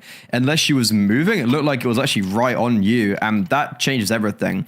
I was thinking, she must have maybe like flinched, and then it goes through the door on the right instead of hitting the exposed I'm back. quite intrigued. Oh, okay, never mind. It wasn't a kill, so it wouldn't have come up. But regardless, it's a good round for Dusty Roses. They even get the bomb down as their original plans seriously get thwarted because Carlzinho was set up in a really good position to counteract the long pop. They read into that round. Carabanana, the MP9, pays off and actually does good work. And for Pac, it was the first time that she actually had anything and any impact in a round post. Oh, it was a wall bang. She flicked. She overflicked. She overflicked. Thank you, production. Okay. Goated. Yeah, thank you, production. That's actually seriously goated that you pulled that back up. But for Pac, it's actually really cool to see that she has had impact outside of that second round that Carlzinho won, where she got a 3K. My mind is reeling at that one, man. Oh, that's actually super rough because that could have set up a 1v2 as they were both coming tunnels, and Armcan could have just cleared out the whole of mid and then played a post plant from mid outside of doors. Yeah, devastating. But we move, as the kids say, and Dusty Rose is going to be moving on into mid now. Smoke's coming up. Have to be wary of Catty. That's a good little distraction being made by you. They don't really have an idea, and Catty's gonna take full advantage to the third power, it seems. 3 kills for her from that position. Okay. I knew there was another player there, and I was like, what is happening right now? And if her teammate isn't there to get that kill from main, that gets a little bit scary. I wonder if she wondered, like, why am I still in the sky? Why have I not dropped down so that I can plant? All right, 2 versus 2 retake now. However, 1 flash is all that remains in the kit. Not even going to use it, perhaps, to their downfall and devastate. Nah, just kidding. It's Pac. I don't need a flash. I just need to 180. Easy clap. That's just that's a round where it's a walking oxymoron of like, okay, the 3 defenders on the B-bomb side, no, they're not going to be the ones to win out the round. Only 1 player actually getting any serious impact, and then the 2 defenders both falling to whatever that was from Dusty Roses. And then of all things that succeed, it's a Pac retake 1 versus 2, and I literally was coming into that round thinking, oh, it's good to see that she's having more impact outside of that round where she got 3 kills and gave Carlzinho their second, and she does it once more. 3 of the 4 rounds Carlzinho have won is because Pac has got a multi-kill or just won it outright. So Pac MVP for the series right now for me, but gotta really put a question mark over this B bomb site defense. And I can't say I've ever seen that. I can't say I've ever seen that. And I'm glad we got Flossie's perspective as well. That was so funny. I remember seeing both players, but I saw Sophie's got 2 kills, and I thought, but hang on, she didn't look down, so surely that player is still alive? Like, there's no way. And on her. Just on her head, yeah, tap dancing away. Unfortunately, Gompa Stomps don't work in this game. Do you know what? This series is delivering in more ways than I would have anticipated. You know, we're keeping it fun, we're keeping it loose here in week 5 of ESL Impact. It's the silly season after all. Like nothing. Like what? Imperial have lost 2 best of 3s. Furia aren't at the top of the scoreboard in SA. Like what's going on? Yeah. Also, I'm a little bit sad that we're not going to have Impact during Halloween this year. That has seemed to be somewhat of a staple. I think the season ends just before Halloween, which is quite sad. We're not going to get to do our. Yeah, because, I mean, Freddie and I have done costumes like every year. So, you know what? We're not allowed, they say. Try and stop me. They've reinforced the B sites again. How do they read this every single time? And Sheena's just going to run straight through, get 2 kills before she's eventually traded out. But Akane has been put down at last So with the player advantage, the bomb should be able to be planted. This is going to do wonders for Sheena's opener round conversion stats, theoretically.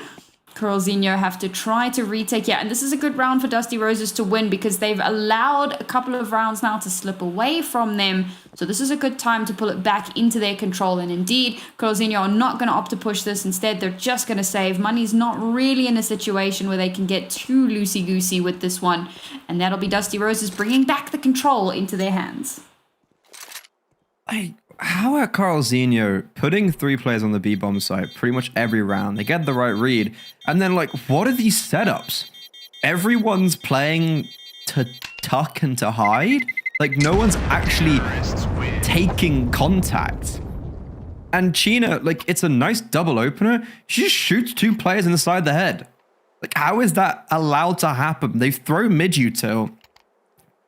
Dusty Roses put presence in mid. Sheena comes from mid as a lurk, but albeit still there.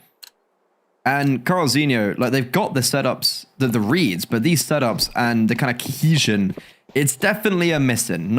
And this is going back into our narrative of good on Mirage, but the depth not always there. And it's actually looking quite apparent that they're just not comfortable on this map whatsoever. Still keeping it at least contestable, which is what we like to see. Also worth mentioning, MIBR 10-2 at the half against the Killers on map number 2. So it looks like the Killers may not be able to survive the onslaught here. And speaking of, a flash over the top is beautiful. And despite that, Sheena just gets both of them. Sure, they each get one of their own before finally falling, but how she survives that onslaught is beyond me. She goes up to 10 now and has made this, well, it started off what should have been somewhat comfortable, given that it was just 2 saved weapons and then a smattering of trying to bolster in some way. But as much as that was starting to get scary, it doesn't stay that way. Spooky season not quite upon us just yet. We'll see if Carlzinho can get a little bit more bang for their buck here. They did put a little bit of money into this round, and that MP9 is itching to farm up a little bit of cash if it can. Now waiting for those exits to come through, waiting as the bomb continues to tick away. There's a perfect opportunity for it, but it's taken away. And in fact, it'll be Kara who gets a closer before finally being put down. Another round for the Dusty Roses. We go into our last of the half. That's expensive. That's unfortunate, but it won't affect them too badly. Oh, I mean, it's actually kind of complete changes the narrative of this final round. This is the second time Carlzinho have unnecessarily not saved weapons when it would have drastically benefited them at the end. And at the cost of, like, okay, you got to kill with the AWP. Doesn't matter. They're still going to have a full buy. No AWP now. Only 1 primary rifle with no utility. And a really disappointing CT side by Carlzinho. And it's really pack or nothing. Like, they've won 3 rounds and she's got a multi-kill or clutched up in 3 of the 4 of them. And once again, it's pack. It's always pack. She is the only reason why Carlzinho is standing on their 4 legs right now. But unfortunately, even though she's able to get these multi-kills, her team are just not holding up to the task.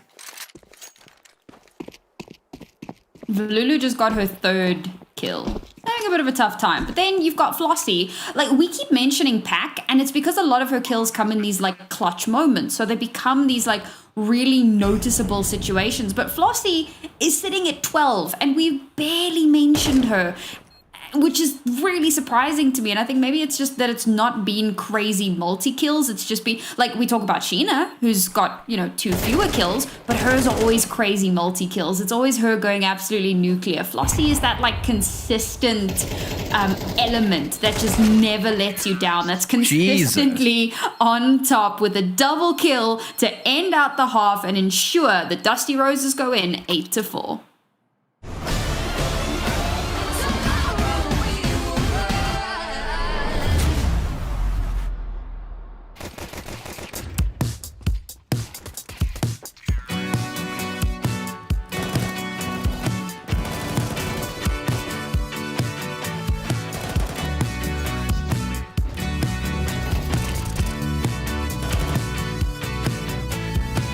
Still see things in my apartment.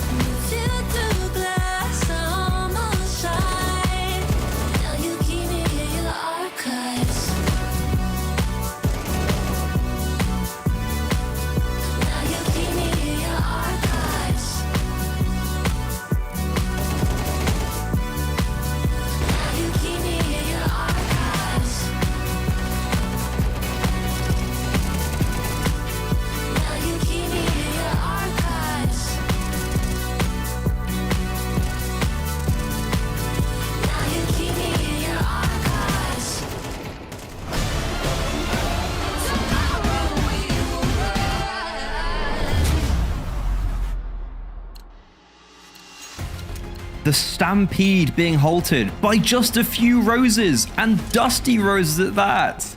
A really good tee half from the Argentine squad, and they're making a case for themselves in this series and looking like we're going to be ending up on our third map of Nuke if they can just keep on holding it down on this defense now. Oh my God. You've got to think that this is where they could actually get the better results, but seemingly Rosinho and very specifically Akane might have something to say about that one, have already busted through the defenses at the double doors. Good Lord, Sheena just swings to her death. Pack follows it up with 2 of her own. Valulu now has to 1v4. She has not been having a great map, and unfortunately will not be able to make that clutch happen. So the roses, they were blooming beautifully, but the horses have arrived. It's actually a really important pistol round, because even though Carlzino was seriously struggling on their CT side, they've now got a leg up into their attack. Dusty Roses, they're going to keep this one feisty though. They're going to keep it a little bit spicy as they also invest on the CT side. Double scout.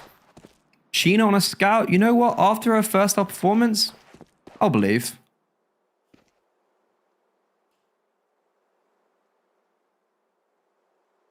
I'm actually really looking forward to seeing if we can get something done with these double scouts. Sheena spots out a little something. Oh my heavens! I'm not entirely sure what was happening there. Setting up a flash, I suppose, but gets caught before she can get out of dodge. And, well, of course, it's going to be Kara to take full advantage of that. And it's not going to be the scout, but in fact, it's going to be a pistol that gets the opener here. Sophie's for 2. And she hasn't even been put down yet. It's Flossie that's been taken out of commission. The Molotov to pull Armcom out into the open, but that gives another opportunity for another kill from Sophie's. And that's left Valulu now all alone in a 1 versus 2. Her team has done so much to keep this close as humanly possible. How can she maintain control here? She spotted out one player, but at this range, she definitely doesn't have the advantage. She's burning through that magazine. She's gonna have to go for the reload. Does just that. The flash over top. She's gonna push straight through the smoke. She still gets the kill, but it's a beautifully timed swing from Kara that gets Carlzinho up to 6, and now only a 2-round deficit. Oh my God, that round. Carlzinho deserved to lose that round. Dusty Roses, Sophie's does everything. It's this first kill from her, crazy. Just comes around the corner, boop, boop, pack down, and then just everyone forgets about her. Like, everyone just kind of forgets that she was there and killing them all with a 5-7. And then the MP9 at range just owning you. Thank God for Cara de Banana. The experience, the veteran in Carlzinho. I said at the very beginning, maybe overlooked potentially in the fragging department on this squad as the younger guns tend to take up that mantle. But here she steps up with a much-needed mandatory 3K to save them in this round and kind of save their chances in general on Dust 2. I think if they'd lost that round, could have ended up spiraling to just nuke. But they're gonna give themselves an opening, and it should just be a 1-round game after this, unless Sophie's on this A1S has something to say about it. Oh, everyone's blind. That's rough. Everyone's Okay. blind. That was funny. Sophie's just ran straight into a wall there, like, oh man, where am I going? What am I doing? What is life? What is love? Baby, don't hurt me. And she does get hurt, unfortunately. You really just had to let that one out. You know what? It was in my heart. Wait. Ooh, what? Sheena. Bro, you know what? I feel like she's never been more grateful in her life for a missed piece of utility. No, don't overplay your hand. She gets a ding.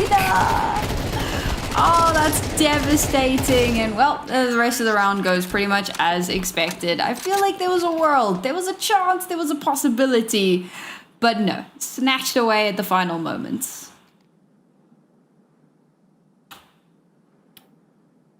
There was hopes and there were dreams. But we all know that we're not allowed to have dreams. And then the Fire Nation attacked. Not the Fire Nation. Carl Zinho, they've been the victim of many a comeback. We had a conversation about how this was the first Mirage that actually closed out comfortably. That was because they missed out on 12 map points against Atrix. They really couldn't finish their dinner whatsoever. Tried to skip to desserts. But Carl Zinho, it's their time to come back into things. They've always been on the back foot on Dust 2, and now on this gun round, they win it. It's a tied game, and they've got that momentum in their sails. But this is a lovely proactive move from Dusty Roses to give them that opening kill, and it's China. It's always China. Was that stat about CT side openers and round conversion? All right, let's see if don't we hold can your horses. turn- Hey. Dusty Rose is trying to hold these horses back. Sounds like a crazy euphemism. I don't know, the vines spring up and you wrap around their legs and suddenly they start tripping, and it looks like this may be exactly what's happening because, oh, Pack's been dinged. She's still good for one before she's finally taken out, but the onslaught continues, and Kara, the last remaining pony in this one-horse race, runs straight into 3. The vines choke, slam her to the ground, and once more, Dusty Rose is in control. A slam dunk of a round, the first on the CT side for the Argentinians. And overall, it's just kind of like a beautiful round from them and not a good enough response from Carl Zinho. That mid push, Akane dying. For Carl Zinho, they've lost all map control. Dusty Roses know what is happening. The gig is up, and that's why it was such an easy round, because Dusty Roses just committed everyone towards A. Carl Zinho were way too slow on the approach after Akane was found in middle. And I think it's kind of clear showing of a team that's maybe a little bit more uncomfortable on this map compared to a team that is comfortable. It's China converting a round win from her opening kill. But Armcam in the very following round dies within 20 seconds. Dear God, Pack. That's unreasonable. And from this position as well. You're not really expecting that. Nobody expects the Pack Inquisition. Quite a bit of util being laid down as well, because there's definitely a concern that it might have barreled into a full-on long take. And that gives them time to start repositioning a little bit here, maybe bolstering their forces in other areas of the map. You, however, ready and waiting in mid for that potential push to come through. Valulu has started to come alive here on the CT side, but unfortunately can only get the one there. Sheena not given the opportunity to show that same prowess once again, and a very clean round from Kurozinho, and much needed, I feel like.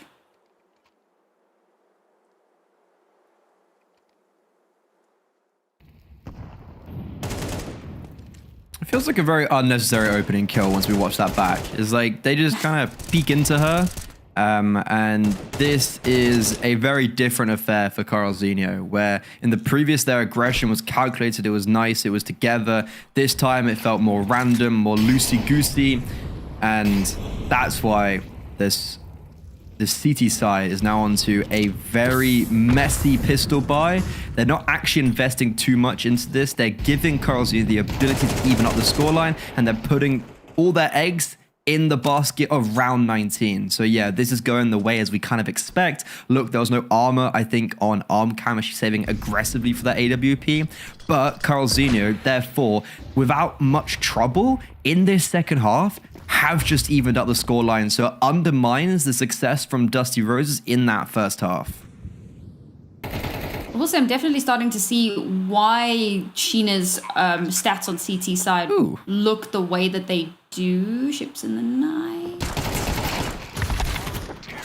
They definitely bumped into each other. They definitely did. So Akane's like, really, girl? You let me die like that? Unfortunate. But yeah, what were you saying about China? Yeah. So she does actually play a very aggressive CT game, and it's not just in these kind of pistol rounds, because obviously we just saw it happen, and so there's that kind of recency thing. But she does like to get aggressive. So yeah, sure, sometimes she's going to be running out and running people over, and sometimes she's just going to get instantly traded back. And on the CT side, trades do not favor you; they favor your opponent. Nice shot from Omcam onto you, and you has also been a little bit of an issue for Dusty Roses, having to try and deal with her in a lot of these rounds. So taking off the board here, definitely going to stand them in good stead. However, a very quick trade back from Cara de Banana. The reposition there, very unexpected, but she'll take full advantage of that. Now that AWP has been taken off the board from Omcam, they now realize, or they now know that they maybe don't have to worry about it as much. And oh dear lord, as Flossie goes to recover the AWP, well, guess what? Kara's babysitting that gun. You are not allowed to pick that up. And on top of that, it's going to make crossing mid very difficult. That being said, Kara has repositioned, so that does allow reinforcements to move over. The problem is there aren't a lot of reinforcements. They are heavily split across the map here, and you can see that paranoia starts to sink in. Where are they going? Are they still committing to A? Maybe they're going to try and do a split through lower tunnels, and so you've got to be pushing out further, looking for that information. Now all of this util starts to come out. Sheena goes for a reposition herself, looking to try and catch someone off on the cross, but she herself will get caught. Valulu's made her way up long. She's doing a little bit of damage, but can't quite confirm those kills, not quite able to finish her meal. Sophie's has made her way back into position, is going to shut down the bomb planter. Doesn't stop the bomb from being planted, but gives them that little bit more to work with here. She continues her reign of terror, somehow keeping this contestable down to a 2 versus 2, but Sophie's loses her life. And now Valulu has to clutch. No kit on board, so timing of the essence here. Capsabomb tries to get a swing to come through, and they do swing hand in hand around the corner. Coralzinho's gallop to a lead for the first time in this map. This is a heartfelt loss for Dusty Roses potentially, because they had such a great T side, and on this defense have just completely let it slip. This is the first time that Coralzinho will be taking the lead in this map, and it's kind of because of Dusty Roses getting over aggressive rather than Coralzinho playing correctly. Like, they do well, don't get me wrong, especially to isolate those kills in middle, but like that was an opening kill.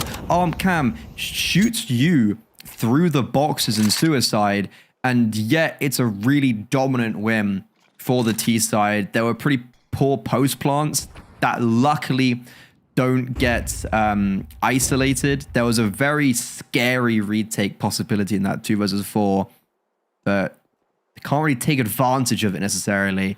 And Coralzinho, if they're able to get past the pistols and the singular FAMAS, this is going to be 11. And you, well, she died at the beginning and last round, but she's going to make up for it here. And Catty, almost an identical double.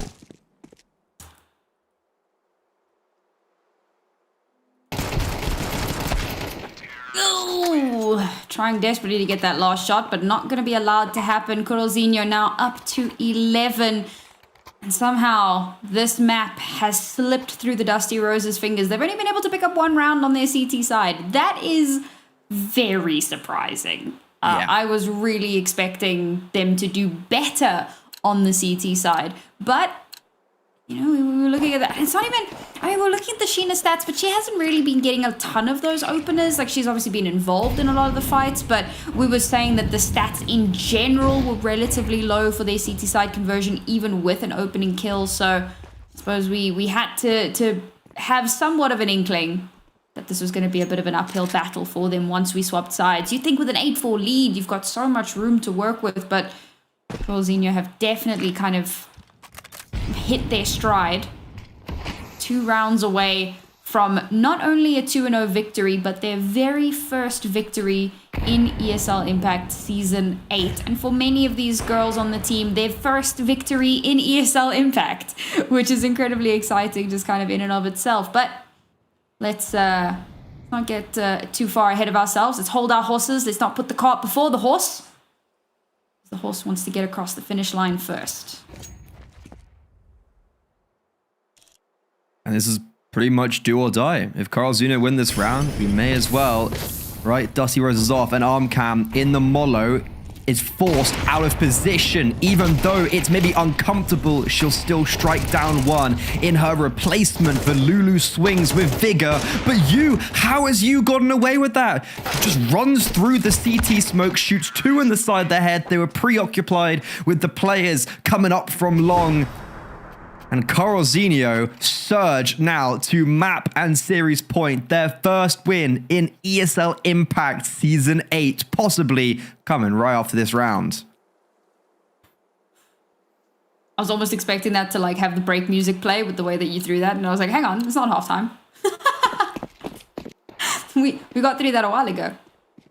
One more round. One obstacle remains. One more hurdle in this steeplechase. And they overcome this one.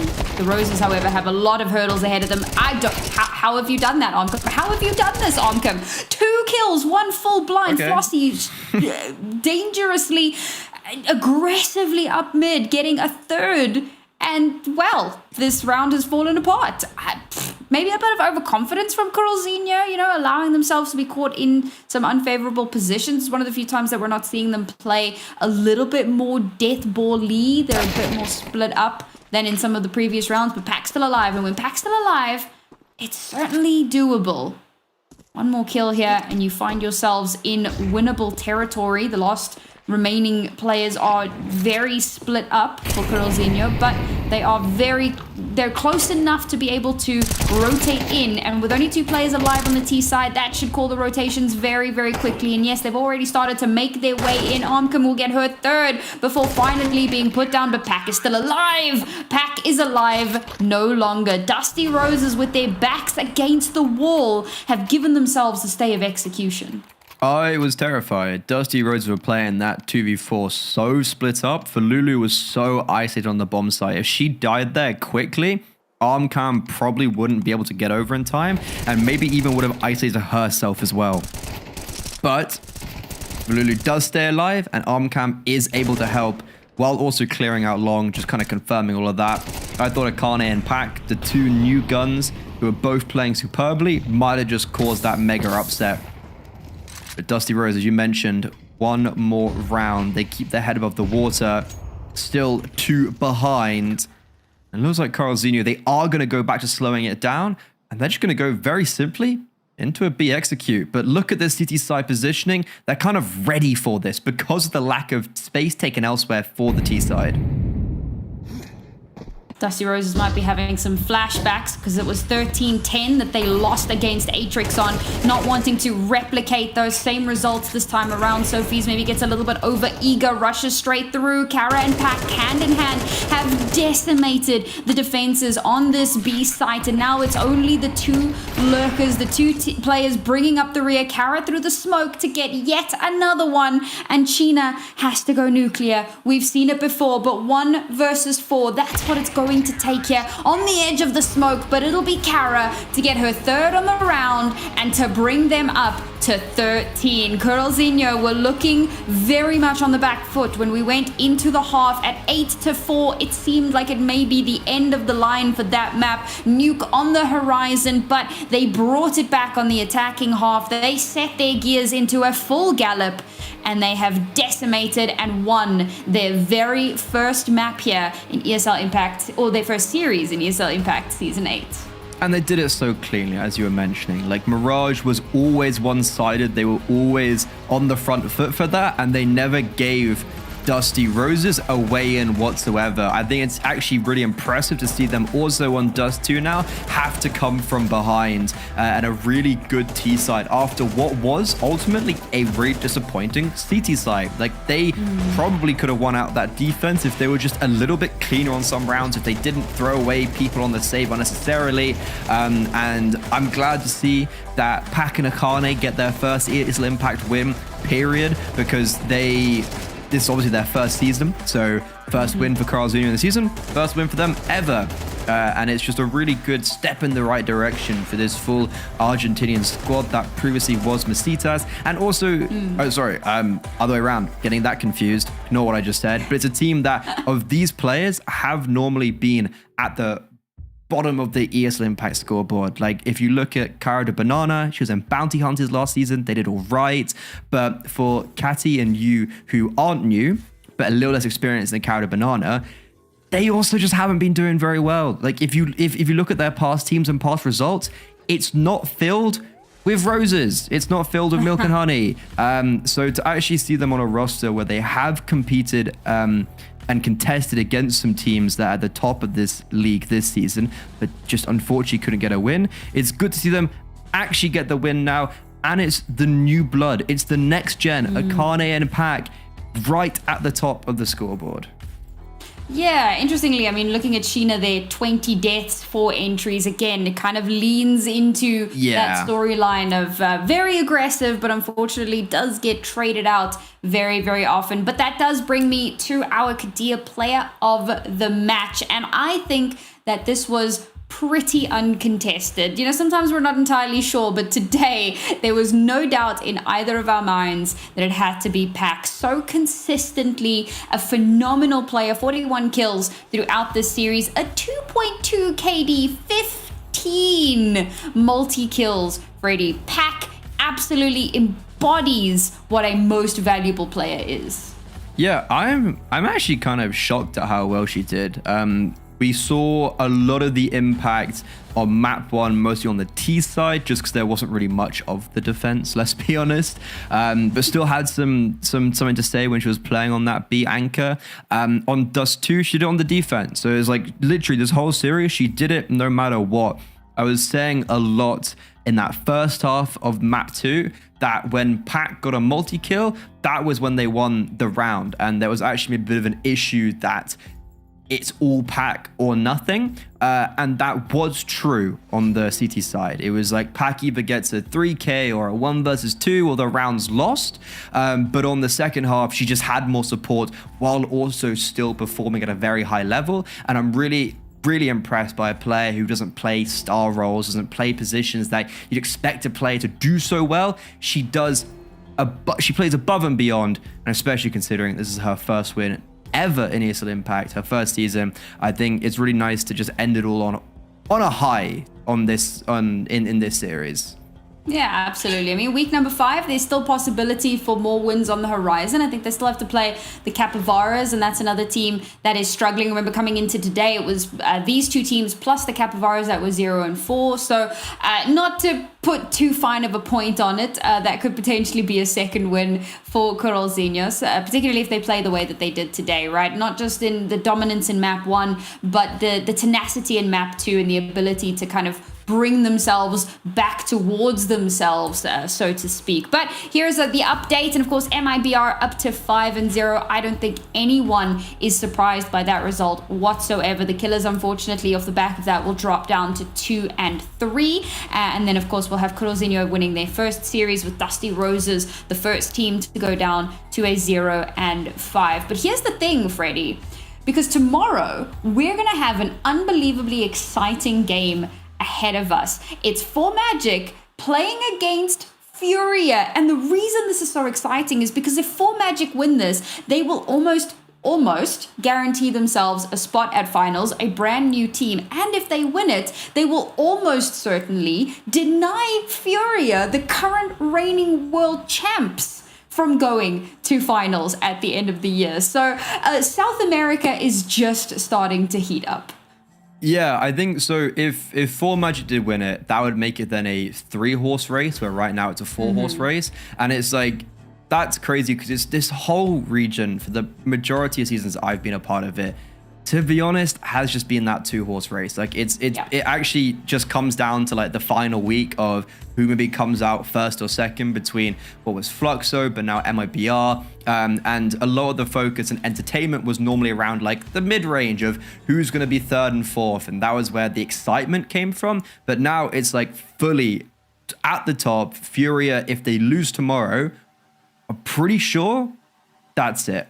I'm pretty sure, unless something truly ridiculous happens, I am almost certain that means that they don't make it to Stockholm finals, which would be just ridiculous to think. But at the end of the day, I'm really impressed with Carlzinho, and I think a very deserved win. And guess who won their prediction? This guy. Guess who lost their prediction? Over there. Fair enough, fair enough. There's a first time for everything. There's a first time for everything. I did it. I've got to give him his roses. He did, in fact, win out on this prediction. So, you know what? It had to happen eventually. But you know what? There you go. Congrats, Freddie. I'll give you that one. But what I'm going to do now is I'm going to give over the rest of this broadcast to Apples and Affinity, who will be joining us after a slightly extended break to take you through the Little Bocks versus Waves. It will be the last game of the day, but as I mentioned, make sure that you're back tomorrow because, like, yeah, Europe and NA, they're going to have games, but we are going to have a game. But don't go too far away, folks. We'll see you in just a bit for North America.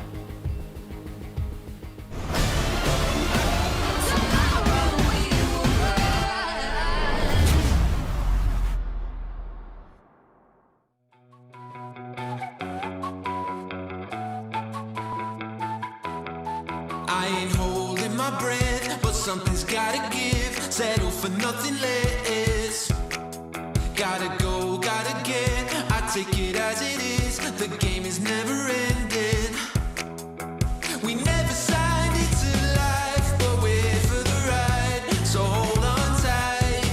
We're moving fast and time don't slow, so we gotta let go. We already know we're just living for the good times. Nothing better than the good times. Stay living for the good times. We're living for the good times.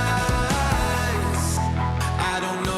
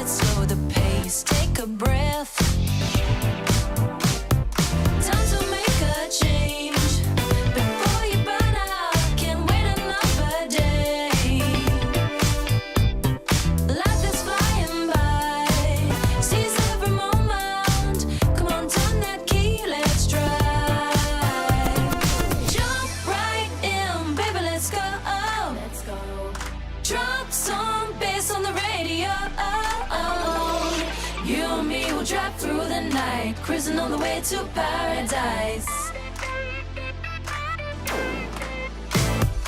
Jump right in, baby, let's go. Let's go. Drop some bass on the radio. You and me will drive through the night, cruising on the way to paradise. Jump right in, baby, let's go. Let's go.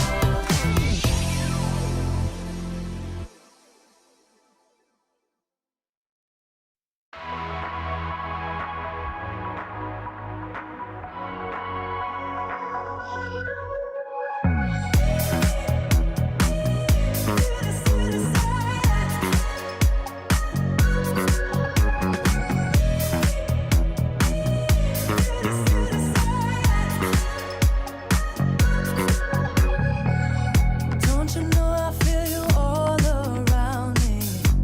No, I can't control it. Never wanna let your guard come down. Where your heart and soul is.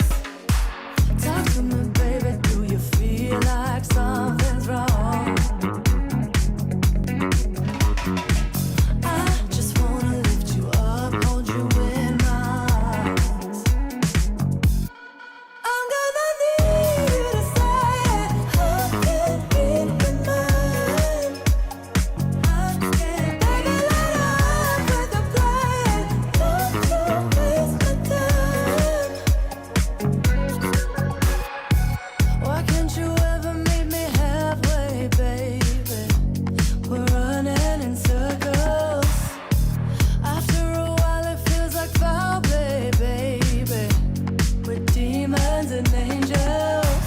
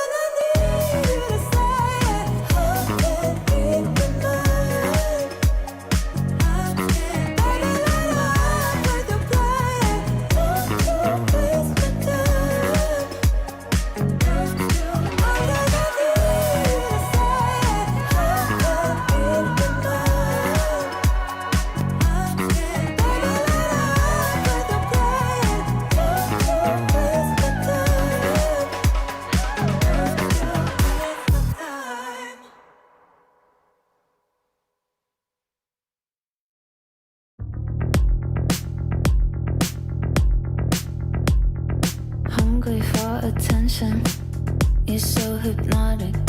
Take me for a ride. I'm feeling nauseous. Oh, I'm delicate, just like the pick-me flower that you're crushing. Feelings that I've got, you say they're valid. Take me to the party, buy me drinks, I guess I'm lucky. Pull me apart, like when I'm broken. I don't wanna wait for you to make me cry. Turning black and blue from the world you fought. Feel like I'm dying, dying. Deep down inside.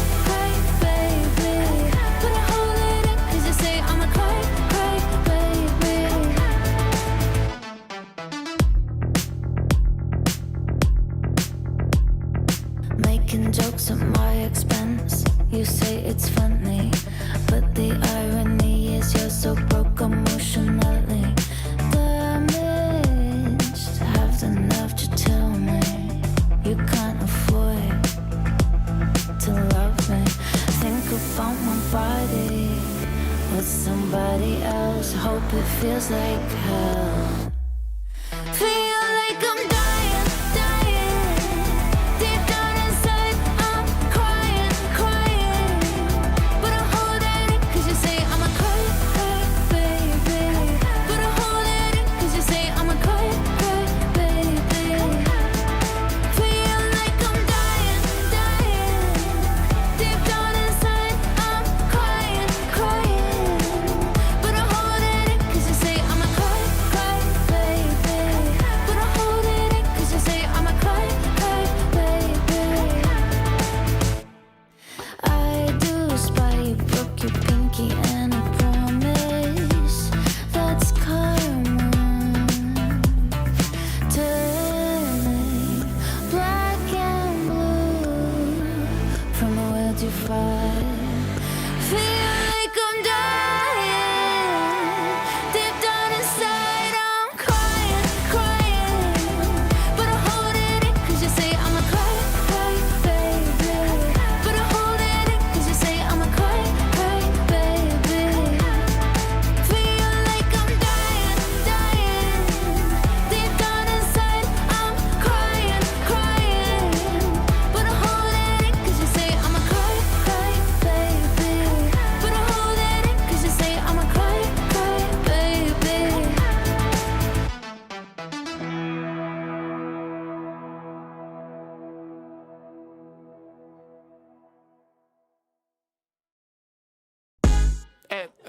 Excuse me, señor. One moment, please. Yeah, disculpa. I know my English not good looking, but are you using salt?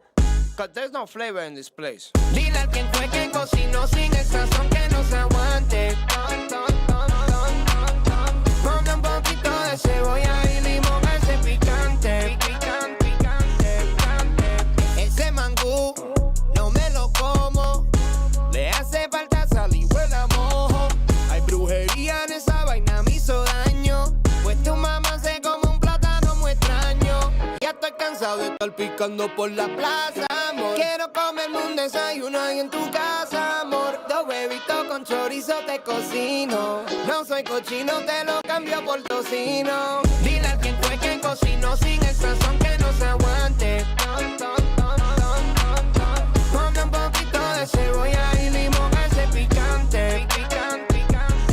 Ay, que te extraño, como la cocina de abuela o la empanada de tu vieja. La nena dulce como la miel de abeja. Yo me muero pa' comer si tú me dejas. Diablo, nena, que tú sí estás fuera liga. Mango bajito, los que son tu amiga. Por eso que yo no me encaramo en almor. Gracias por el plato, pero es que le falta algo.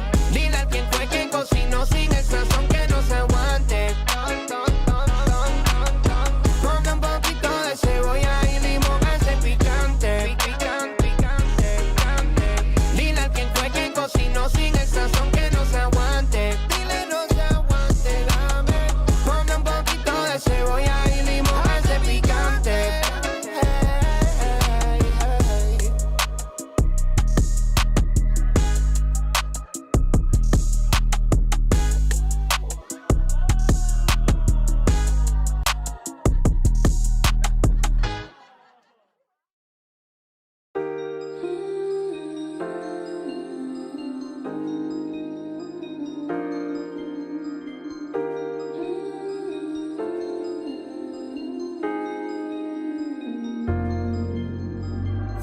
Feel it spilling over.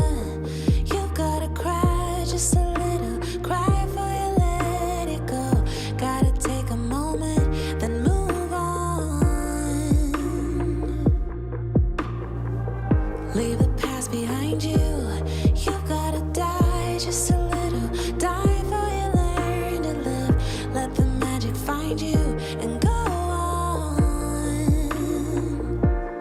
And you might fall down a little, get back up again, fake it till you make it, and don't have to play pretend. Get into your flow, come on, let it show. There you go.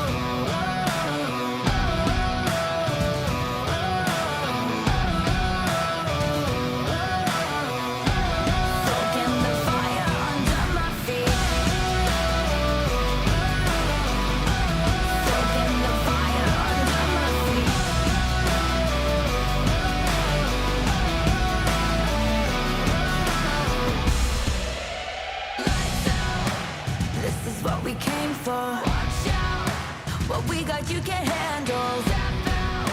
Cause we don't ever stand still. No doubt. I'm ready for the gamble. I'm ready for the gamble. Ready for the gamble. I keep feeding the flame, chasing the fame. This war will never be enough for me. I feel it run through my veins. I sharpen my aim, soaking the fire under my feet. Soaking the fire under my feet.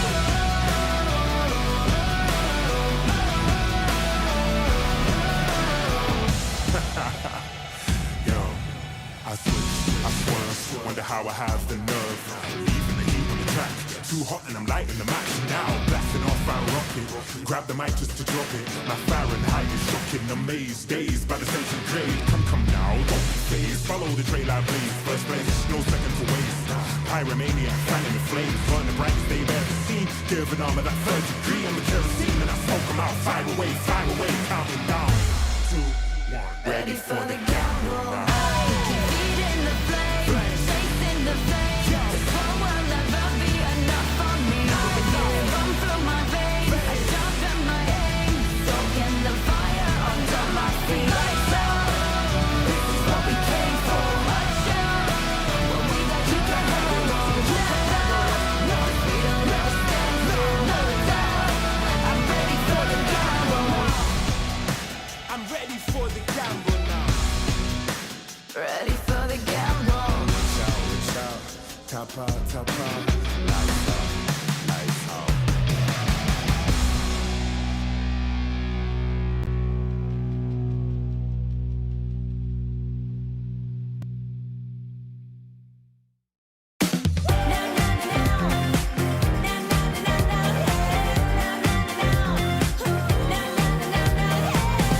Everybody, I wanna see your hands.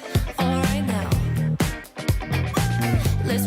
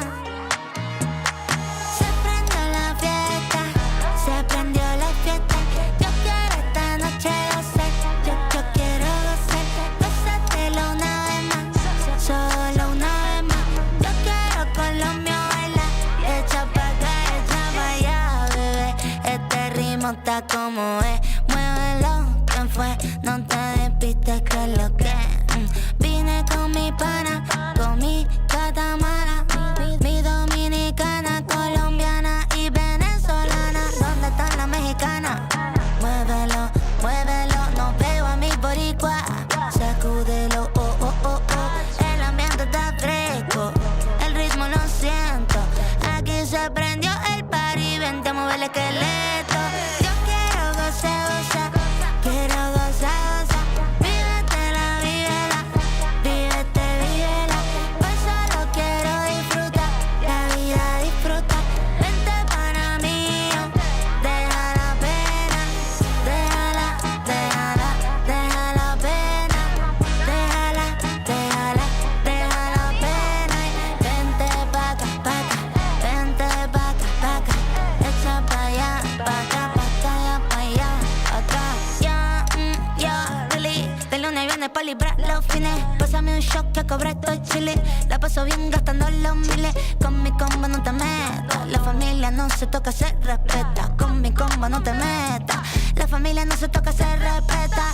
Aquí estamos todos happy. La rutina siempre contra mí. Me relajo, cero estrés aquí. Vente a la fiesta, vente al party. Vente al party. Los carros en la calle suenan pi, pi, pi. La pasamos bonito y el juego siempre puesto en la TV. Yo quiero gozar, gozar, quiero gozar, gozar. Vívetela, vívela, vívete, vívela. Hoy solo quiero disfrutar, la vida disfruta. Vente para mí, deja la pena, déjala, déjala, deja la pena, déjala, déjala, deja la pena. Y vente pa' acá, vente pa' acá, echa pa' allá.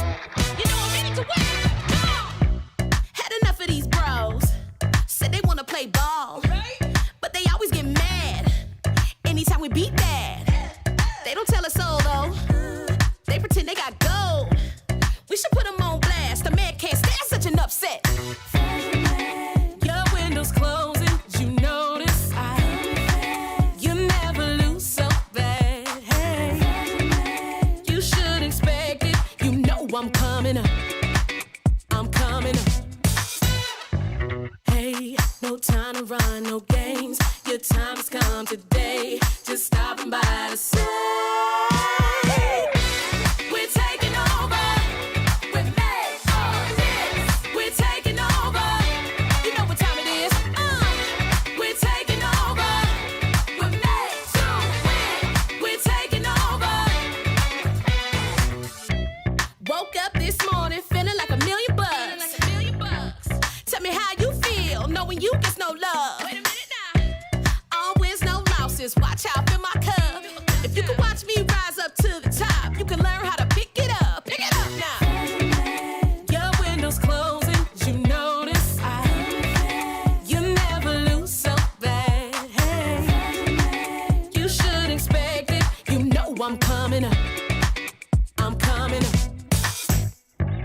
Hey, no time to run, no games. Your time has come today. Just stopping by to say, hey, come on. We're taking over. We're made for this. We're taking over. We're taking over. We're taking over. We're made to win. Yeah. Say what we made for. We're made for this.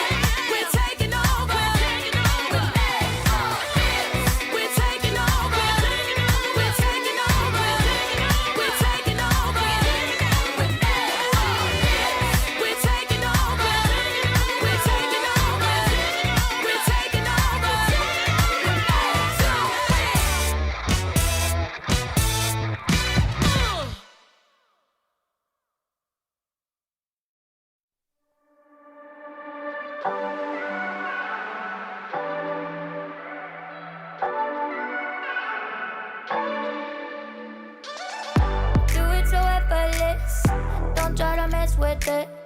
They try to reference it, wanna say they invented this. I know you can't resist, trying to be like this.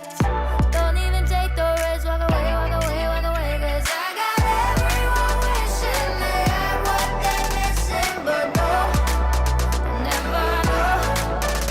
Guess I got it simple, I'm not like the people you know. People you know. I make it look easy. I bet I make it look easy. Don't try to fake it to be me. Just cause I make it look easy.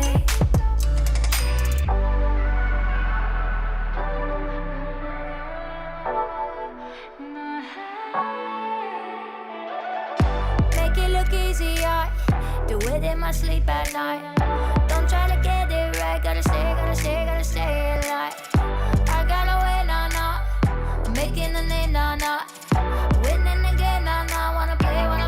Cause I got everyone wishing they had what they're missing, but no, never know.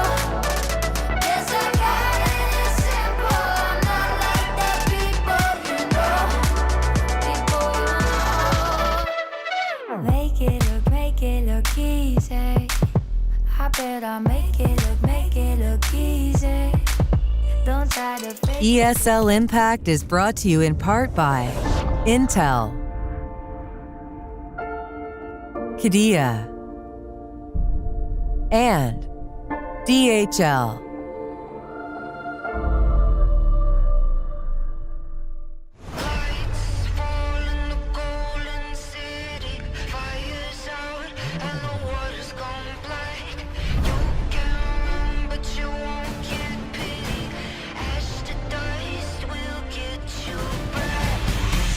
Tomorrow we will rise.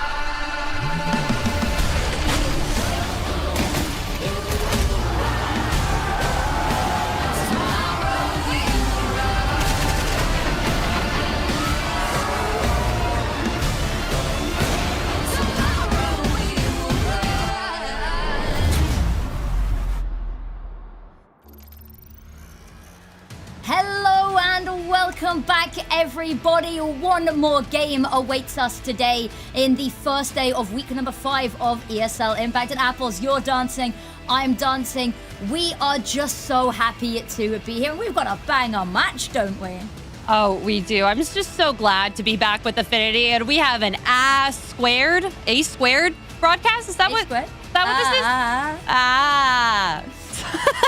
Let's go over and look at the schedule. Today we had an incredible game for Big Equipa and Imperial Valkyries. If you were watching that earlier, that was increasingly wild. Just Big Equipa, they are really on it this year. Curazano Esports winning 2-0 over Dusty Roses. And today, for NA, we have a Little Bocks versus Waves. We're going to see the chickens going into the sea here. Affinity. Can chickens swim? There's a lot of questions that we are going to answer. Now, here are the standings. Those of you with a keen eye might notice that it appears that one of the North American matches for this week has already concluded. Unfortunately, Black Mold had to forfeit their game versus Ghost Gaming. So that match has already technically been done and dusted, which leaves Black Mold 0-5, leaving them no way to get back into this season to try secure themselves a spot going forward. Ghost Gaming, they had a horrifically difficult draw of their opening matches. They got Shimmer, they got FlyQuest Red, and I believe it was Nocturnal was their other match to kick off their season, which is the holy trinity of difficult games, but they are now climbing their way back up those rankings. Absolutely. Could not say it better myself. I'm excited to see how Ghost Gaming's able to kind of make it work these last couple weeks of this season. So I feel like we haven't really seen like the precipice of like how good they can get. So maybe we'll see them against some lower ranking opponents in a little bit. But tonight, I am so excited. It's Little Bocks. We got the chickens back on the server and Waves. And these are just two teams that have just excited me so much this season. And I am a Waves enjoyer, as we've talked about before. I just love Waves. This is such a team that I've been following since last season on Lumen. But we have a whole lot. We have a whole lot to talk about tonight. We do indeed, but let's take a little bit of a look at something that's been piquing our interest, maybe, about the hen house that is the Little Bocks roster. Guess who? And I was actually speaking, I was told that the inspiration is, there's a little bit of inspiration behind this one, but let's take a look at the roster of Little Bocks. That's been something that's we talked a lot about. They play with so many substitutes. In fact, they've got 4 substitutes listed here, and this gets even crazier when I tell you about who you're actually going to see in the server today. But other than their core roster, we've got Kionetta, ADK, Pippi Sippy, and Exile listed as substitutes, who are bastions of the women's scene, the bastions of the NA scene, who have been playing some of these players since season 1. You know, Pippi Sippy has been on some iconic lineups, and they've been mixing and matching a lot with these as well. Exile, who hasn't played in an official since 2017, I believe, was playing last week when they needed a substitute to step in last minute. And then, even crazier today, they've got Kimmy, who is their coach, stepping in place of Athena. So it is a wild game, and it makes them hard to anti-strat against because you never really know who's going to show up on the day. Yeah, hard to anti-strat against, but also hard to kind of get your all your team plans in order if schedules don't line up, especially for practices and everything. But on the other side, we're going to take a look at our cadet player to watch, and it's going to be on the other side of the quarter. It's going to be Scraft over on Waves. And this is a player that you should have your eye on. Her insane firepower and ability to kind of twist and turn some of these maps, rounds in games, especially on her CT side. She is such a strong player. And being on Waves, surrounded by other strong players, she's still able to make her voice heard, getting multi-kills like almost every round that she needs to go in and get entries or anything. Very, very strong rating here from Scraft, and I'm excited to see her on the server tonight. I am. And we talked a little bit about substitute situations being maybe a little bit sticky with Little Bocks. We actually see Waves playing with a stand-in as well today. And as you can see right here, right now, it's going to be none other than LV. Now, for those of you who may not be as deep ingrained in the trenches of North America as you and I are, scholars of the scene, you might say, is you may recognize her. She played as a substitute for Fluffy Mafia in Season 6, which, of course, was the core of, which was Fluffy Mafia became the core of Lumen, which became, of course, the core of Waves. So a little bit of a throwback, but she's not got quite the same level of experience playing in the structured environment of ESL Impact, but she has been around. And of course, she's another player who, Waves' kind of signature is that they are all sort of CIS region, European region, who are over living in North America and playing together. And she fits perfectly into that.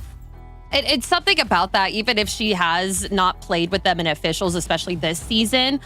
She is obviously around them enough that they feel comfortable enough bringing her in as a sub for one of these matches, one of the last matches of this season.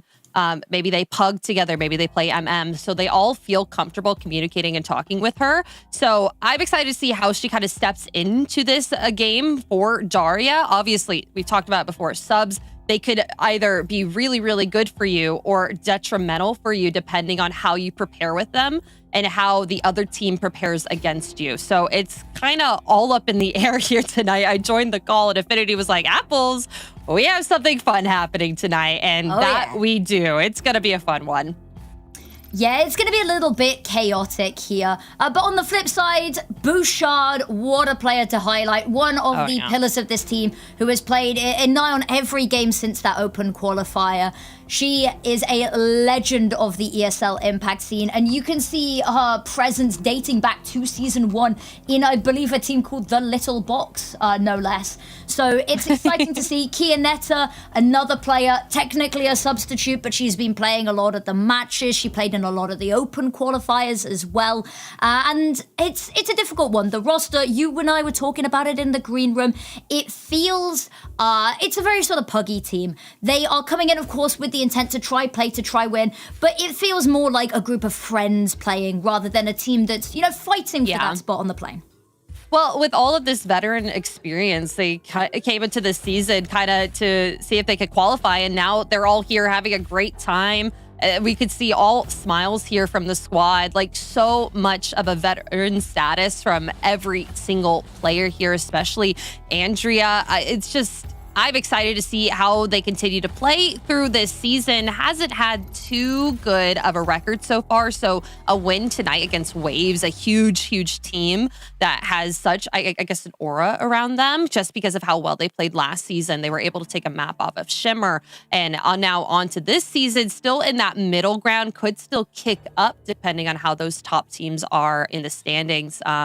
It's going to be an interesting last couple of games here for these girls to see who's able to make it to the end.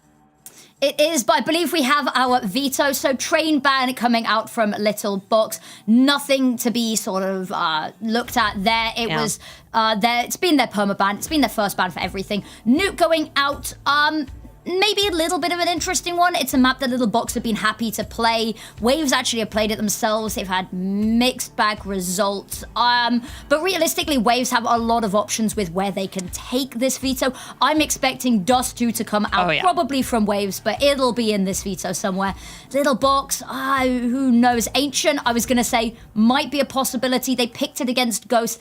Wasn't a great match, but they've shown intent on it. They floated it as a decider. Dust 2 pick. We called it. We knew it was coming. Oh, yeah. I think a nuke ban is a really punishing ban here from Waves for Little Bocks. But Overpass banning out there, Mirage going to a decider. I'm going to be honest, this is looking like a Waves map pool here. Has a lot of their skills. I feel like Ancient's really the place where Little Bocks has to come out strong and play their hardest. And if they're able to get that, it could go to that decider, could be that win for Little Bocks that they need. So it's quite interesting because these two teams played versus each other in the first open qualifier. Of course, Waves actually qualified to this season through open qualifier number 1. And the maps were Dust 2 as picked by Waves and then Mirage as picked by Little Bocks. Now, Ancient is a little bit of a new one coming into this, but when they played, Dust 2 was a 13-3 to Waves and then Mirage was a 13-5 to Waves. So got a little bit of context to look at. But in terms of predictions, I think it's a difficult one. We love that Little Bocks plays. We talked about that experience, but I just have to give it to the structure of Waves. But Apples, predictions, put in your money where your mouth is.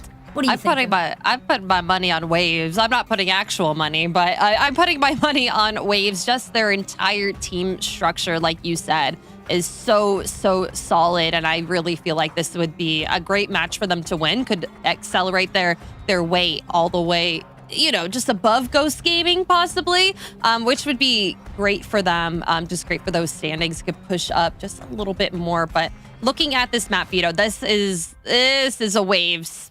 This is waves. Olia, I feel like on Ancient is going to be really, really strong. She's able to find those opening picks as quickly as she needs to on that CT side. I think we can see if they're starting CT or not. I think yes. on that point, yes, they are. Which should be good. But on that point, as you were saying, Oli, with the openings, it was actually one of the other storylines I was like tempted with this week was that Olio goes for 72% of the opening picks. And success rate is a little bit, you know, here and there, but she is so in your face early round that you can't ignore her. And I think on a map like Ancient, where I think we're likely to see her taking that like heavy early mid control, I think that she's going to be a menace. And Sakura, This is my Roman Empire. I'm going to nerd out a little bit here. Sakura on Ancient might be one of my favorite players and favorite positions in all of the North American region. In all of ESL Impact, okay? We're going big on this one. The way she takes control on both sides, CT and T side, of Cheetah and Cave, second to none in the region. So that's going to be something else to keep your eye on. There's my little nerd out there, is Sakura, as long as she hasn't changed up her positions, which I doubt it. She was finding so much success, you know, this season, last season. I doubt they changed it, but that's my Roman Empire. It's just waves all in a whole, like, it's just so fun to watch them play. And honestly, with Little Bocks, we don't have too much to go off of because of the multitudes of subs that they have. So they could really surprise us out of the gate here on Ancient. I'm so excited, Affinity. I worry sometimes about mixed teams on Ancient because it requires such a strategic depth, but we'll see. And we talked about it straight down mid. It's going to be hyper-aggressive. Andrea taking the opening pick, finds the first. The flash is absolutely immaculate. What is going on here? Oh, is she going for a knife? She's going for a knife! What? In round one. All right, and Bouchard's left alone. Finds one headshot, but Scraft finds it. What a round. Pandemonium. There's no words. There's no words for what we just saw. That flash from Bouchard is everything. That flash doesn't come through. Completely different situation. We get a scrappy fight in mid where everyone can see everyone. No one knows who's aiming where, but that flash from Bouchard carries. Oh, yes. I'm feeling really carried right now. What you need here, especially on Ancient, utility is king. I guess queen, you could say. ESL Impact. True. Flash out to mid once again. Not going to be found too much. Olia with a bunch of sight lines here down mid. Just going to fall back with a lot of damage onto her. Sakura trying to get a little bit closer into that mid area. Going to get herself taken out, but the damage is done on these T's. Yanetta left alone with the Glock. Oh, she picked up MP9. This could get interesting here with Kira. Finds the kill. I'll fall back. No control of the bomb. 3 players left. Could save this, but there's not too much to save. Just go kill, especially with that kill reward, the SMG. Difficult one here as well. There's nowhere really to go. Once that smoke fades, she's in a whole world of trouble. She can push towards B, but she's not getting that bomb down or that bomb retrieved. Let's level with ourselves here. So it's about whatever damage you can do, or maybe if you can just take this MP9 into the next round. There's somebody waiting right around the corner, though. It's a battle of the SMGs, and LV's got the angle.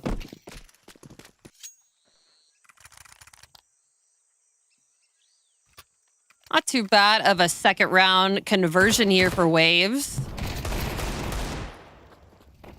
No, I think whilst we're here as well, something to highlight. We talked about how Olia is probably going to be a little bit of a nuisance in mid. When I say a nuisance in mid, I mean super passively in mid here, actually. Because I've just remembered that once she goes through a lot of these opening picks, they're a very sort of laid-back team for the most part. I say as they hurl themselves down mid. Usually, they like to just sit back. They don't take mid control. They just let Olia passively hold red room. But I mean, they've decided they want to take the fight to them, and Scruff's already up here. Picked up the AK. Is going to try to stop them getting any other weapons, and the smoke going down's hopefully going to stop that. Sprays through. He's going to take down Sapphire, but 4v4, there's a little bit of chip damage. Another smoke comes on out, and they're kind of trapped between a rock and a hard place here. But they haven't managed to really get any further towards sight. Yeah, but that kill on Scraft was 100% needed for them to keep themselves in this fight. Keeps the CTs at least fallen back for the time being. The smoke's helping. Kira here. 3 players kind of sat here. 1. Oh, and that's going to be a nice crossfire. Kira's going to find it. Sakura able to get a trade just over by Cheetah. CT's going to start funneling in now. Kimmy, nice sight line, but not the kill. Olia is starting to run her way down. This retake's still here. A flash for this as well to try get her teammates out onto site if they need to, but actually they don't need it. Elvie's just going to run and find the headshot. Shard's still here. Still able to just stop this defuse. The kit is on, though. She needs to stop it soon. It's not going to work out for them this round. Sakura, nice 2K for her that round. Waves, it's feeling like an oiled machine here. It is. At least for Waves. It is. They are a team with a deep strat book. They are looking really cohesive together. And the issue is with Little Bocks is especially when they're playing with their coach stepping in, when they're playing with, you know, substitute after substitute, series after series, is that they don't get the opportunity to build up that same level of well-oiledness that you're talking about. They have to go in super aggressive, hyper-aggressive, and play this a little bit puggier. And that's what we're seeing here. They're just hurling it down. But the issue is these smokes are devastating and so well-timed that they are just being cut off from exactly where they need to go at the exact second they need to go there. Yeah, I'm respecting it so much. Just kind of holding and waiting for the CT aggression. I think the bomb is moving its way somewhere else, but Waves, they've kind of stuck to their guns, stuck to their places, not over-rotating quite yet, because they really only have mid-control here. Have to just control the funnels out. Scraft going searching here through A main. She may be able to cut off a couple rotates depending on where she likes to go. Smoke out for ramp. Scruff's position here is just absolutely nuts. Yeah. There's nowhere they can't back out now, and as they back onto a stacked B bomb site, it's going to just be a bloodbath. Ooh, Sakura needs to be careful. Almost caught with utility in hand there. Ooh, they're getting caught by the players in cave here. It's going to be Andrea with a nice 2K, but Scrap shuts that down just as soon as it happens. Kimmy left alone in CT. Not much she can do against Olia in her AK. Let's have a little bit of utility, but the util's going to start dump towards her. They have spotted exactly where she has to be. The footsteps have been heard. 14 seconds as well. There's nothing to be done. She upgrades her weapon and she's got a fair amount on her. She's got Kevlar, helmet. She's got a near full belt of utility. So honestly, leaving it at this is not the worst situation in the world. But I mean, Waves are looking unstoppable. They've been playing this very oddly, but I think maybe that's in part due to the fact that they don't have Daria, who is such a pillar of their defense here. She's such a bastion of you can just trust her and leave her to her role, to her site, and not even have to worry about it. You know that she's got it handled. But now we can see, you know, Elfie starting to take up a couple more of Olia's positions, and that might just be, you know, playing passively in Red Room just gives her the opportunity to not have to be so as upfront and worrying about the level of execute. But here we go, Olia back. Oh, okay. Netta does get a response though. Yeah, nice trades there. As Little Bocks, they're able to take this ace, but so quickly as that happens, the CTs are here. The Molly not slowing them down, just a couple of ticks. AK is going to slow him down. Trades are here. Kira's going straight through that smoke. And, could get caught off by Sapphire. But just like that, Sakura is able to triumph. And is just looking for a gun. AK to pick up before she hits that defuse. You gotta give kudos where it's due, though, is that a lot of these rounds, they have been bringing it close. It hasn't been, for the most part, clean sweeps. We're seeing it come down to just a player or two alive, and that's really good to see. The issue is there is only so many rounds that we can sing praise for this, right? There is only so many rounds that we can say, oh, they're doing damage, they're trying to keep the economy humble, because ultimately that means nothing if you then can't mount a comeback and put rounds on the boards, because that's the win condition. But for the time being, we can talk about how they've had guns in almost every round. The utility's been a little light on the ground, but, flashes have been good. The nade stack's brutal. But, Kimmy, to their credit, they have been finding answers to the opening pick very quickly. Yeah, just like that. Throwing a lot of aggression in towards Min. They threw a lot more towards that B ramp and able to get those opening picks over there. Well, they missed that mid-opening. They're able to get themselves that B site. Bomb gets planted. Don't think they're going to go for this. Exit's really what you need.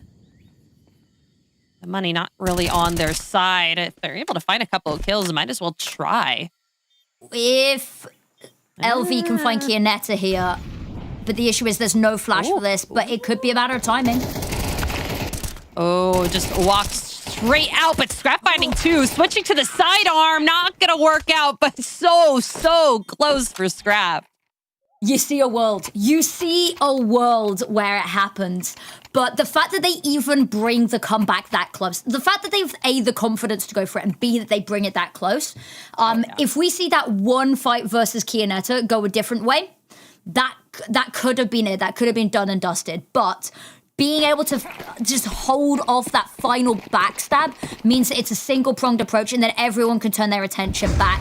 It comes a little close, but they get it done. They're falling victim to the nade stack again. They run through the Molotov. They're burning alive, and look at that. Mid is under their thumb.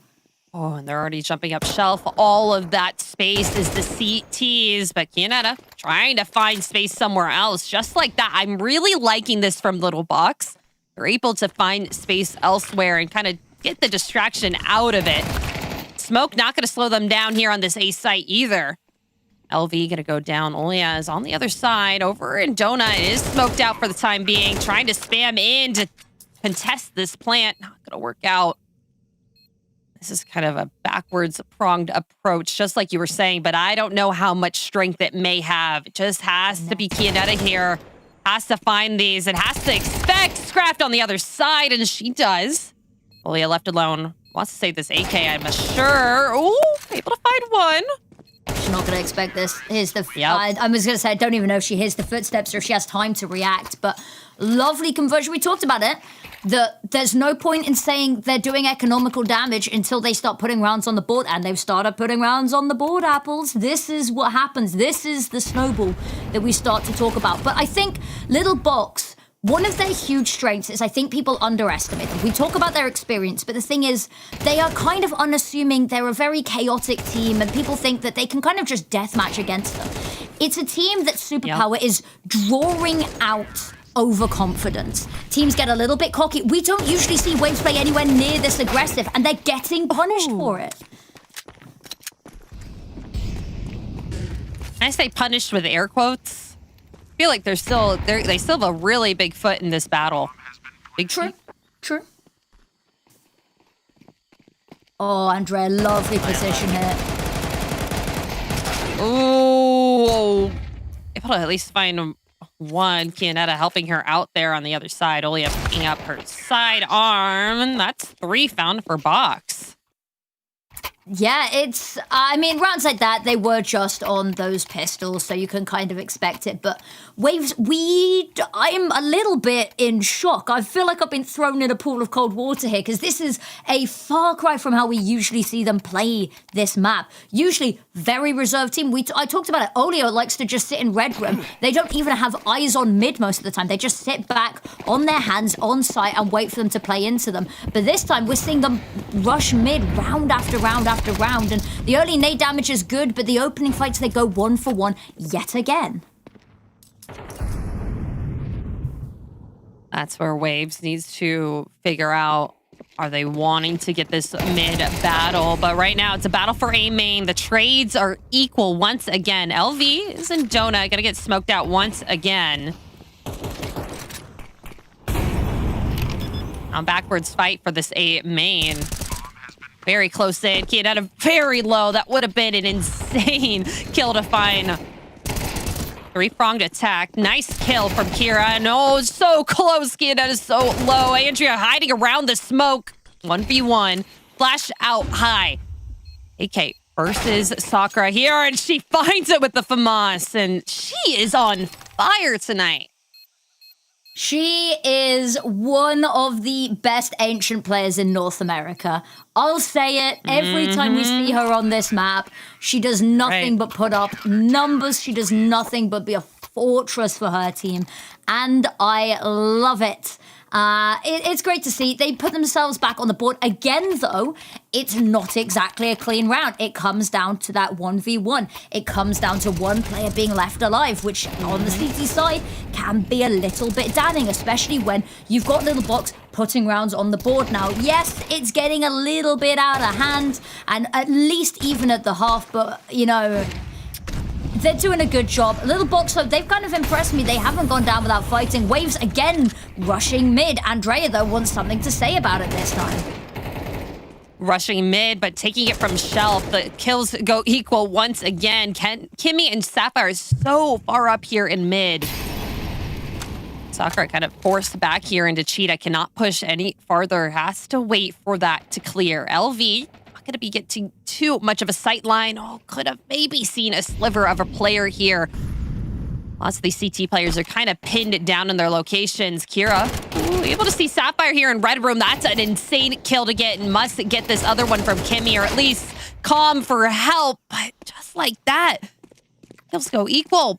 But they're in the hands of Little Bocks. LV left alone. They know where she's at. She is an MP9. If she's able to find this one, that would be insane for Waves. Yeah, not the right weapon for this.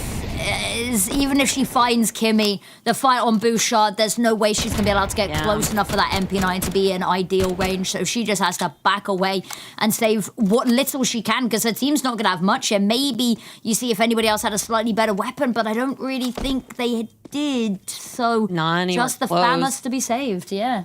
And all the other places for the weapons, they're in very visible locations for where these T's are going to be exiting. Yep.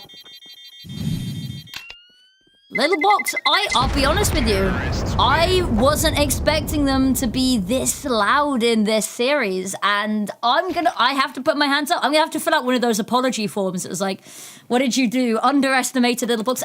I did exactly what I accuse the teams that play up against them of doing, and that's underestimating them. And I think that's kind of been something in North America this season to watch out for, is that there's been a lot of teams that these score lines don't really reflect what it's like to play against them. I mean, Waves, for instance, took a map off of FlyQuest. Right? They took them to 3 maps and all of regulation. It was a 13-11 on Overpass, that final map. What a series. But, I mean, Little Bocks, you know, maybe this is the roster formulation that's the key. Sapphire with the first, Key with the second, and Waves, this over-aggression is just getting punished again and again and again. And I'd love to see them, I know that they're just on pistols. I'd love to see them just ease off the gas a little bit. That would be great, but gas is still being punched into this wave, at least for now. A nice boost up here for LV. The FAMAS not getting much damage at all. They're all just kind of blindly firing here with the flashbangs, with the smokes, with everything here. Just got to sit back and wait for something easy to work out. LV able to find a little bit of the edge of a player, but they're so well tucked here. Finds one. Maybe a second. Okay, this is getting close. Kimmy from the other angle able to finish that out for Little Bocks. Yeah, I mean, There was 2 isolated 1v1s there. She managed to bait out 2 people separately to give herself 2 1v1s. Unfortunately, there was a 3rd position, a crossfire that just didn't get broken. I think if she'd been any further away from it, that it wasn't immediately triggered, that she could have very well had a chance to bait out yet another set of 1v1s. But no, she unfortunately just doesn't have that luxury. Waves, once again, this time they don't decide to hold themselves quite down the bottom of mid. They decide to tuck into Donut a little bit more here. But Sakura, we talked about her in this position, gets the first 2. She's hungry for more, but Kira, unfortunately, has wiped out the last player showing their face right now. She wants to go further. Unfortunately, Andrea going to punish that overstep. But now the rest of the team, they can just encroach. Oli has pushed all the way through the corridors, and now Andrea, I mean, her location's known.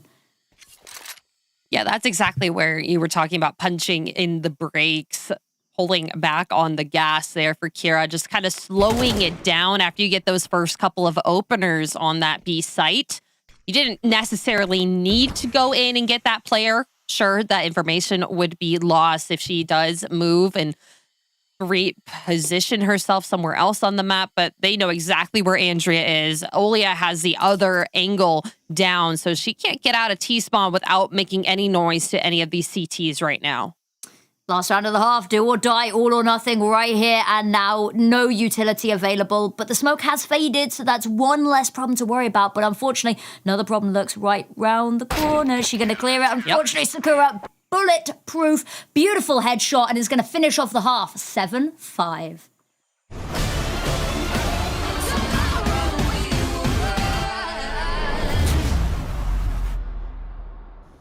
2 a.m. in the morning, and your anxiety's calling. You lay in your bed, but it feels like you're falling. Do you recognize that feeling? The demons under your ceiling. Everything hurts, and nothing is healing. Yeah, I don't even wanna be awake, cause every second that I live is like a wasting. Can you help me start a replace all the memories that stand in my ways? You know what I really hate the most is that happens to me is like a ghost, it's so far away. I only wanna be okay. Tell me why should I stay away? If only dreaming can erase the pain. Tell me why should I waste another minute staying in this critical phase? I'm just praying for some better days. I'm just praying for some better days. I'm just praying for some better days. Some better days. Some better days. I'm just praying for some better days. It's too late in the evening. I should probably get some sleep, but I just can't seem to set my mind at ease. I can find an escape. There are many doors I would take, but I can't make one of them become a way. So I'm drowning myself in the media, cause I don't wanna face what I'm fearing yet. I am scared of fighting this alone. I've tried to turn on the light, but my demons know how to hide. Lately there is just no end in sight. Tell me why should I stay away? If only dreaming can erase the pain. Tell me why should I waste another minute staying in this critical phase? I'm just praying for some better days. I'm just praying for some better days. I'm just praying for some better days. Some better days. Some better days. I'm just praying for some better days. Press play.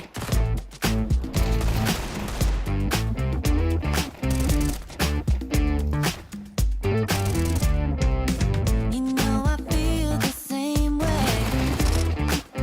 Something crawling under the surface. Snap your fingers, we'll go there. We can find your inner furnace. Keep racing to the mantra. Don't stop, get what you're after. No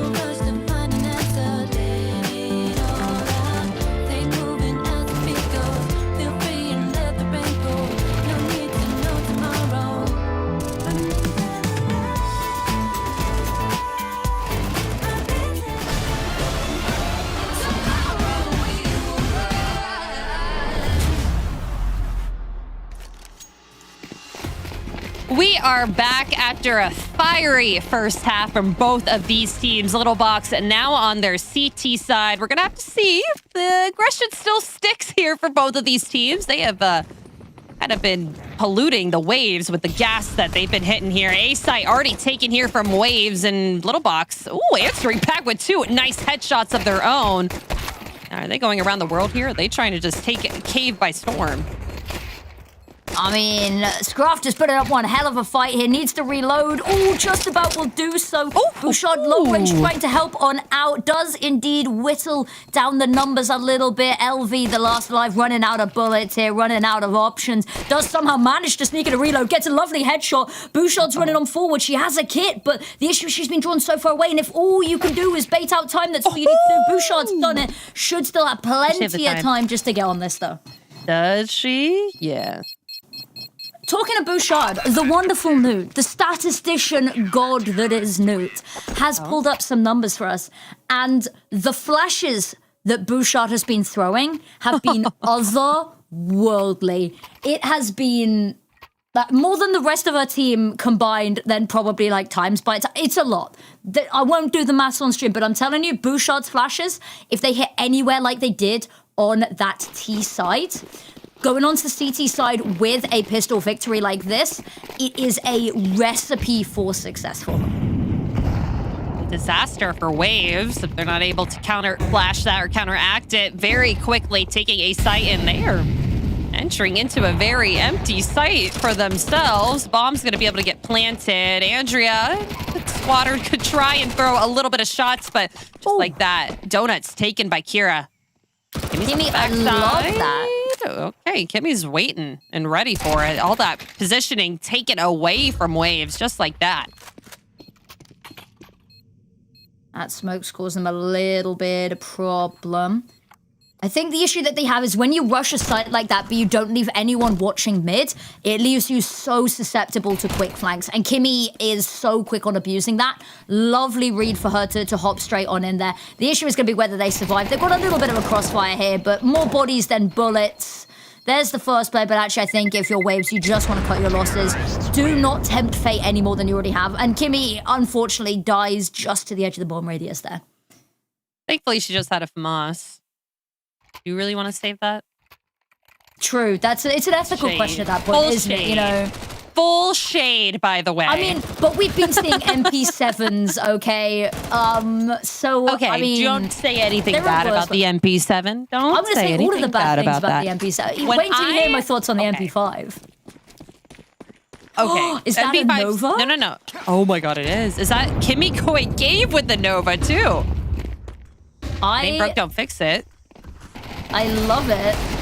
I mean, it's on the wrong side of the map, and unfortunately, the whole of the A site falls, so she's going to struggle to get this particular weapon in a position to really do too much work, but she can get into Donut, and they try and push back out of there. The issue is the rest of her team's fallen, so even if she does get in position, it's not going to be effective in trying to re-pincer and retake this site.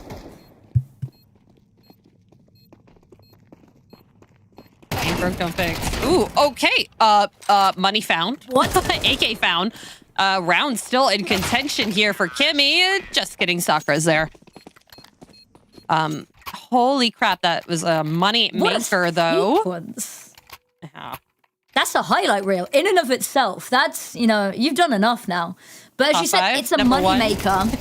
but the issue is with this one is that whilst it's good at making money, and in this situation, that's all you can ask for. And yes, it looks very snazzy. The issue with the shotgun is if they're not going to push you early on, by the time that she gets into Donut and into a position, the rest of the team has been so thinned out that they don't even need to retake that Donut control. So her position is obsolete. They're not going to push into her until the exit. It means that she's not got much way to impact trying to get back into this and trying to save and redeem this round, bring it into some sort of contention. It's just not going to happen.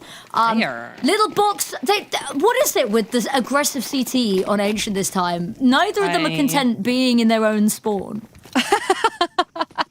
This is actually going to probably disrupt waves a lot. If they went enough players over in a main, it would have been a little bit insane. But Sapphire, with those early shots, kind of alerted them to the issue, and kills are being found here for waves. Yeah, alive. just an eco round to go up against, but there's not even going to be recoverable weapons here. That's Nice a shot. lovely shot, though. Very nice shot. Might be another one here, potentially. Olia might isolate a Jewel, perhaps. Kura's not too far behind, and I think they might be expecting... Oh, no, they're looking right the wrong second. Missed shot is going to get punished, and Bouchard, unfortunately, peeks out just the wrong time for the three-headed snake that is this Waves exit to pounce. Neither team wants to take a breather, it seems. No, this has been all out with no timeouts. Finally we're seeing an AWP in the server. You know, we didn't see Olia pulling out that AWP at all. Kionetta is deciding that she wants a little bit of the sniper rifle action. I'll be curious to see if this changes absolutely anything about the pace, but I have a really harrowing feeling it will not. Early util towards mid. Actually going to be pushing those CTs back with this full buy and the lack of money after this round for them. Gonna be a little bit hard to rebuy, so they want to be able to keep their forces together, not get the early picks out for Waves, especially since they've already hit double digits here. Kionetta, eyes set towards this A main, and that angle change is really good for LV. Andrea, though, on the other side of the smoke, able to hold down the forces. Kira, the only one able to find a kill so far into this A main push. It's her and LV left alone. Bomb gonna be able to get planted and fall down onto the site. Sapphire so close, held back by a smoke that's about to fade, and the CTs are gonna start moving their way in here. Kira gonna be first up. All spots ahead, but eats a nade in the process, gets the first, but it's a trade. LV just has to tuck back in, and they're not gonna let her isolate the fights. And there's a couple of things I noticed in that round, Apples. The number one being that Andrea gets 4 kills here. 2 of those is because whilst there are flashes available on the team, they choose to dry peek that smoke into Donut. And I don't know why you wouldn't throw something or just wait a couple of seconds for it to fade. But you see it there, is Andrea can just turn around and a second peeks on out. Again, nothing has changed. They don't swing together. And I think that is kind of the linchpin that allows them. Yeah, the bomb goes down, but there's no way realistically with the numbers disadvantage that wielded as an advantage for Little Bocks to abuse. There was nothing they could really do. And I think I saw a missed Molotov there to keep us off. It is so scrappy right now. Very scrappy. That let LV get so much space here over on shelf. Kimmy going hunting, 46 health. So many players potentially on the other side of this smoke, just gonna try and hide. Throw another smoke out. Scrap just on the other side of it. Just kind of all stalking along. Nice shot found from Kira onto Andrea. And I like the slight pause here. Not going fully in, and she's able to find Sapphire. That's 2 entries here for her alone. Bouchard on the other side of the site. Just trying to hide and wait for the rest of her team to come and join her. And there we go. The flash out. Not gonna quite fight this. I like this pacing here from Waves, at least on this site. Just like that, they all fall down. That was a great round there from Waves.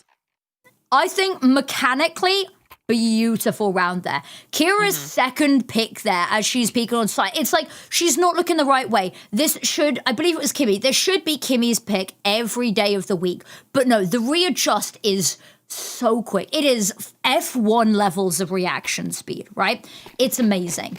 And then Olia's little bit at the end, their backside, something else. Kimmy's back on the Nova. I mean, she made good money with it the first time.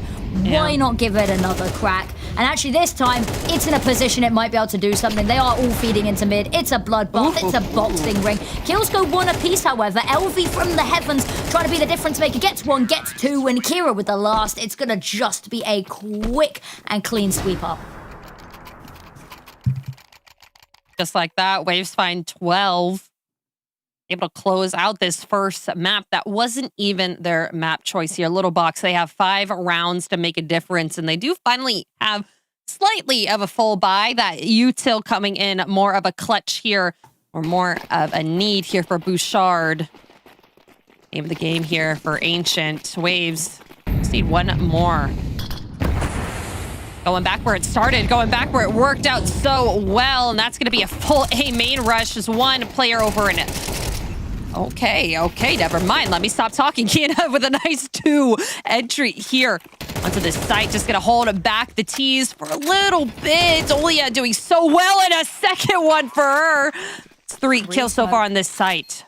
The re-smokes are perfect on both of them, and there's a single flash to try get them back into this. Realistically, that's the only util they have. Try peek around the corner. It's going to be a little bit messy. Flash goes out. Ooh, it's going to be scrappy. Kimmy's not going to back off here, though. Sapphire gets one. Now, what to do? Smoke comes out, blocks her out. And then are they going to hop on the bomb, taps it out, tries to bait her out, and actually she's going to lurk around the back of the smoke reactors. And she finds it. Olia ace to win the last round of that map here on Ancient. Little Bocks map pick. Waves find it.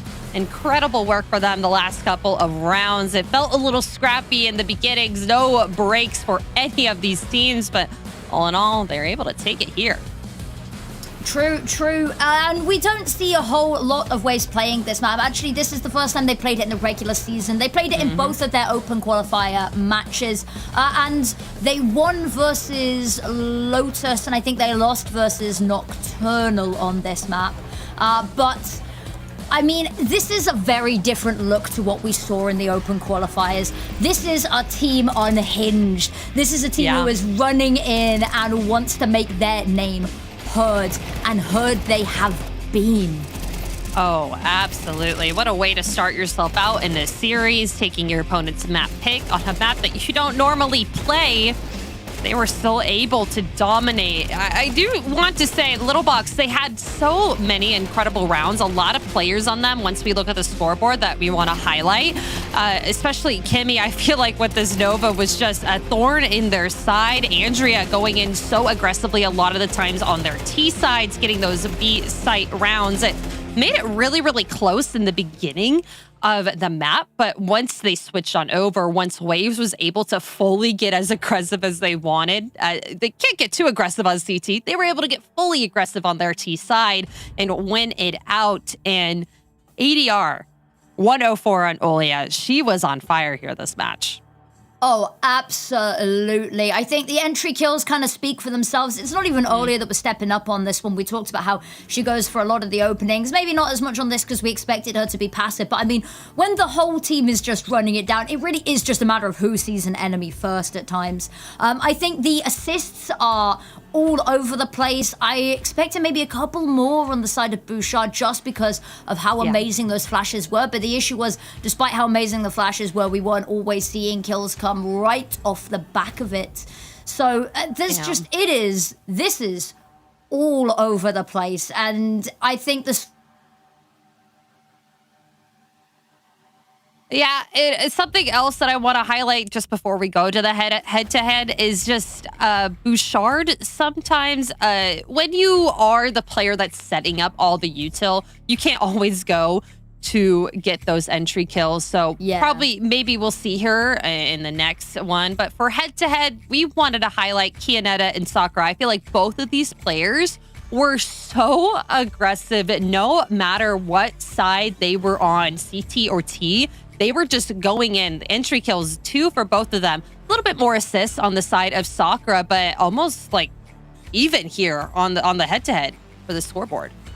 Yeah, I mean, almost every other metric is looking pretty even. The multi-kills are the same. The deaths, there's a little bit of a discrepancy, but I think that just comes with the nature of winning that handful more rounds there. And I genuinely, both of these players are looking really good. Kianetta, a player who we talked about, has been stepping in a lot for this team, has been a player that actually, every time she's been on the team, they've looked really strong. She seems to be a really integral part of this. And I've just been loving watching her play. But I mean, I'll hand on heart say I was expecting Waves to come in with a little bit more ferocity on this one and to sort of storm away with this. The rest of the veto does you didn't think they were that furious? They weren't being that aggressive? What, did you want more aggression? No, what I mean is I expected the score line to be maybe a little bit more one-sided. I expect them to play more passively, but the scoreline to be shifted a little bit further.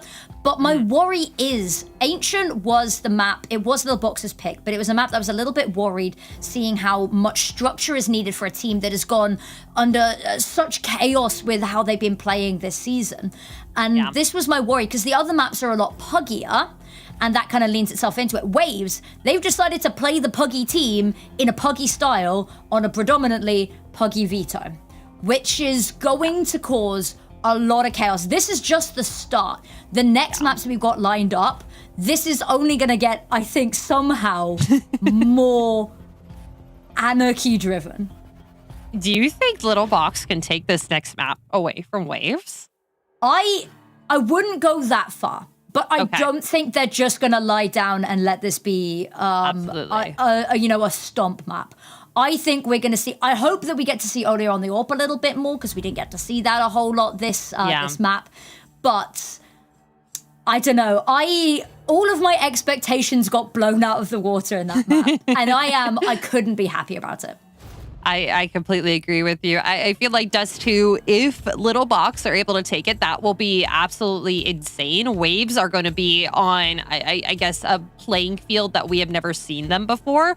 Dust 2 is a really, really good map for them. I think that was the map that they were able to take from FlyQuest last season. And I think they took it very, very close against Shimmer, either this season or the previous one. I'll have to get that all sorted after we go to a break. But this is a very, very strong map for them. So if Little Bocks, if they were able to VOD review, get that all settled and ready for this upcoming match, this one that's going to happen in, 10 minutes? It could go their way. It could go either way. It could, but on that note, we are going to throw to a break and get the next map ready for you guys at home. So don't go anywhere. We'll be back really shortly.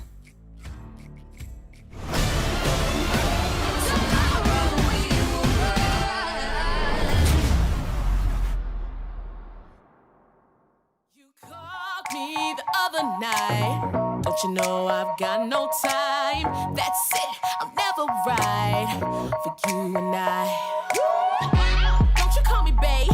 Thought you had a chance dropping DMs on my page. You can stay outside, you can park it on the pavement. Waiting, I don't need a man that's cheap and basic. I'm ranking. Back up. I don't need another suitor, babe. Man up. Put your pouting on a Twitter page, yeah. And I advise you to take a deep breath, cause you gon' hold it till the colors in your cheeks left.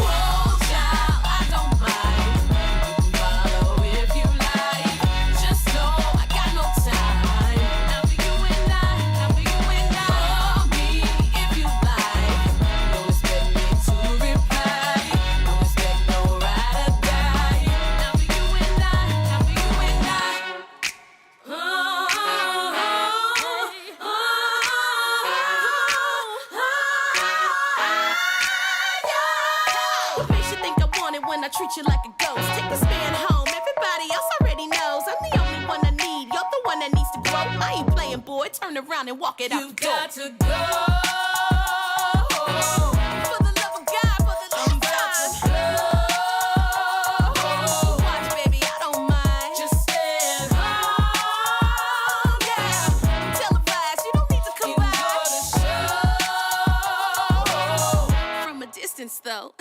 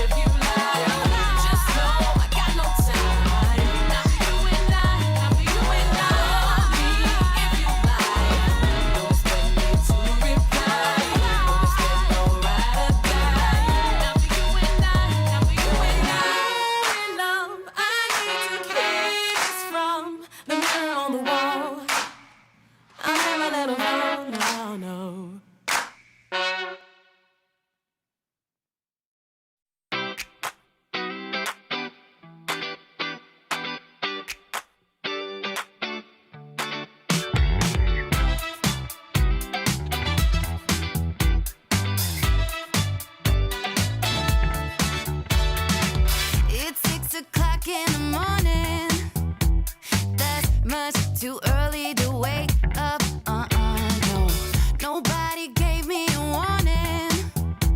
I wanna sleep, but I know I can't slow. I got the feels, let's make a deal. Moments are moving faster. I got the feels, you take the wheel, got me a real disaster. I got the feels, I mean for real. Call up, pretend I'm master. Somebody bring the fun back. Can anybody do that? 'Cause I wanna be happy and I wanna get down like an all-day party. Do. And another thing, baby, I wanna go out. I said it. Hey. I'm too young to grow up. On Fridays I don't wanna show up. The shots keep coming. I'm too young to grow up. And you can make me. Somebody save me. I'm too young to grow up. Stayed out too late, we were clubbing.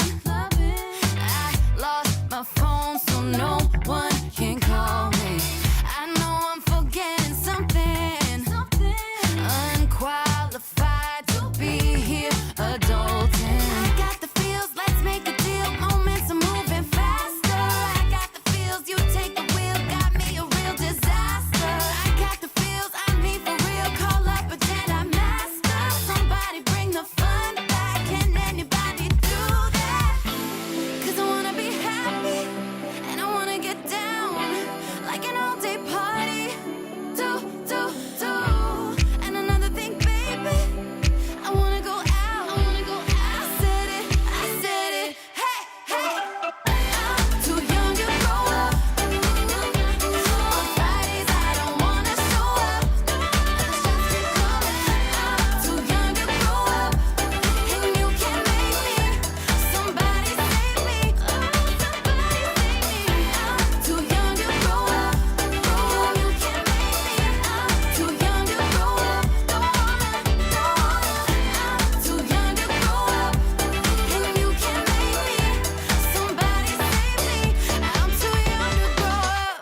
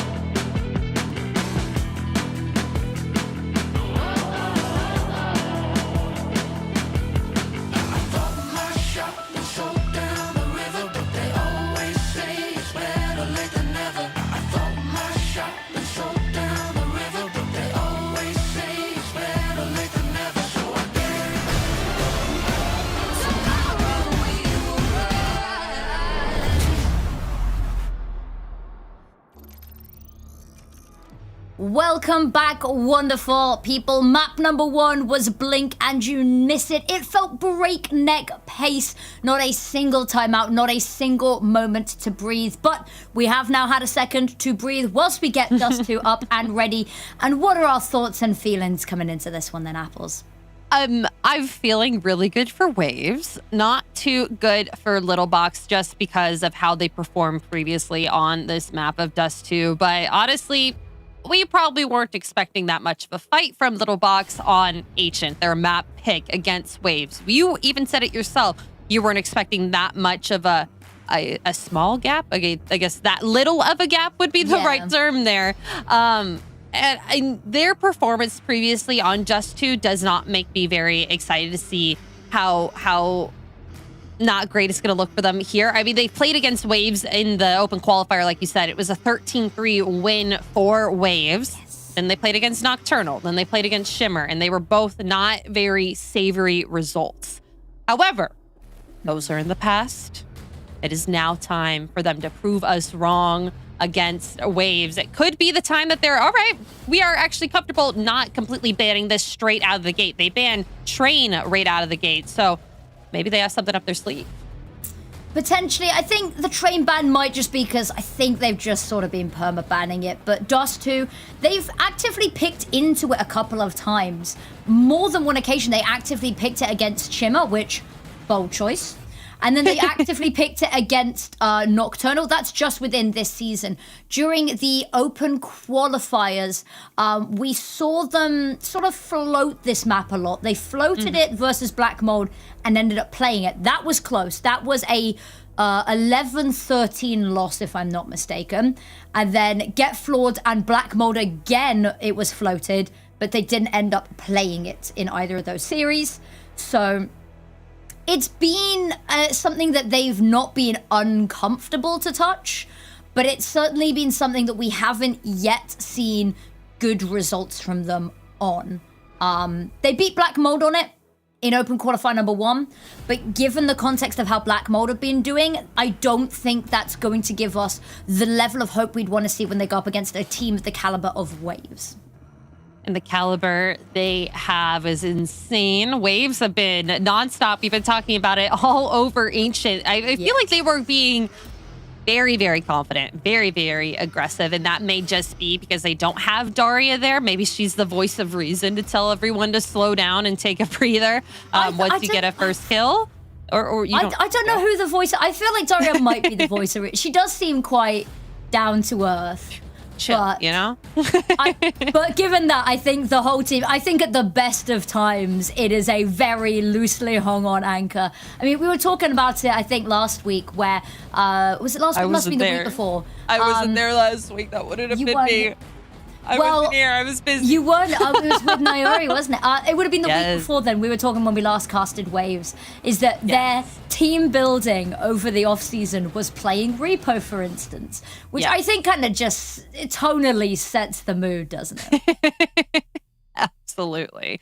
I mean, that kind of gives a lot of context to just how well they mesh as a team, how well that they're able to set up util, and how they're just go, go, go. They're not pausing and waiting and like, all right, what do we do here? No, they know what's next. They know how to be able to keep going down the line of what they need to be completing round after round after round to get that win. And that's exactly what they did on Ancient, even though there weren't any breaks done. I keep saying they need to pump the brakes, but they don't need to quite yet. It seems like it's been working pretty well for them. Just the confidence move that they're just throwing into this game. And I'm liking it, but it's making me nervous. I think it's making us all a little bit nervous, Apples, but we'll see if those nerves amount to anything just yet. And I mean, we're already seeing a little bit more of an aggressive CT side than we normally do from Little Bocks. They're usually pretty default, pretty stand, but they peel back quickly. And Waves, again, a little bit of a deviation from them on their pistol, deciding to push up Rush Long instead. You're getting very close to the smoke. Kianetta at least finding one. The kill's going the way of Little Bocks. And just like that, Sakura and Scrap have left to scramble. The Dooley's doing a lot of work here for Bocks. Sakura has to find 3, and it's not going to work out. The first found for Little Bocks. And, oh, that's pretty good for them, actually. That is, I mean, can't complain at a pistol round like that at all. They're going to have everything they want and more. They deny a bomb plant, which means they deny really any possibility for Waves to have a pretty good buy to try challenge this.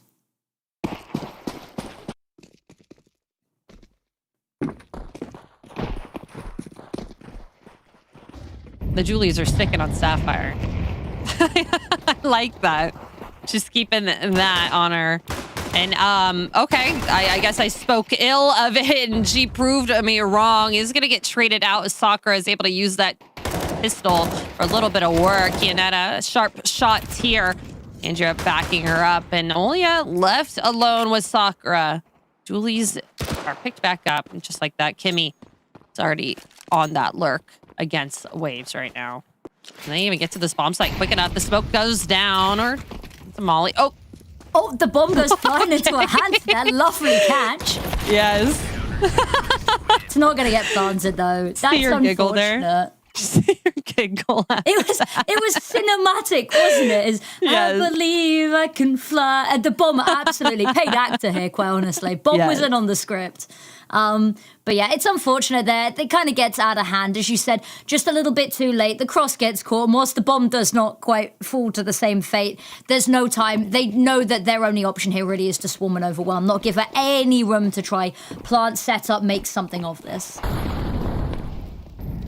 Can that be our top player of the day? Is just the bomb, not any player in particular, just the bomb. That's the top 5, actually. It's just that one. All 5 flip is over just and the over. bomb. Yep. And here's number 3, Olia, once again, catching the bomb. I mean, NBA they're just a level. flawless execution. No, NBA level. Talking of this, we're seeing their default execute. Smoke goes over. We'll see the Molotov for the whole of site go through, and then over towards scaffold. The next one will go. But the issue is they've got to try to deal with the fights on site first. They do so successfully, and that gives them a little bit of room before they hurl the second set of utility to try keep hold of this site now. Molly out for LV, and Shard has to fall back along with Sapphire. Can't really push that quite yet. Ooh, the tick down. It's going to give them the information just before the smoke blooms. Kira gets a sight line. Not much damage, but Kimmy jumping straight through that smoke, able to find 2. Scrap just hiding in this corner, has to do this standoff against Bouchard, and the AK wins. Scrap will save that round, just fighting down with that AK on that corner. Not exactly the easiest round that you could want for a B-side execute. No, it is not. But I mean, the Waves B-side executes, we like to see them sprinkled in here and there. And it's always the same pattern, especially if Olia has the AWP. If you know she has the AWP, and we'll see this in play a little bit later on, and you don't see her firing down suicide, firing down mid-early round, you know it's going to be a B execute, because she has to go and throw that door smoke for B. Now we're seeing this control, and it's going to be LV picking up Daria's role as that second prong in the tunnels attack. Scraft up there on catwalk. They're going to flash her over to peek round the corner any second now. Nobody's near enough by, because there's a smoke in the way and another smoke on hand just to bolster this one if it starts to fade. But Sapphire wants to get up close and personal, knows that this is going to be where they're likely sitting for now, and they've got so much information elsewhere. Maybe Bouchard can stop the onslaught, stop there being a second prong, but Sapphire caught distracted. Ooh. Trying to play anti there. It's going to get taken down. At least Bouchard's able to make a little bit of work on that flank on along. Kimmy just kind of hiding around the smoke here. Ooh, a little bit of damage, but the kill goes the way of Waves. The bomb site there. Smokes go out just to hide them in a tow. Oh, they can kind of make their way up along as that space. The nade out, not able to quite find the heads of Waves quite yet. I'll be in a nice position, and oh, a nice shot from her as well. Yanetta, spotted so many people, able to isolate 2 fights. Graf gonna pop out for the last, but Bouchard unfortunately caught wide out in the open. A sitting Bock, I guess you could say, because it's not a sitting duck. You know, one thing that I think just to kind of does not have in comparison to other maps is that there's really no element of surprise a lot of the time, especially for CTs. If you're watching the utility, if you're watching things being thrown, you can kind of expect things, expect that cat rush, but it really depends on how you're going to bolster your team around that. If you're able to fight back after they're just sitting all on cat, tease compared to last round. You know exactly where they're going to be trying to go. They're going to try and go A. You have to go kill that long player and then fight backwards up towards its site. There's a little bit of surprise here, though. 4 players up long. Kianetta is going to be able to spot a couple of them and the bomb. Just a deagle in hand. Could maybe get a couple of shots or a little bit of damage before she's taken out. Now the rest of the CT players has to find a hiding spot here before they're taken out. Not much weaponry.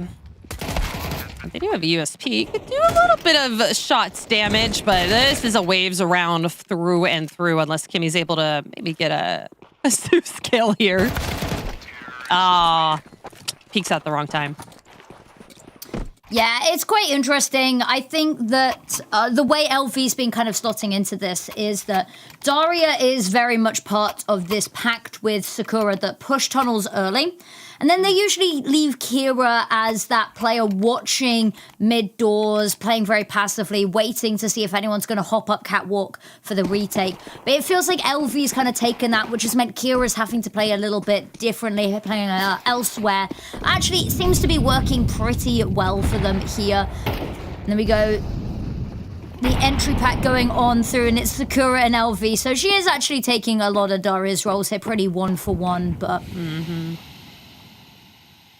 Ooh, gonna be a fight in towards doors. Kira's waiting for it. The over-aggression, the dry peek will be punished 10 times out of 10.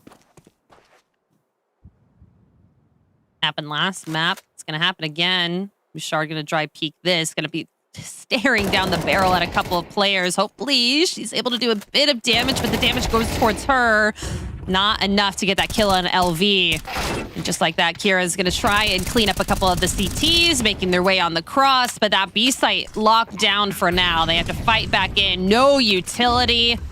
Has the weapons. They got to save this. Yeah. Just got to go and hide. Luckily for them, nobody's really on the hunt. There's a lot of money in the banks for some of these players, so that's going to start being a concern for them. But this round, they can at least rest a little bit easy. I say that Olia's got a little bit of intent here, but time not really on their side on this one. But yeah, call to save early is really nice. We've seen a lot, mostly from the side of waves, situations where they are... Well, like, realistically, you should say. Realistically, you know this is not going to happen, but they still seem really eager just to try and get their foot in the door, just to try have something to say about, you know, even the unwinnable rounds. Little Bocks, I like the call to save here. It's going to be looking at the longevity. And finally, I didn't think we had the button for it. I thought the button for it had been lost. We alas see our first time out, My Kingdom, for a timeout. No way. No way. I thought they got rid of those. I thought they got rid of those CS2.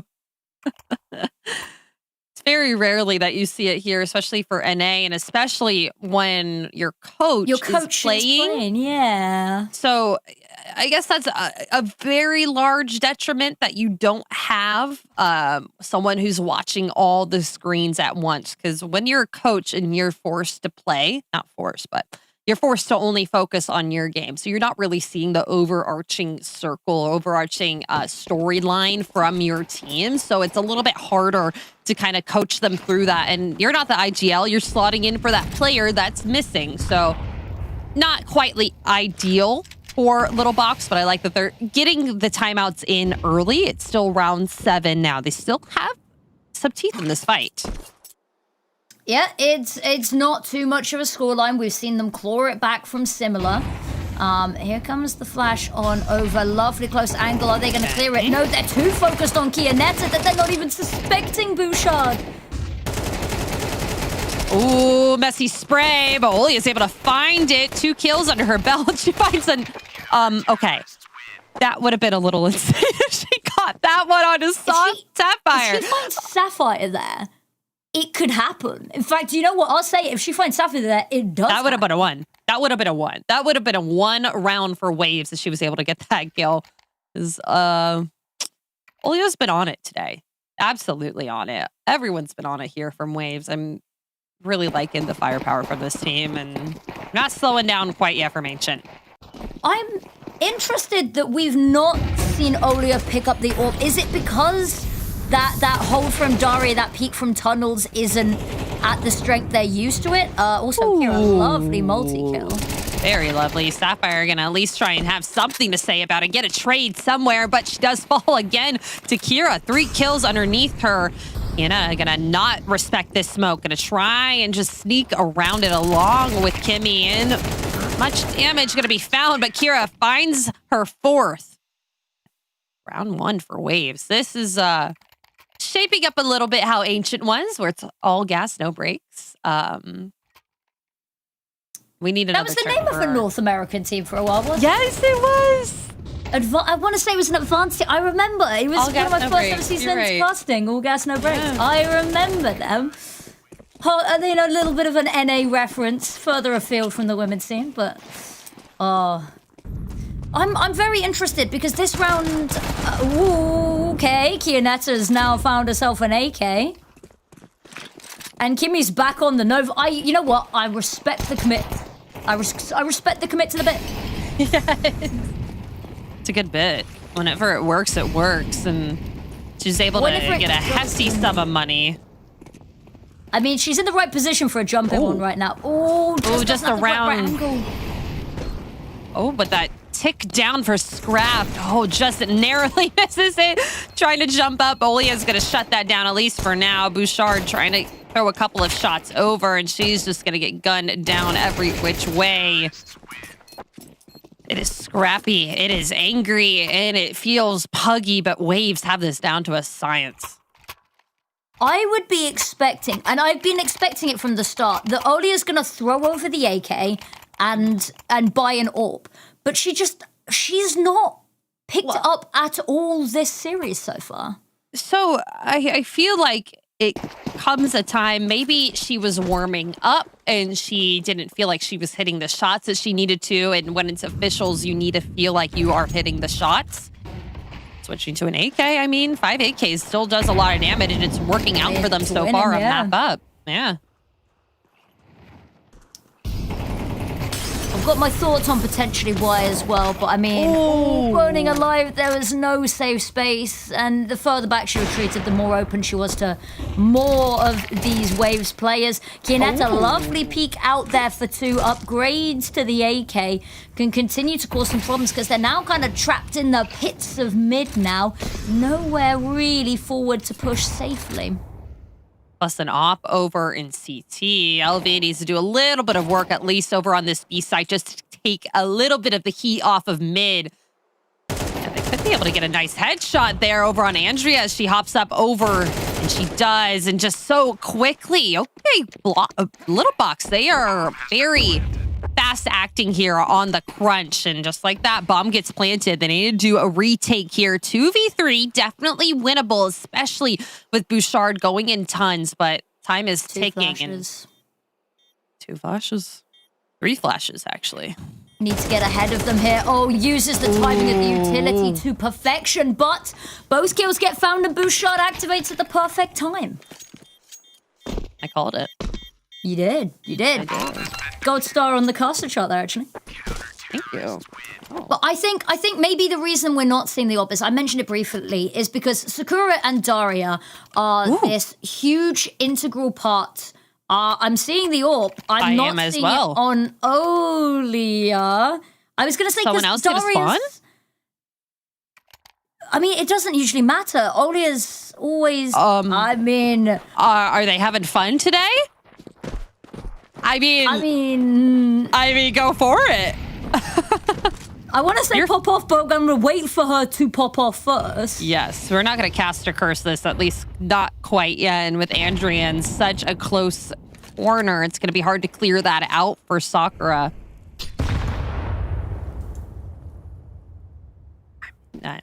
I'm interested. This is quite interesting here from Waves. Oh, and what an interesting entry here for LV. Kimmy not going to be able to answer back quite yet, and the guns are forcing their way through mid and their way onto this B site. Blinded out Kimmy, not going to be able to find that, and Olia is on a tear. Just like that, I cursed her. Op, trying to do it. Nade bounce. close quarters. Scrap finds it. I guess I love the bait and switch, but I'm assuming it was unintentional.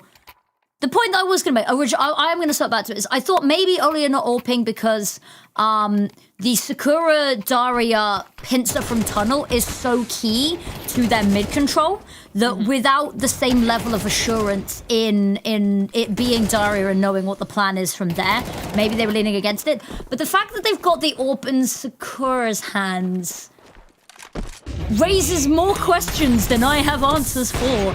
Sakura just going to stand and burn in it, not going to be given the shot. Now they're going to funnel back towards mid, and there's a little bit of knowledge from LV in towards tunnels. They haven't quite cleared it, but she's just going to be there as a little bit of information buffer in case Kimmy decides to push. But she's got the AWP. She's not looking to do so. The ump is not going to quite manage to get itself into the round, but Andrea gets one before going down.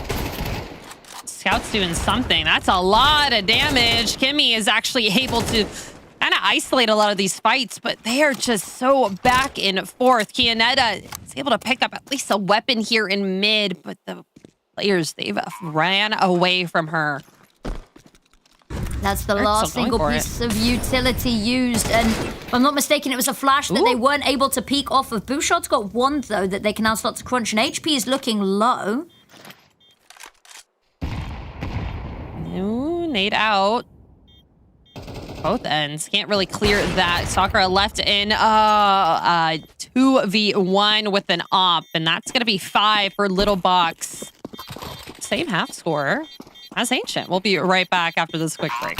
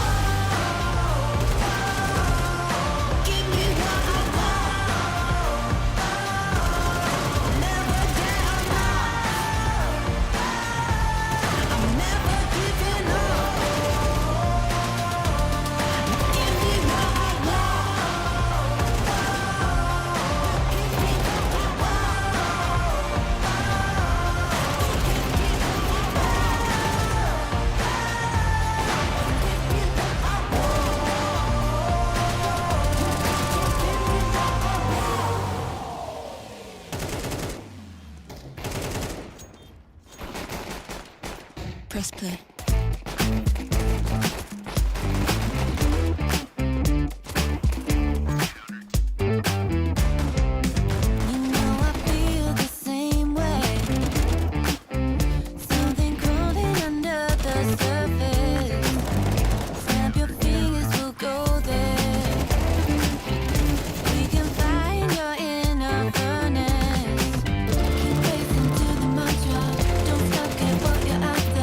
Nobody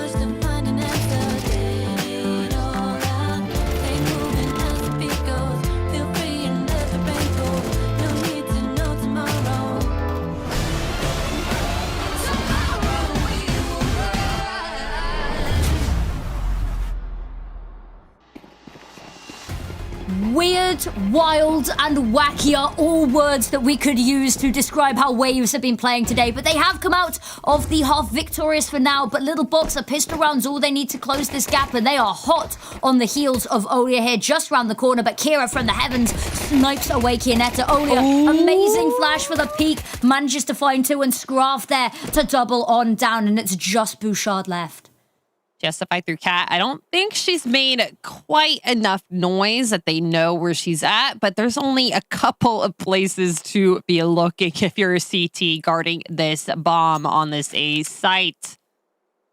It'd be a hard one to fight through, but could potentially be done. Kira low at health, and that shot's just going to alert them to more.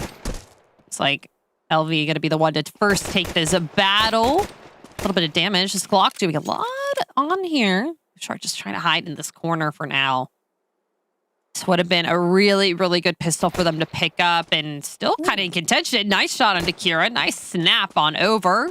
Very safely move her way on over, but LV able to peek out at the right exact time as she was watching her back.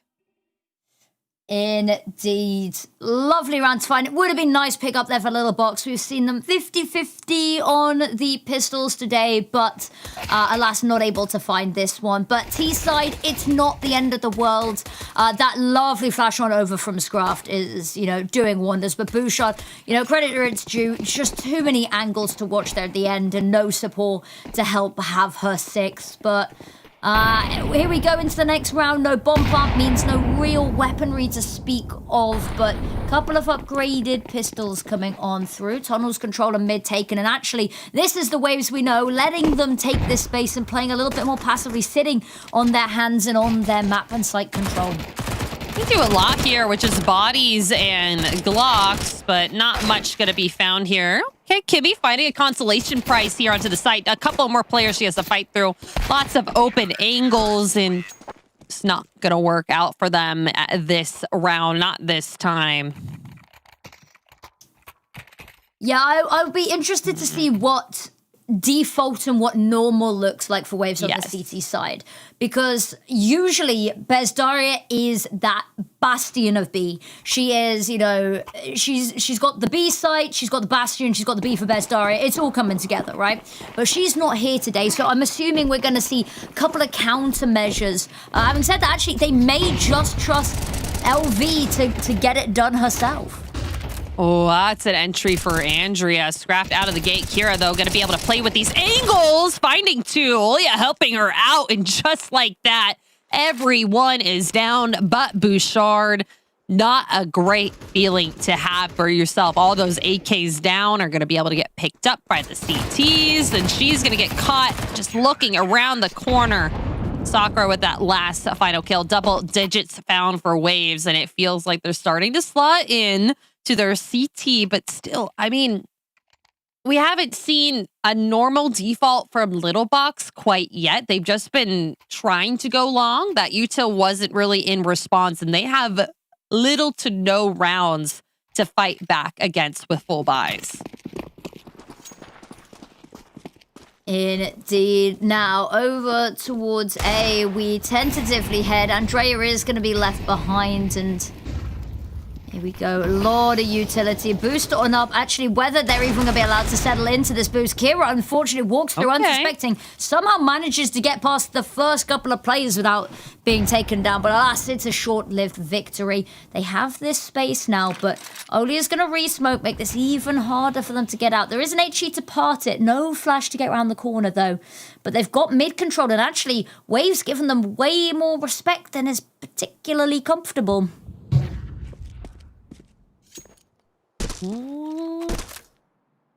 A tricky angle there for Scrap. Getting out just in time. That one AK player could have done a lot of damage. Kianetta been on fire since Ancient. Been a very heavy hitter for Little Bocks. So having her with that hero rifle could mean a lot. She's going exploring. She's over on Cat alone here. Be able to do a lot of disruption. She's fighting Scrap. Just a couple of players, but Waves kind of leaving it. They're sticking to their guns, and these Deagles, they are disrupting a lot. Yeah, they are. Olia managing to find one. Sakura has to be careful, spots ahead. Very quick adjustment. She's good for it. And suddenly, they're bringing this back. They're whittling down the HUD. Molotov goes out to clear the site directly in front of her. Has to be careful dodging the HEs. Ooh, spots a little pick. Bouchard. Oh, it's clinical.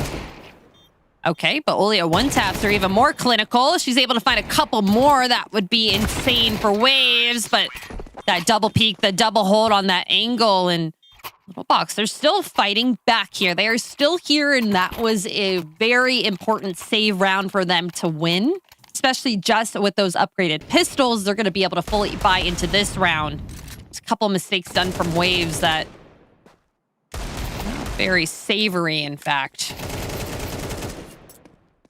No, not very savory. It's a very good way of putting it. Oh, wait, that's an insane shot from Bouchard. I love seeing it from her perspectives even more wild. Yes. Now, here we go. Waves. Scraft's been set all the way up mid. The hyper-aggression that we've seen today knows no end. Olia's finally on the AWP. We're seeing it happening at last. Sakura, a little bit of a messy fight, but she does get it on the final couple of bullets, and Scraft's taken all of this space. Huge switch up in the pace, and it catches Little Bocks so off guard. Just like that, able to turn it on their heads. The tables have turned, but Kimmy's in a very interesting spot here in the smoke. Kira, she's not able to kind of anticipate that. The rest of the team know exactly where she's at, and the bomb's all the way in spawn. Gonna have to fight through so many players to be able to get that. And just like that, Sakura, she wants to fight more. She had not a great opening fight. She was able to win it, but she wants to redeem herself, and that she does. Lovely swing on out there.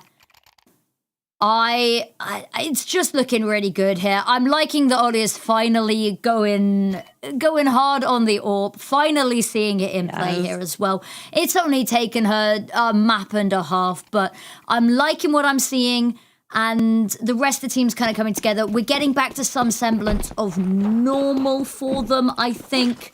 Gonna see them go heavy down long here, and they like this super passive hold on mid. Usually we'll see Sakura sit in scaffold and watch, but actually they've just given no attention, no mind whatsoever to mid in this round.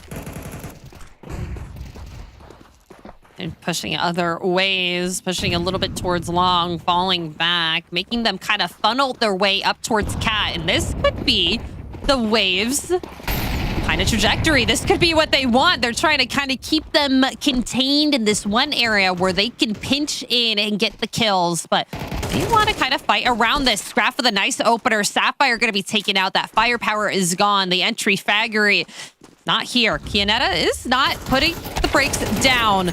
She's still going to make her way through. Scrap with a nice second. She's really on it here tonight. And a third. Maybe a fourth. Oh, has to fall back. The reload's not there, but LV's able to help her out. Bouchard falls to Sakura. Everything is coming together for Waves here and now. Yep, one more round, all that's needed. They've got everything they could want and more. They are tripping over themselves, and it is such a scrappy buy here for Little Bocks to try and keep this going. But we've seen them achieve so much on buys like this before, so they're not down and out just yet. Not just yet. Still a lot of rounds that separates them from the win.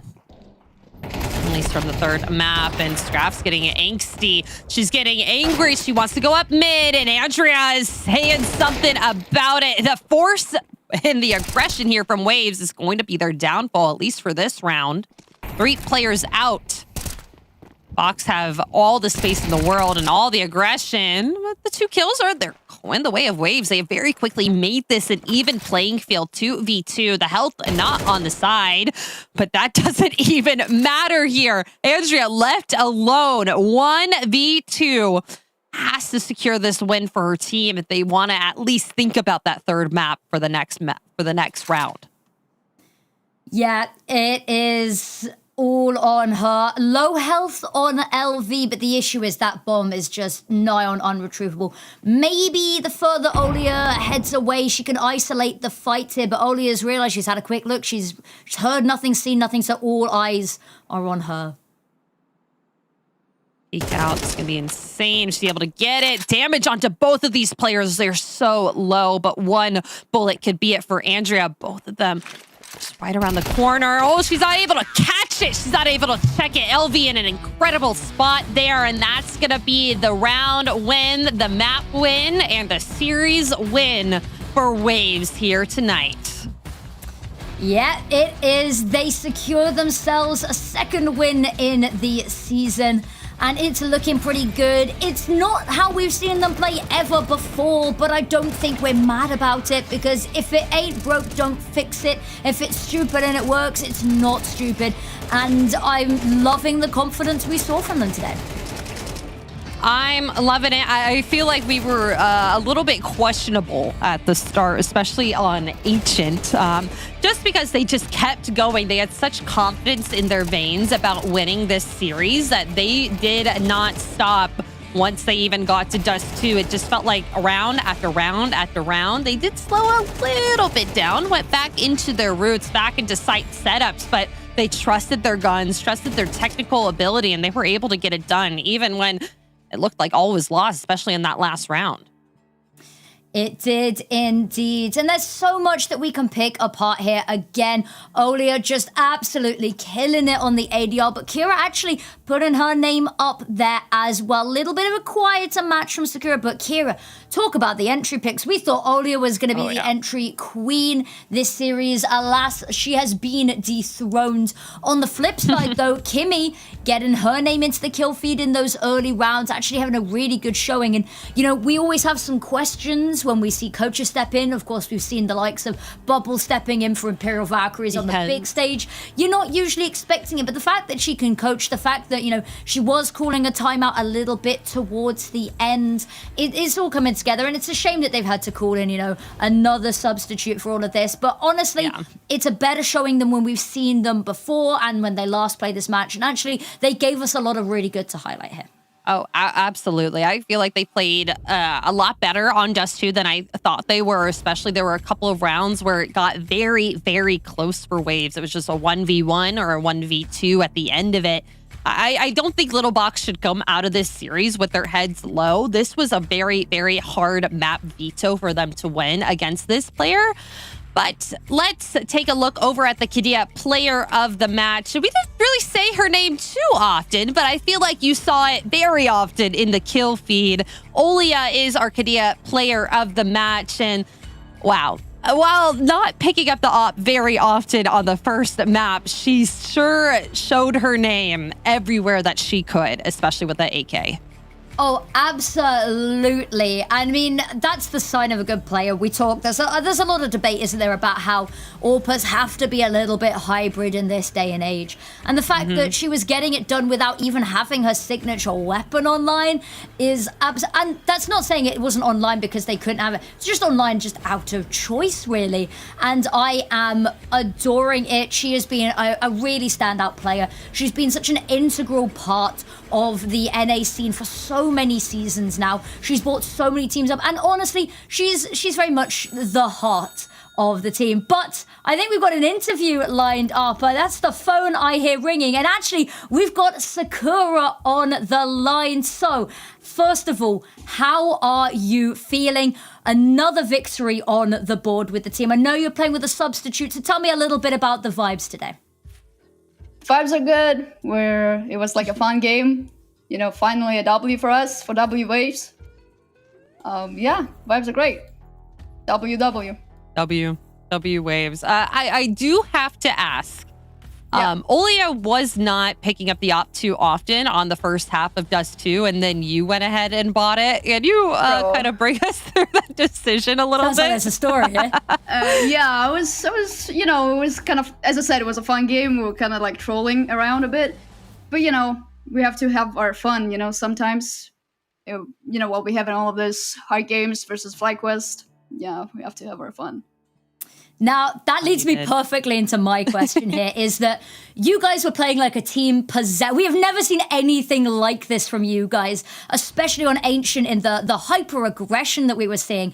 What inspired the change of tone? Was it just a match that you felt you could have a little bit more fun, or can we expect to see hints of this aggression leaking in towards other maps potentially?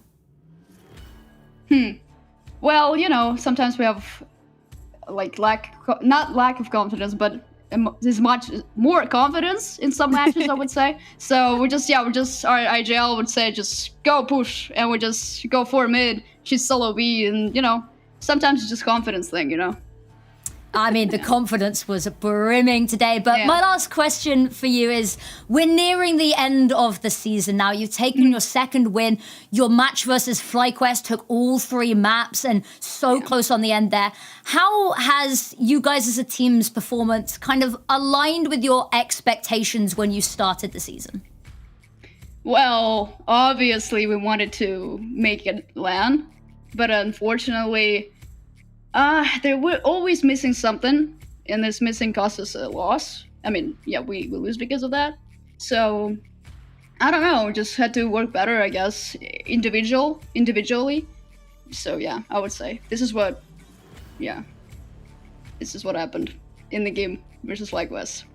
They were better individually. This is what I was gonna say, I feel like you guys have really improved in the previous seasons to now, just mechanically, individually, especially with having a sub here tonight.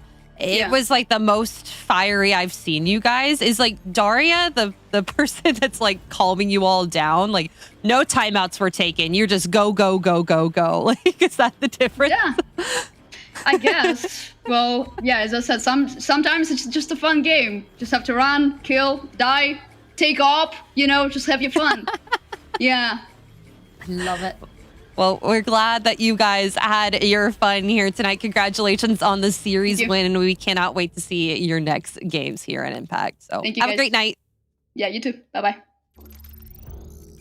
I'm so glad that they had fun playing, because that was so much fun to watch. And I hope everyone at home got the same level of just giddy joy from that series that we did. And that's, as we were saying, Little Bocks, they came in, they were trying to figure out if they could qualify. And they've always said from the start, they're here for a little bit of fun. They're here to play as friends. So when they have teams going up against them, and it just seems like a fun match. And I think that's really kind of what we want to highlight about ESL Impact, is that I know there's a lot of emotions going on with recent news, but the fact that we've got spirits so high and that we're ending, the season out with matches building up, that we've got teams who are just like, we are here to bring the energy, is the most that you could ever ask for. I'm loving the energy. And you know what? I think we're going to love the energy in the top 5 plays of the day. You want to lead us off with that, FMV? You know what? I will. Coming in at number 5 is Velocity's 3K Eco round over on Dust 2. Nice picked up AK as well. Nice, that's it. Very sharp shots. And we're going to take a look over at Anna's 4K on Inferno. This was a loss for Imperial, but Anna, gotta love her op shots whenever we see them. Still the queen, but talking of queens, Queen Kira and her immense 4K that we just got to witness over on Dust 2. She was on fire. And guys, we have another NA top 2. It's going to be Andrea 4K on Ancient. She was also on fire. This was a non-stop game here. It was, and I'm the bearer of the best news. NA again at number 1, and it is none other than Olia's ace. Absolutely immaculate today from Waves, and what a series, the gift that kept on giving. Olia is just built different. The patience there to get that final kill and to bring them into that win for that map. It was an incredible series, and I'm so glad that you guys were all here to watch it. And guys, guess what? There's more. There's more tomorrow. We have more games tomorrow. Did you know that? Do. I mean, I read the script. I knew what was. I can do pattern recognition when it hits me in the face. But you're spot on. We've got 3 more games tomorrow. You know the drill. You love the drill. 1 game from EU, 1 from South America, 1 from North America. And I've had a little bit of a look. They are all set to be bangers. And of course, if you've got a second monitor, there's always the community streams going on. And whilst we didn't have one for NA today, huge shout out to to our community streamers who have been bringing all of the action. Every game has had coverage, and it's just been something so special about the community is there hasn't been a game missed. I love it. It's just so great. I'm so glad to be here on this broadcast with you, Affinity. It's been an incredible night. Thank you to all of you watching here and production. And I just can't wait to watch more tomorrow. So I guess, well, I'll see you then. Will I see you then? Will I see you in chat? You'll see me in chat, potentially. You'll see me in chat. I mean, you'll always see me in chat. I wouldn't miss a game for the world. But with that, we are going to bid you all good night. Thank you so much for joining us, and we'll see you bright and early tomorrow for some more ESL Impact Season 8.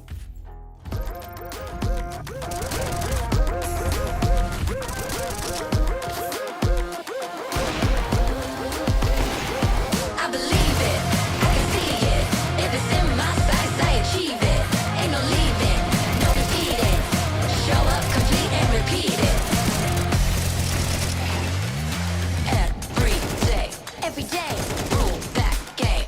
I always go 100%. Start to end, to the end, out or in. No between, you gotta go 100%. Blink to win every single moment.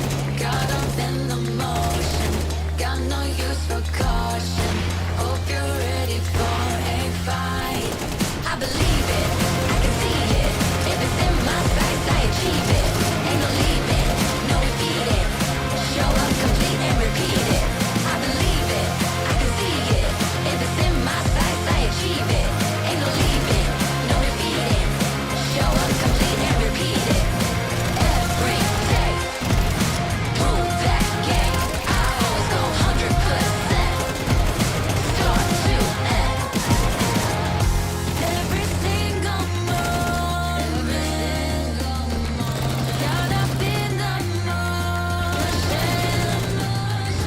got no use for caution. Are you ready? Are you ready? Are you ready? Are you ready?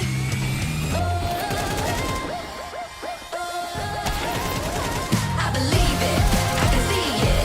If it's in my sights, I achieve it. Hungry for attention, you're so hypnotic. Take me for a ride. I'm feeling nauseous. Oh, I'm delicate, just like the pick-me flower that you're crushing. Feelings out of guard, you say they're valid. Take me to the party, buy me drinks, I guess I'm lucky. Pull me apart, like when I'm broken. I don't wanna wait for you to make me cry. Turning black and blue from where to fall. Feel like I'm dying, dying. Deep down inside, I'm crying, crying. But I'm holding it 'cause you say I'm a cry, cry. Tomorrow we will rise. You called me the other night. Don't you know I've got no time? That's it, I'll never ride for you and I.